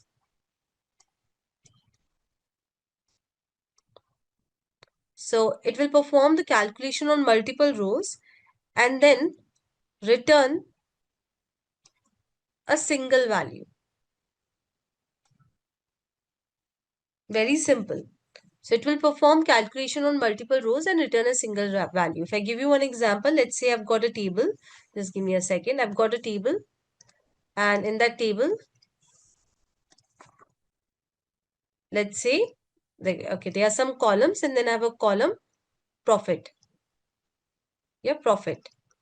Now in this column, I'm having values like 100, 200, then let's say 300. Yeah, these are the three values. So with the help of aggregate, see, it will perform calculation on multiple rows and return a single value. So if I perform count, what will happen? It will give me the count. So how many, the number of rows that I have. So it will give me 3. Then sum. So what it will do, it is going to sum all the numbers. So let's say I'm applying this function on all the rows of my table. So it will perform the calculation on multiple rows, always remember. So it will give me 600. So average, it will calculate the average. I'm not going to do that. I think it's going to be around, I think 200 only. Yes. Then minimum. So it will again check for the minimum value, and maximum, it will check for the maximum value. So these are the aggregate functions. These are the 5 aggregate functions. Now you already understand what is sum, average, min, max. Yep. It's a very simple one. Now we are going to look into the code for the same. So you can see it is showing me that I've got 6 records in total. Yeah, I've got 6 records in total. Now, instead of this, now hear me out. Instead of this, I can also give some column name. Let's say I give a column name, name or marks. So I can do that also. So what it will do now, hear me out. Yeah, what it does, because this is very important. So it will count all the non-null value in this particular column. So if I go over here right now, if you see marks, this is non-null, this is not null, this is non-null, this is non-null, this is non-null, and this is non-null. So it is going to count all the non-null values. So basically, this will give me 6. Yeah, this will give me 6. Now I'm saying, again I'm repeating, it will count all the non-null values. So let's say I insert one more record. Yeah, so you can see that I'm inserting one more record. Okay, any name for that matter. And it's just that I'm going to give null over here. You're getting? I'm in case of student ID 7. Let's say I do not have the marks right now. So I'm just giving null value over here. So I'm going to execute this. Got successfully executed. Now, if I count this thing, now you tell me what it will give, what result it will give me. This will give me what result? What number will it give me? 7 records, right? 7 records. Because I've got 7 records. No, why error? Yeah, it will give me the number of rows. But as soon as I give marks, what it will give me is, it will give me 6. So why it is giving me 6? Because it will count only the not null values. So it will count all of these, but this it will ignore because marks is null over here. But if I go ahead and do it for some other column, let's say, let me do it for city. Now tell me for city what it will give me. Come on. It will again give me 7. Yeah, because I don't have any null city. All the 7 rows have value in the city column. So definitely everything will be counted. So in the same way, I can use other aggregate function, for example, sum. Now, definitely I cannot do the sum of city. I have to provide some numeric column over here. So I'll provide maybe marks. So this will do the sum of all the marks that I've got. Yeah, sum of all the marks. In the same way, I can run the other ones, for example, average. So this will give me the average marks secured by the students. Then I can do min, the minimum marks. So I think the minimum marks is, 55, Suresh. And I think the maximum marks is of Rahul. So I can also run for maximum marks. So you can also quickly try this. In the same query, you can make the changes and you can just have a look how it works. It's a very simple concept. Once you're done with executing this, so this data is already the part of your table. Yes, your table already has got 6 rows. Now, if you want to insert more rows, then you have to rerun the command with more data. So you can't give values in continuation to it. But see, if you rerun this, I'm not going to do that, but you can try that. So you will have duplicate data. So if you run this 3 times, so you're going to have this data 3 times, the same duplicated data 3 times. So whenever you have new data, you have to run the whole command like this. So now we are going to learn about group by. It's a very, very important concept in SQL. So what do you mean by group? When I say group, we all understand what the group means. Now here, definitely we are having group by. So it means that we are grouping something. And what we will group in SQL that, of course, when it comes to SQL, we are going to group the rows. Yeah, we are going to group the rows, right? So let's say that you have got right now, we know we have got students, right? And we have got the data of students. So let's say I want to group the students. Let's say I've got a job to group the students. Now what I'm going to do is I'm going to group the students as per the city. So what I'm going to do is I'm going to create the groups as per the city. Pune, Mumbai, Delhi, and Chennai. Yes, so I'm making the groups as per the city. So I'm simply taking all the distinct values in the city column and I'm making them as one group. So this is one group, this is second group, this is third, and this is fourth group. Then once I know that these are my groups, these are my groups, then what I can do is I can perform some aggregate functions on the groups. You're getting? So first, you're going to group your data as per some parameter. In my case, I've decided the parameter to be city. I'm grouping the data via city. So I'm picking up all the distinct cities that I have in my data set and I'm going to group my rows as per the city. The next thing that I'm going to do is once the grouping is done, I can perform some aggregations on the group data using the aggregate functions. So for example, I can say that maybe I want the count of the Pune students. So it will simply help me with count, So 2 for Pune, 2 for Mumbai, 1 for Chennai, and 1 for Delhi. So that's how it is. So I can perform any of the aggregate function. I can also perform sum. So what I can do is I can sum the Pune students' numbers. Yeah, I can sum their marks and I can literally write it over here. So I think that's going to be around 150. Yeah, so basically I'm going to sum. Yeah, my calculation might be wrong. So understand this thing with the help of group. So with the help of group by, I can group the rows with the same value. I can group the rows with the same value in one or more column. So I can group the rows. That's what I did. Yeah, I was grouping the rows, one or more column. So I group the rows with Pune, with city, right? I can group it with more columns also. I'll show it to you when we write the code. And then perform. So I'll quickly show you the syntax and then we'll write the code around it. Now, group by is very, very important for your interviews also. Please make sure that you understand. And it's a very simple thing. It's a very simple function. You write 2, 3 queries and you're done and dusted kind of. So anyways, so the group by syntax is, so first, now hear me out. This is very important. You start with select. Then you have a table name that select from so and so table. Now, see, you're going to group by some column, right? So here you'll give group by and you'll give the column name that you're grouping by which column. Yes, I can give city. I can give multiple columns. Let's say I'm grouping by city as well as maybe something else also. Let's say as well as area. Yeah, I can do that multiple grouping and I'll show that to you when we write the code. Okay. Now in select, this is very important. Yeah, in select, we give the column name. Now this column name, let me clean this off. This column name should be same as that of this column.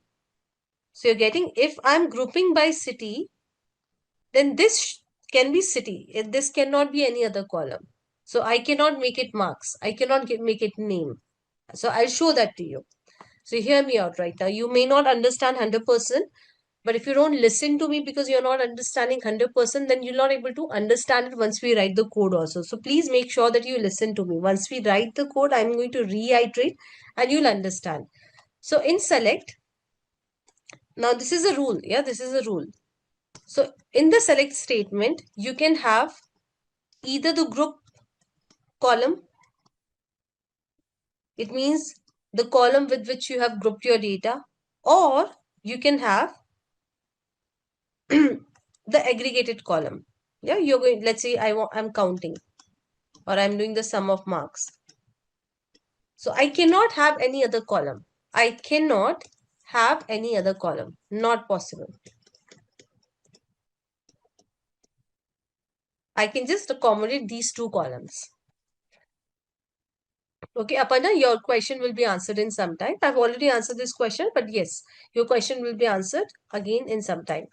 So now we are going to write the queries around group by so that you understand the concept. So we have got the same data. I want everyone to see my screen. So here, what I'm going to do is, I'm going to, let's say city, comma, and I'll say count from student, and I'm going to group by. So group by, as I told you, the same example I've already explained you that I'm grouping the rows by a city and then I'm making the count on the top of it. So if I run it, you can see that it is showing me all the distinct cities and the number of students. So if you want, you can give an alias to your column, yeah, as number of students. You can give some alias, yeah, for the better, so that your column has a proper name. So anyways, you can see that this is done. Yeah, you can simply say, so here I've given city, I've grouped by city, and this is the aggregation. Now, let's say that you also want the name of the student. So let me try that. Yeah, I'm giving name also. Now you can see I have not grouped by name. I've not done anything with the name. Can you see I'm getting the error? So the error is, again, Just reread this, that every column in the select must either be, so in group by, so it means whatever column you're writing in select, either that column should be in the group by or it should be the aggregated column. Anything else will not work because I've given name. I'm not grouping my data via name. So it is throwing error. I can maybe use marks, any other column. It will not work because I have not grouped my data via marks. So this is a rule. This is a thumb rule of group by, and you should definitely remember this. Very important for your interviews. So yeah. So I'll just do one thing. I'll wait for a minute. I want you guys to try running this query. And then we'll see what like the different colors on the group by, what all we can do other than this. So I've given the alias to my column, Ekta. So if I don't give it, the column, this new column count will take its name like this. But I do not want that. Yeah? I want to give proper name, and that's why. That's what I've done. Having, I'll come to that. Siddharth, I'll come to that as well. So see, if you're grouping the data without the aggregate function, why would you do it? Like you can do it, but there should be some reason behind it, right? Why you're grouping your data. You might want to do something. That's why you're grouping. Sanskar.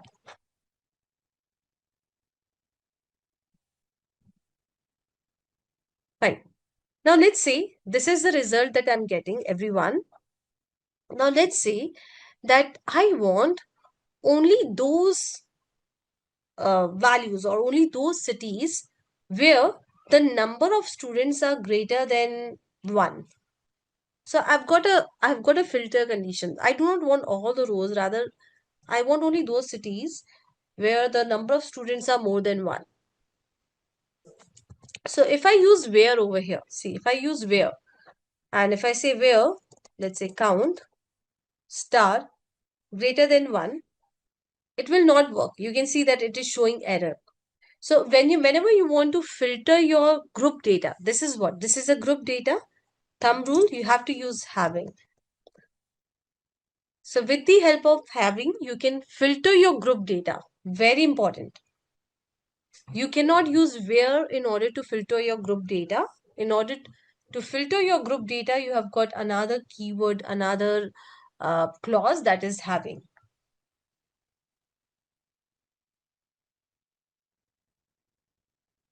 Yes, exactly, Manjula. So it's very same as that of where. It's similar to where, just that where we use for the regular data and having we use for the group data to filter the group data. Now I told you, let me remove having. Yeah, otherwise I'll get very less data. Already I've got very less data. So Aparna, I'll look into your error. Just allow me a minute. So I just finished the explanation. So I told you that you can also group by multiple columns. So let's say I'm grouping my data via city as well as via grades. So it will group via city. So first it will group via city, and in the city it is going to pick the grades. It will pick the grades. Yeah, it will pick the grades. So Mumbai, I've got like 3 and B, everybody is B. So let me show you the result, and I'll just do one thing. I'll also show you the grade over here so that you get to see how things are happening. See. So what it is doing is, we are saying that group by city as well as grade. So how things are happening over here. So it will take, let's say Pune. Okay, so it will take Pune. So these are for Pune. Yeah, these two. Now definitely both for Pune, we have got 2 distinct grades. So it will make this as a one group and another group as this. Okay. Now let's talk about Mumbai. Yeah, Mumbai. So Mumbai, if you see Mumbai, so 1, 2, 3. But all have got same grades. So it will just take one group out of it. So you can group via multiple columns. So first it will group via city, and then it will group via the next column. So this is how it will work. Yeah, Mumbai has got 3, so it will 3. Okay. Then anyways, Delhi and Chennai, they're only 1 records. So this is how it is going to work. So first it will pick Pune and then the distinct value. So Pune and the distinct value of the grades. So if you see over here, this is how we are getting the result. For Mumbai, because all the Mumbai students have got B grade, so there is only 1 row for Mumbai. But Pune students have got A grade as well as C grade, so that's why there are two rows of data. So I want everyone to try this out. Let me quickly answer the questions on the chat till then. Okay. So Aparna has got the answer, I think, from Shilpa.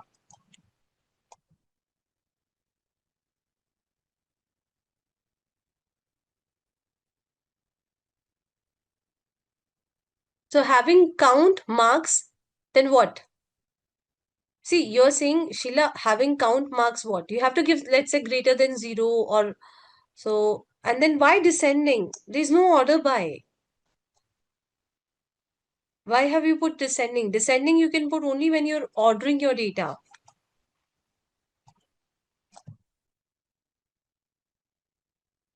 So now I'll show you one more example. And the reason why I'm showing you this example is so that you get ready for your interviews. So let's say that, okay, what you have to do is, I'll just give you one use case. So here's a use case that you have to ignore the students with grade D. Ignore the students with grade D. And then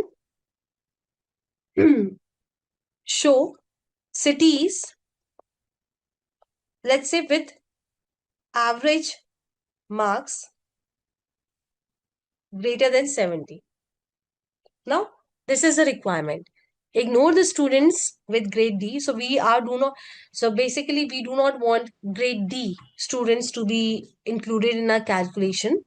And then I want to show all the cities, again, all the 4 cities that I've got, but the cities with the average marks greater than 70. So I'll do one thing. I'll just wait for a minute. I may not give you a lot of time, but I'll just wait for a minute and I want you guys to try it by yourself. I'll give you a hint. Here you are going to use a combination of where as well as having. So I repeat, ignore the students with grade D. So you're going to use where as well as you're going to use having, because you're filtering on the table level, you're filtering on the group data level.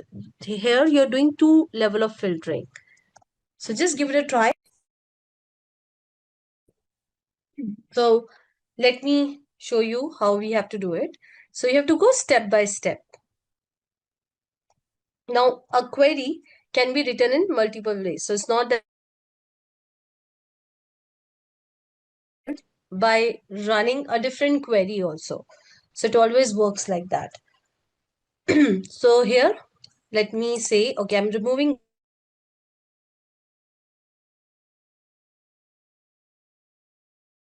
of marks. Fine. Group by city, group by city. So this will give me all the cities with their average marks.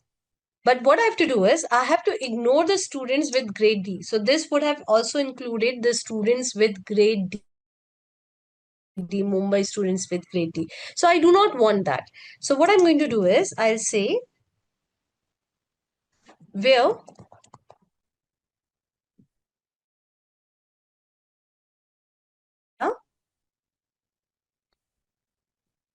so while querying, I'm saying that from this, now here order of execution comes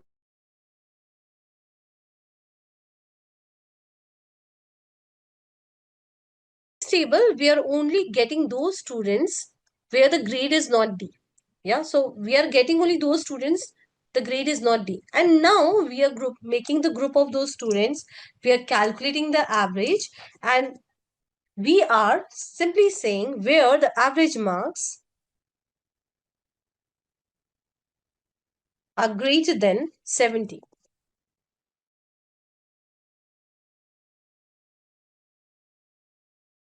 We are not grouping the whole data. We are, before grouping the data, we are getting only that data that is required. In our case, we are getting only those students whose grades are not D. Yeah, we are getting all the students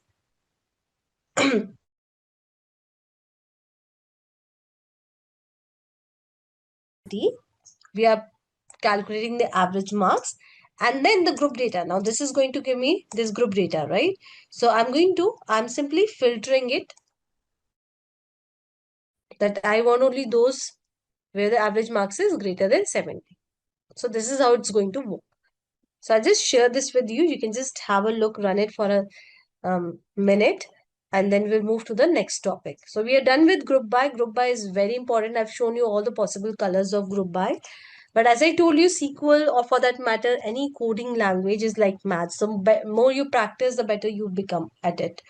So I'll give you some playlist also from where you can practice. It is showing you error on the first line. And Ikta, if you're running the query, please make sure that you highlight or you select from line number 35 to 38. Also, in having average marks, the greater than or smaller than sign. Yeah, the greater than sign is missing.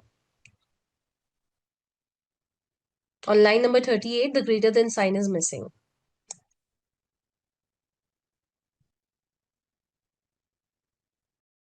Now we are going to learn about SQL functions.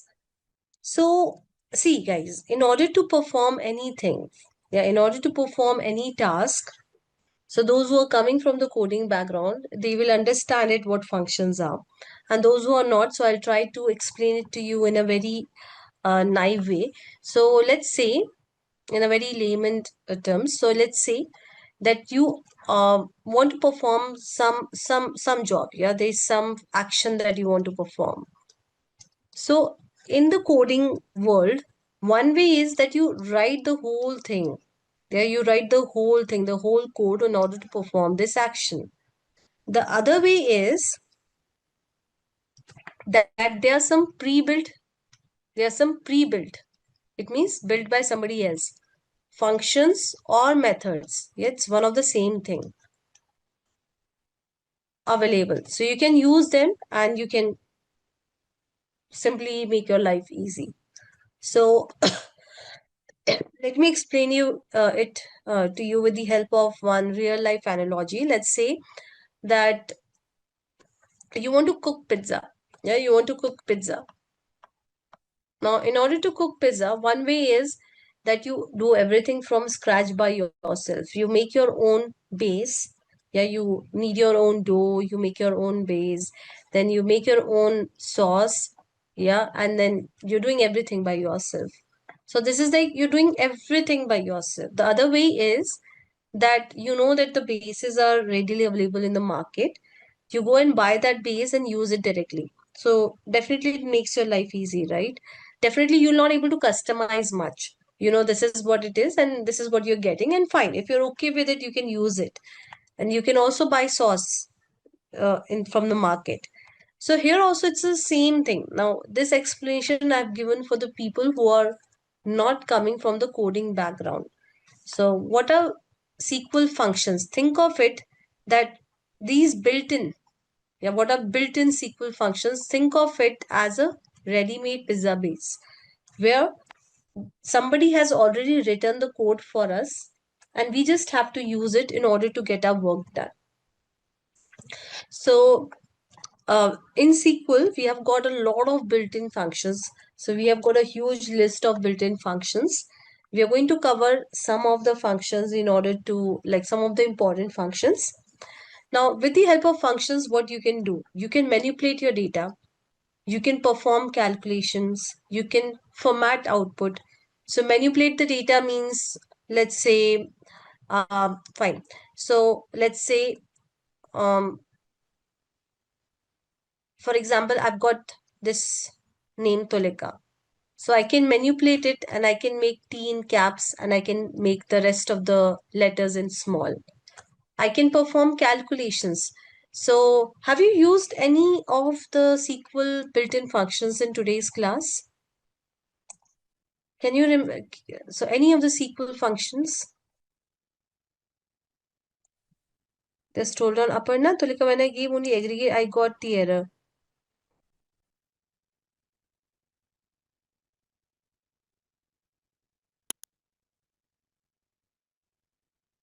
So Aparna, see, I told you that you're missing that greater than equal to sign. So if your question is not answered, you can park it. Maybe, yeah, I'll just take it at the end of the session. So you can rerun the same query and we'll see what is the problem. No, these are clauses. Dinesh, these are clauses. Any of the built-in functions that you can remember that has made our life easy in today's session, we just directly use them in today's session only. I've got answer also on the chat. Yes, count. Did you write any code for it? Yeah? No. So there's some code written behind and we are simply using it in order to count the number of rows. Right? In the same way, sum, min, max. So there's some code written, right? It's just that we are saying min, it is not going to calculate the minimum magically for us. There might be there is some code written behind the scene. So we are simply using these functions directly and making our life easy. In the same way, you can format the output with the help of the function. So when I say output, it can be anything. Let's say you can format your date. Yeah, your date is in this format. Maybe you can format it in maybe some other format. So you can do all of these things. So basically, SQL function, it takes the input, it processes it, and it gives the output.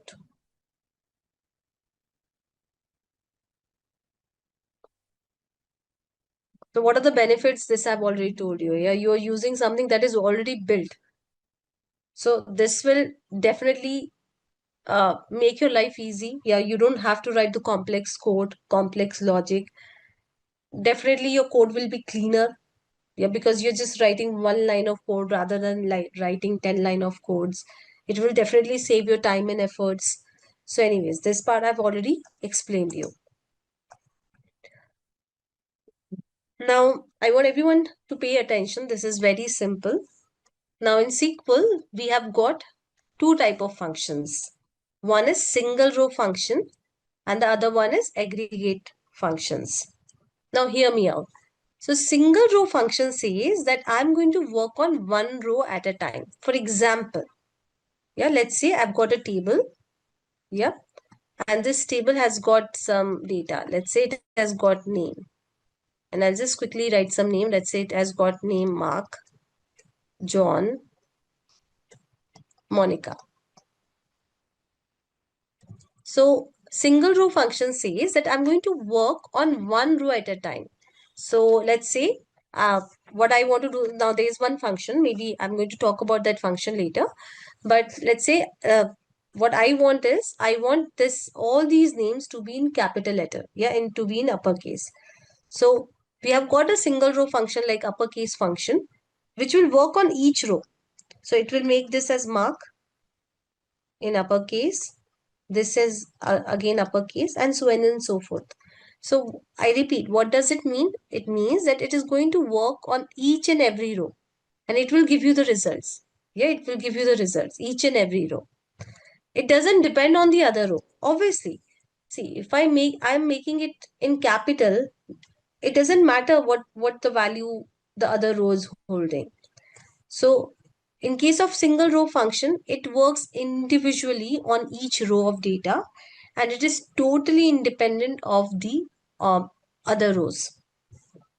Fine. Now, the other type of functions that we have got are aggregate functions. Now, this you have already seen. You have already worked on it. So, aggregate function says, again, let's say I've got some data and let's say I've got some numbers. Yeah. So, aggregate function says that it works on multiple rows and it gives you single value. So, for example, sum. So it will work on the multiple rows and it will give me a value. 6. Average, it will give me a value. Count, it will give me a value. So it works on multiple rows.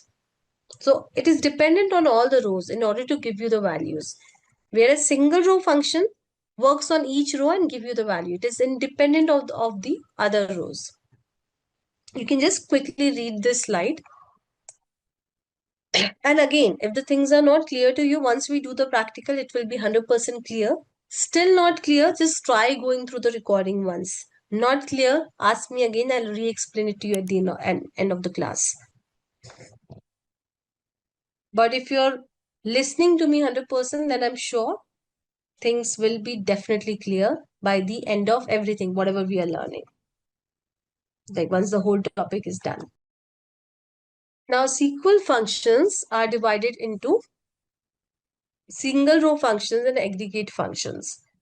So for single row functions, we have got numeric functions, string functions, and date functions. And we are going to look into all of these functions one by one. For aggregate functions, you have already seen this part. Yeah, we have got regular aggregate functions. You have already seen this. And then we also have got window aggregate functions.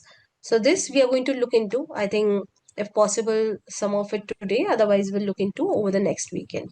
So today, our agenda is to learn about single row functions. Yeah, all of these three. So we'll first learn about the numeric function. Now, as the name says, numeric functions. It means that these functions can work on numbers.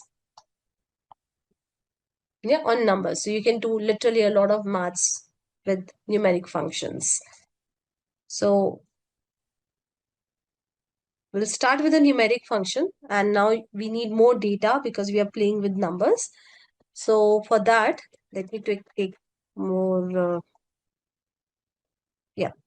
So in student table, see, I'm going to insert more data. So I'll just run this insert command so that I've got more data. Now I've got almost 12 rows of data. And also I'm going to insert one more table, that is employee. So I've got two tables now. I've got student table. I've just increased the number of rows in the student table, and then I've got the employee table. Fine. So I'll just give you all this code. You can run it, and I'll just wait for a minute. And it's very easy. Most of these functions are very easy. It's just that we have got some functions, just like let's say you buy microwave or AC. So somebody has already done the engineering. Yeah. It's just that now your job is to learn that how to use it. So here also we are going to do the same thing. We've got a lot of functions and we are going to learn about few of the important functions. And when you're in the projects, you may encounter some requirement where you might have not seen or worked on that function in the past. So we always Google, we always try to find the solution, we see if we have anything, and then we work on it. Done, everyone? So the data, definitely you should have the data ready in order to run these functions, run this code. Now we'll go one by one. See, I cannot write or type these queries. If I start typing these queries, then I'll able to cover very less functions. So I'll go one by one, and I'll also give you this code. So let me give you this code. Okay, I'll give you one by one. So over here, you can see I've got the employee table. I've got the employee table, and it has got a lot of columns. So let me show you the data over here. Just give me a second. So you can see that we have got the employee table, employee ID, employee name, department, the salary of the employee, the bonus that the employee has got, the city employee belongs to, and the joining date. So these are this is the data that I've got.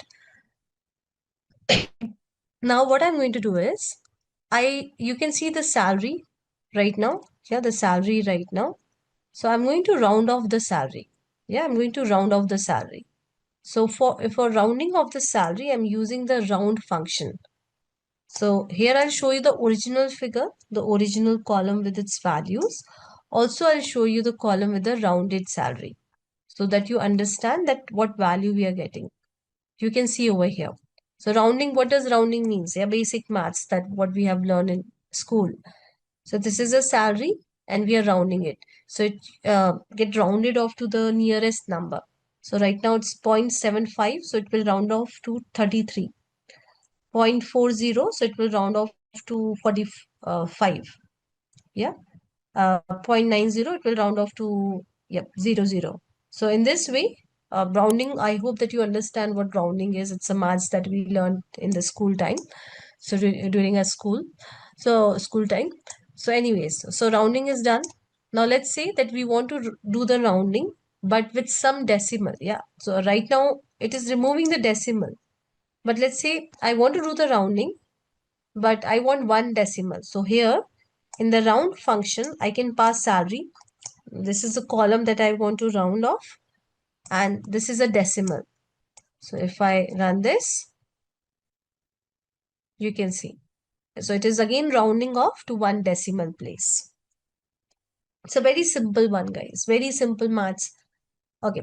Now I want you guys to guess. So I want the class to be a little bit interactive. So I want you guys to guess what seal could be. What you think seal could be. Now the seal English word. So what this function could do for us. Now this is not a comment. So ideally the comment is written like this. And that's why it is throwing error in each and every line. So it should be like this.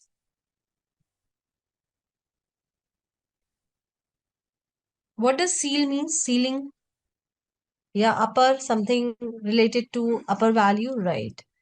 So see, uh, rounding off, what does it do? It round off the number to the nearest number. So it can be upper also, it can be lower also. So whatever is the nearest number. Now let's say that you want to round off and you simply want the upper number, not the lower number. Yeah, so you do not want the nearest lower number. You don't care about the nearest lower number. Rather, you want just the upper number. So it will give you the upper number. So every single time it will give the upper number. Last, if you see 5.40. So if I talk about the lowest number, no lowest nearest number. So the lowest nearest near number for this one is what? It is 45, right? But because we have run seal, it is over here giving 46. So I hope that you understand. So for example, if I give 1.1, round would have given 1. Yes, seal will give 2. If I've got, let's say, 1 point or 2.3, round would have given me the nearest number, but seal would have given me the closest upper number. So like this. Fine. Moving ahead. Now you can also give the absolute. So you know what absolute is. We learned in school what absolute is. So absolute basically removes the negative. So if I've got a negative number, if I give absolute to it, it will give me the positive number. So here also it's doing the same thing. We are simply subtracting bonus with 5,000. Now this may result in the positive as well as negative number, but because we have applied the absolute function, it will simply convert the negative number into the positive number. So very simple one. Now moving ahead, we have got mod. So what is mod? What is mod? Guys, what is mod?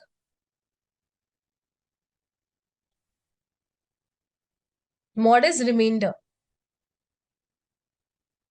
Yeah, remainder. So here in the mod function, we first say that, okay, I want, see, what is mod? Mod is a remainder. So when you're dividing two numbers, there are two things. One is the number, and the other thing is you're dividing it by what? So we call it as a dividend, a divisor, something like that. I forgot that. But yes. So let's say I want to divide 100 by 2. So this is the number that you want to divide, and this is the number that you want to divide this number with what? So here I'm dividing all the salaries by 2. So definitely now basic maths, if you divide any number by 2, either it will give you 0 remainder or 1 remainder, and that's what we are getting. So this is the basic maths.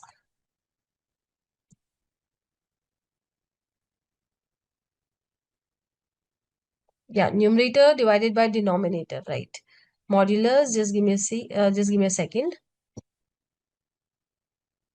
No. So that's what I told Vidya. This is how we can write the comments in MySQL.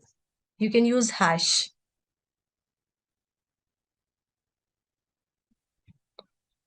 Fine, guys. Am I clear with mod? It's nothing. It is giving you remainder. So we have got the numerator and then we have got the denominator.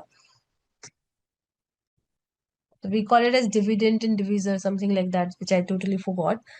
Fine. Moving ahead, power. Everybody understand what power is. They have maths, a lot of maths. 2 raised to the power 3.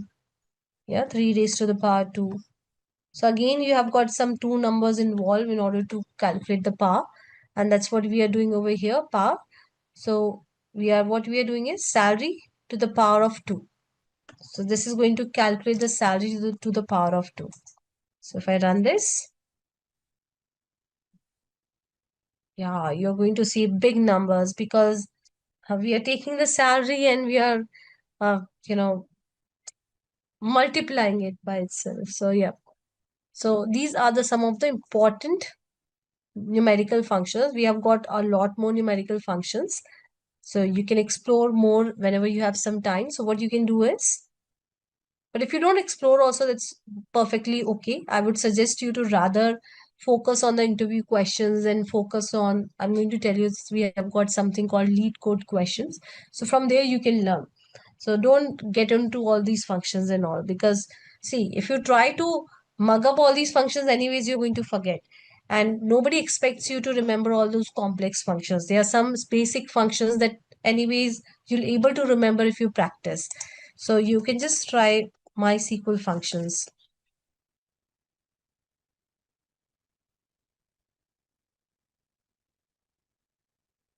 Yeah. So you can use the developer guide of MySQL. And here you'll find myriad functions, donkey number of functions. Yeah, you can see over here. So for example, just give me a second. Yeah, built-in functions. Yeah, these are the operators. Then you can see that we have got so many functions. But don't break your head into these functions. Otherwise, you'll get super demotivated. Nobody asks these functions. We may use mod and power. Yes, we may use mod. Not power much, but mod sometimes we may use. For example, you're calculating, there are some calculations that you're doing. So you may want to remove the negative numbers. I'll share this link with you all. But again, guys, please do not get into all these functions because there are a lot of functions. And if you start looking into all the functions, you'll be super demotivated. Nobody asks these functions. You should know some important functions, and that's more than enough. So whatever we are practicing in the class, I'll give you a few of the links. You can use lead code in order to practice, and that's more than enough.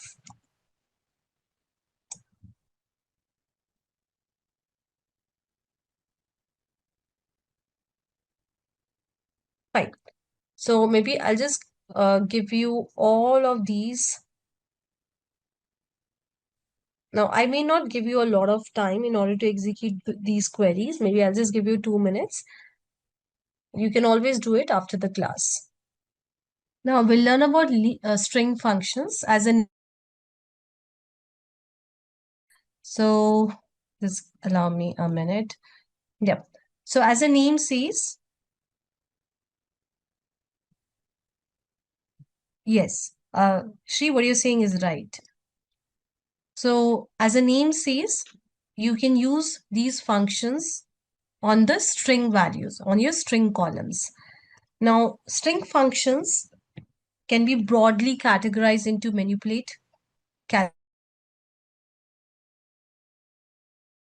So as the name says, manipulate is going to manipulate the strings for us. For example, I already gave you this example of uppercase, lowercase. So you can replace, you can concatenate. Yeah, let's say I've got Tolika Gupta. So I can concatenate my first name and last name. So these are what this will come under manipulation. Then you can do calculation on the string function. Now the question is that what you can calculate, how you can do the maths on string function. So you can find the length. For example,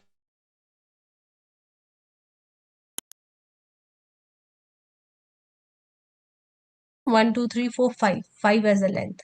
So you can perform the calculation, like you can find out the length of your strings. So maybe I can extract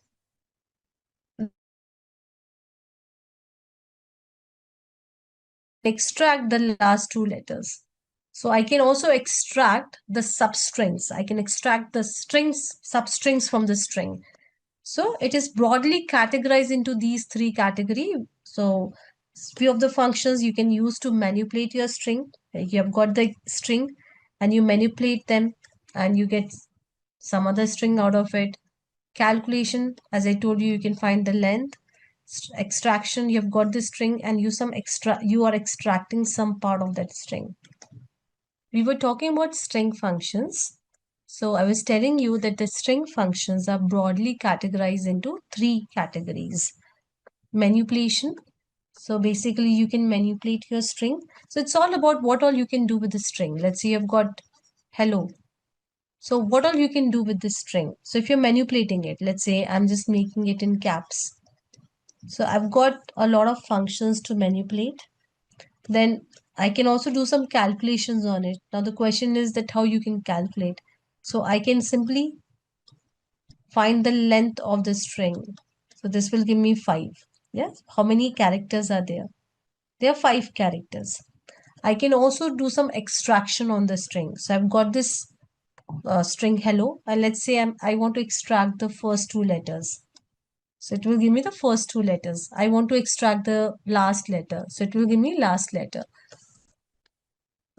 So all the string functions are broadly categorized into these three. So either you're going to use these string functions when you have to do some manipulations on the existing string, or when you want to find the length of your strings, or you want to perform some extractions. So now we're going to look into the examples of the same.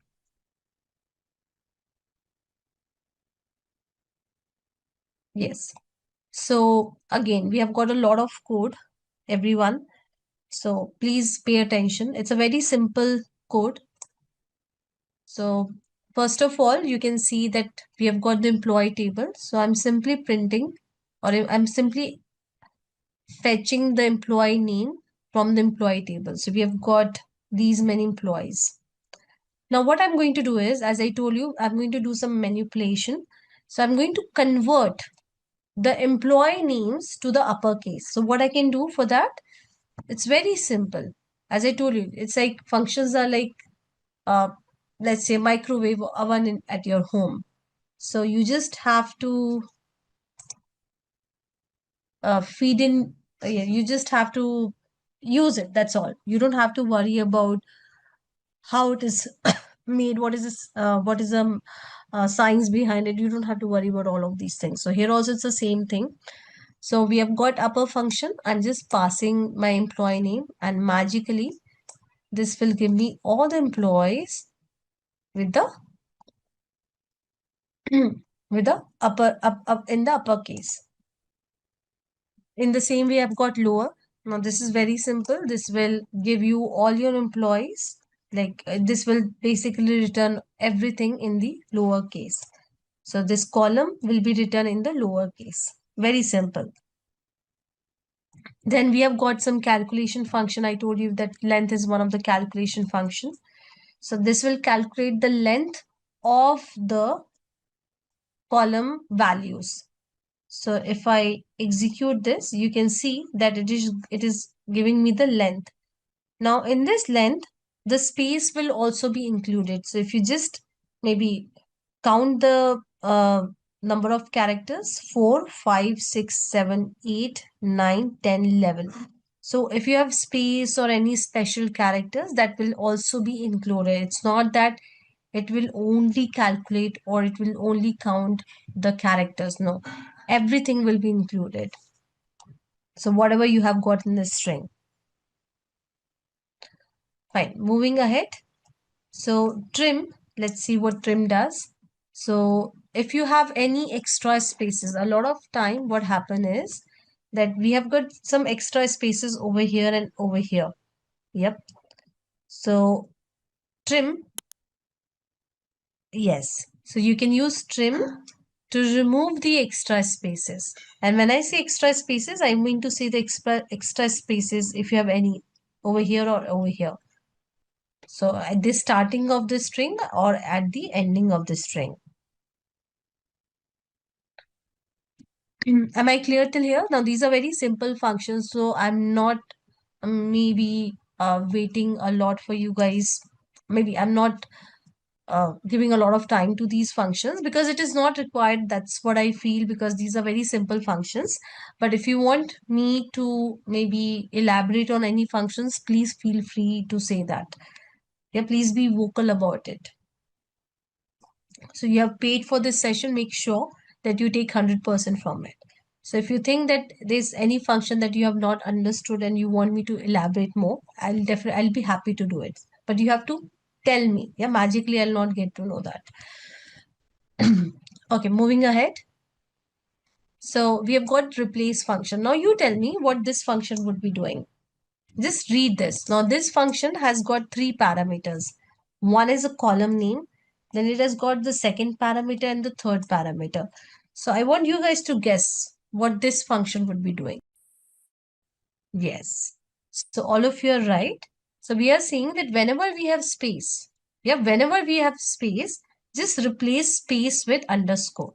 So if I run this, you can see that all the spaces have been replaced by underscore. I can do it for something else also. Let's say that whenever I've got A, now that's going to be crazy, but yes, whenever I've got A, just replace it with underscore. See, it is replacing A with underscore. You can see. So here you have to give capital A and small a. Okay, what I can do is, let's say, space. I want to replace it with, let's say, something else. I'll say apple. So see, the space is replaced by apple. So you can basically replace anything with anything. As simple as that. I repeat, you can replace anything with anything. Fine. Moving ahead. Now this is a very simple one, concatenate. So concatenate, as a word says, will concatenate, means will combine the 2 columns. So here what we are doing is we are concatenating the employee name with that of hyphen and department. So there are 3 things that we are concatenating. Yep, not only 2 but 3 things. First, we are concatenating the employee name with hyphen, and then employee name hyphen with departments. So concatenating, as the name says, it concatenates the columns. It concatenates the column, and you can definitely do a concatenation like this. Now let's say I do not want hyphen. Yeah, I do not want hyphen, so I can remove hyphen also. So definitely this is not going to give me any error.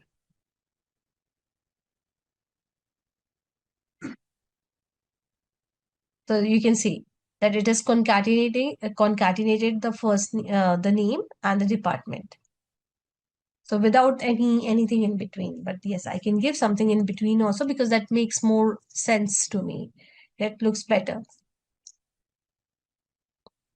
So I'm going to provide you with all these queries, and I'll wait for, again, not more than 2 minutes. Just give me a second. I think this is not allowing me. Okay, I'll just provide you the queries in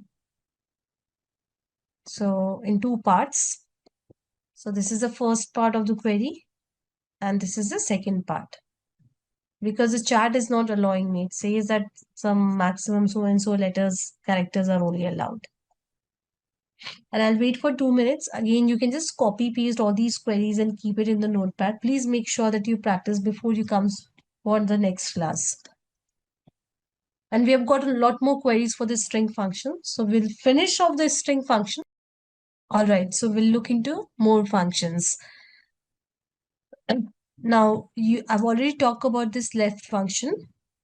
So this will simply extract the first 4 characters from the employee name column. So if I run this, see, this is extracting the first 4 characters. Very simple, right? You want to extract the last few characters, all you have to do is you have to use the right function.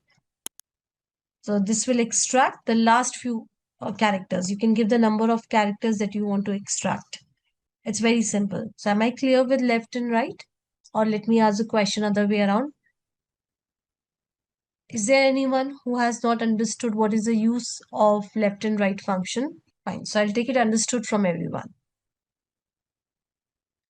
Now, in the same way, let's say I do not want to extract from left or right. Rather, I want to extract from the center, yeah, from the part of the string. So I can use substring. Yep. So again, the column on which you want to perform the extraction. Okay, the start position. So start position is, let's say I want to perform the extraction from, let's say, A. And then the length. So till when I want to perform the extraction, what would be the length of it? So if I run this, you can see over here. So start position is what? 1. So that's why it is saying 1. And then I want to extract 4 characters. So Amit, Neha. So in case of here, Rohi, let me do it. Let's say I want to do it from the 3rd character. So from the third character, and then 4 characters after that. So if I run this, you can see. So AMI, I is on the 3rd position. And after that, 4 characters. So IT space and S. So that becomes 4. So this will help you to extract the part of your string. In case of left and right, it always starts with from the beginning or from the end. In case of substring, it starts from between also, from the maybe from some part of the string. Concatenate, see, we have already done it, but this example I've included in order to make you understand that you can add or you can work on multiple functions. You can use multiple functions in order to get your work done. So before I explain you this code, let me ask you, how many functions are we using? So we've talked about all these 3 functions. Oh, sorry, I've already given you the answer. You're almost like quite good in numbers. Still, I can see very less of you are interactive on the chat. So I'm not sure how many of you are hearing me. Please make sure that you take 100% from this class and you learn something out of it. So please make sure that you're interactive. Yeah, we have got 3 functions. Yes, concatenate, upper, and substring. So basically how it will work, first it will, so I want everyone to see my screen. So just like how the maths work, yeah, if you give a lot of parentheses in your maths, it always starts with the innermost parenthesis, right? Here also it works the same way. So first, the substring will be extracted.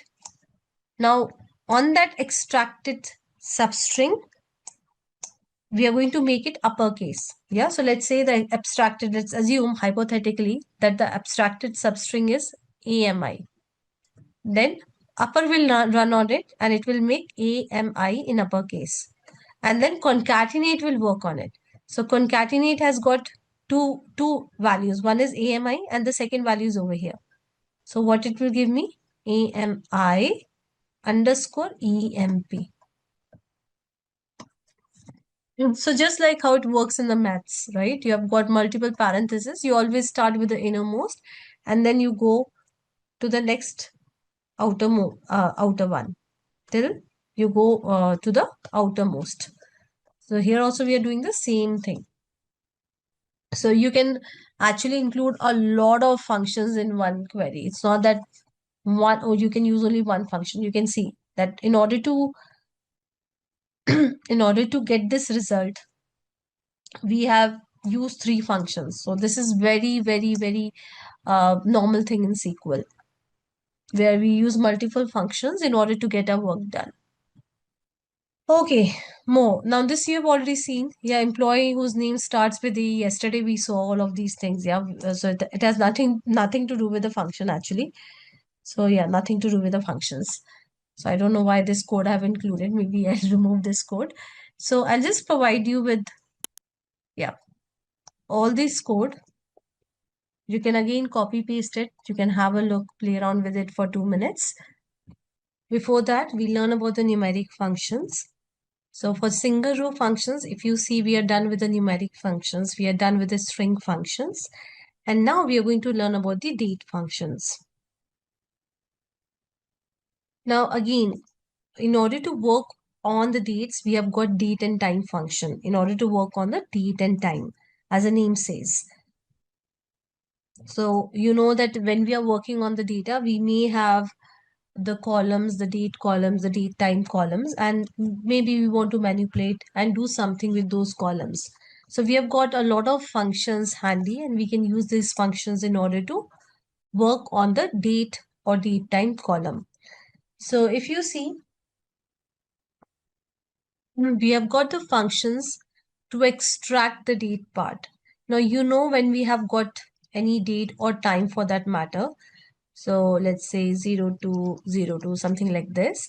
I don't know why I have written 2014. That's a long back, but yeah, let it be. So if you want to extract year from it, or month from it, day from it, date from it, yeah, day, Monday, Tuesday, Wednesday. So all of these things can be easily done using some of the extract date time functions. Here also, if you want to extract the time, now you know when it comes to time, you have got hour, right? Then you have got minutes, then you have got seconds. So if you want to extract hour, you want to extract minute, you want to extract second, yeah, any part of your date or date time, you can use we have got a lot of functions that can help us to extract the data from the date time or date functions, sorry, date time or date columns. Then we have got functions like current date and now. So this will return the current date. So current date means whatever the current date you have got on your system. So it will automatically read that date and it will return that. In the same way, this will return the date as well as time, both the things. Moving ahead, definitely, it's not uh, the only thing that we would like to do. That's like not it's not only that extractions or um, getting the current date and time. We would also like to modify or play around with the date and the time column. So for that, we have got a lot of functions. For example, we have got date difference. So as the name says, let's say I give you two dates, 2026 0101 and 2026 02 and 01, something like that. So if I ask you that what is the difference between the two, so it will simply give me 31 days. So I can simply find the date difference means two dates and finding the difference between the two. I can add two dates, I can subtract two dates, and so on and so forth. Yeah, I can change the formatting of the date. So I've got a lot of date functions. We are going to cover a few of the important date functions in order to learn about the date functions. Now, it's again a very easy topic. A lot of functions are handy and we are going to use them. Fine. Now, if I talk about the data set that we have got, so here you can see in the employee data set, we have got the joining date. So definitely we are going to learn the date functions using this column, joining date, because that's the only date column that we have got in our data set. So moving ahead, let me quickly take this, okay, some of this. and then the rest I'll take after some time maybe. Yeah, I've got a lot of examples to show you. So this is very easy. See, select current date. Now I'm not applying this function on any of the column of the table. It's a very simple one, select and then current date. So this will give me the current date. You can see this is giving me the current date as per my system. Also, if I run now, so I told you about this function, current date and now. I've already told you. So now will return me what? It will return me the date as well as time. You can see over here. So this is returning me the date as well as time. Very simple one, yeah. Now, uh, you may want to use these functions. For example, let's say I want to know that, okay, I've got the joining date. Yeah, I've got the joining date. So I might be using it, but let me tell you right away. Let's say I want to know that it's been how many months, years, or days since the employer has joined the company. So what I can do is I can take the joining date, yeah, and I can subtract it with the current date. So this will give me the number of days since the employee is associated with the company. Moving ahead, now this is a very simple one. You want to extract the different parts of the date. So for example, you have got the joining date. Let's say I want to extract year from the joining date. So for this is it. Yeah, I can use year function. In this, I can pass the joining date column. It will simply extract all the years from the date. Yeah, date column. Month will extract the month part from the date, and day will extract the day part. So if I run this, you can see it is extracting the year, and month is extracting the month, and day is extracting the day. Very simple. Yeah, the extraction part. So this is a very common function, year, month, and day, and you should definitely remember these functions because these are so easy, right? So few functions we expect that you remember. The interviewer will expect that you remember, would expect that you remember. Okay, moving ahead. Let's say that right now, see, joining date is giving me more, what? It is giving me numbers. Yeah, these are what? Numbers, 6, 1, 9, 3. So let's say that I do not want the numbers, rather I want the month name. You're getting? I want the month name. I do not want the month number, rather I want the month name. So for this, we have got the function month name. So you're getting month was returning 6 for me, and month name is returning June for me. So you can use month name if you want to get the names of the month rather than the number of the months. Day name, as I told you before also. So this will, when we were talking about, when we were on this slide. So anyways, I told you about this day. So day will return Monday, Tuesday, Wednesday, Thursday.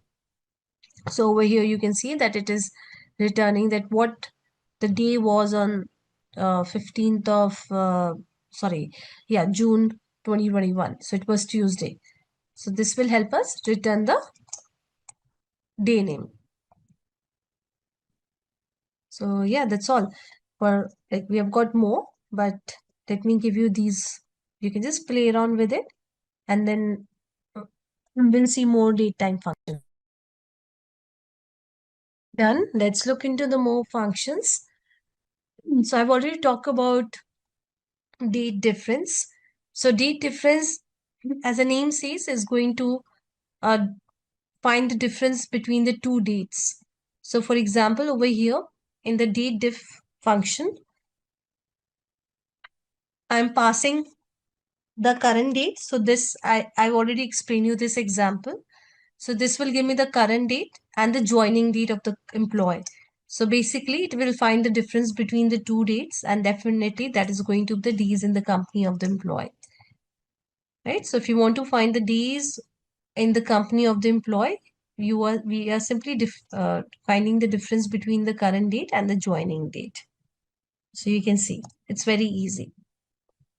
In the same way, you can add, let's say you want to add some days, years, months to the date.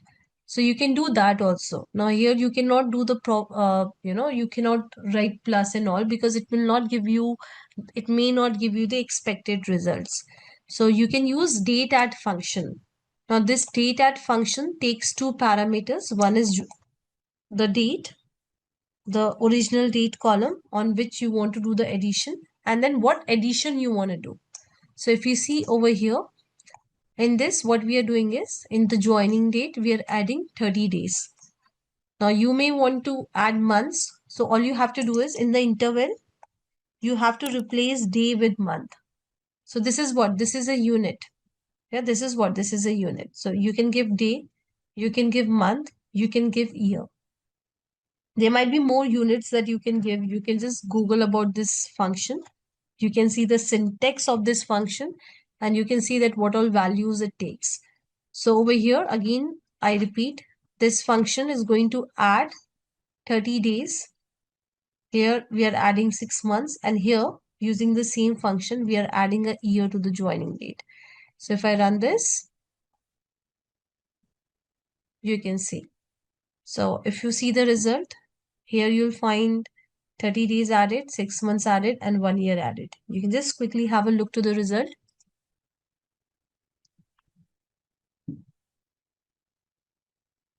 So whenever you're working on a function, it is the best practice that you Google about that function. For example, let's say I'm working on this function here.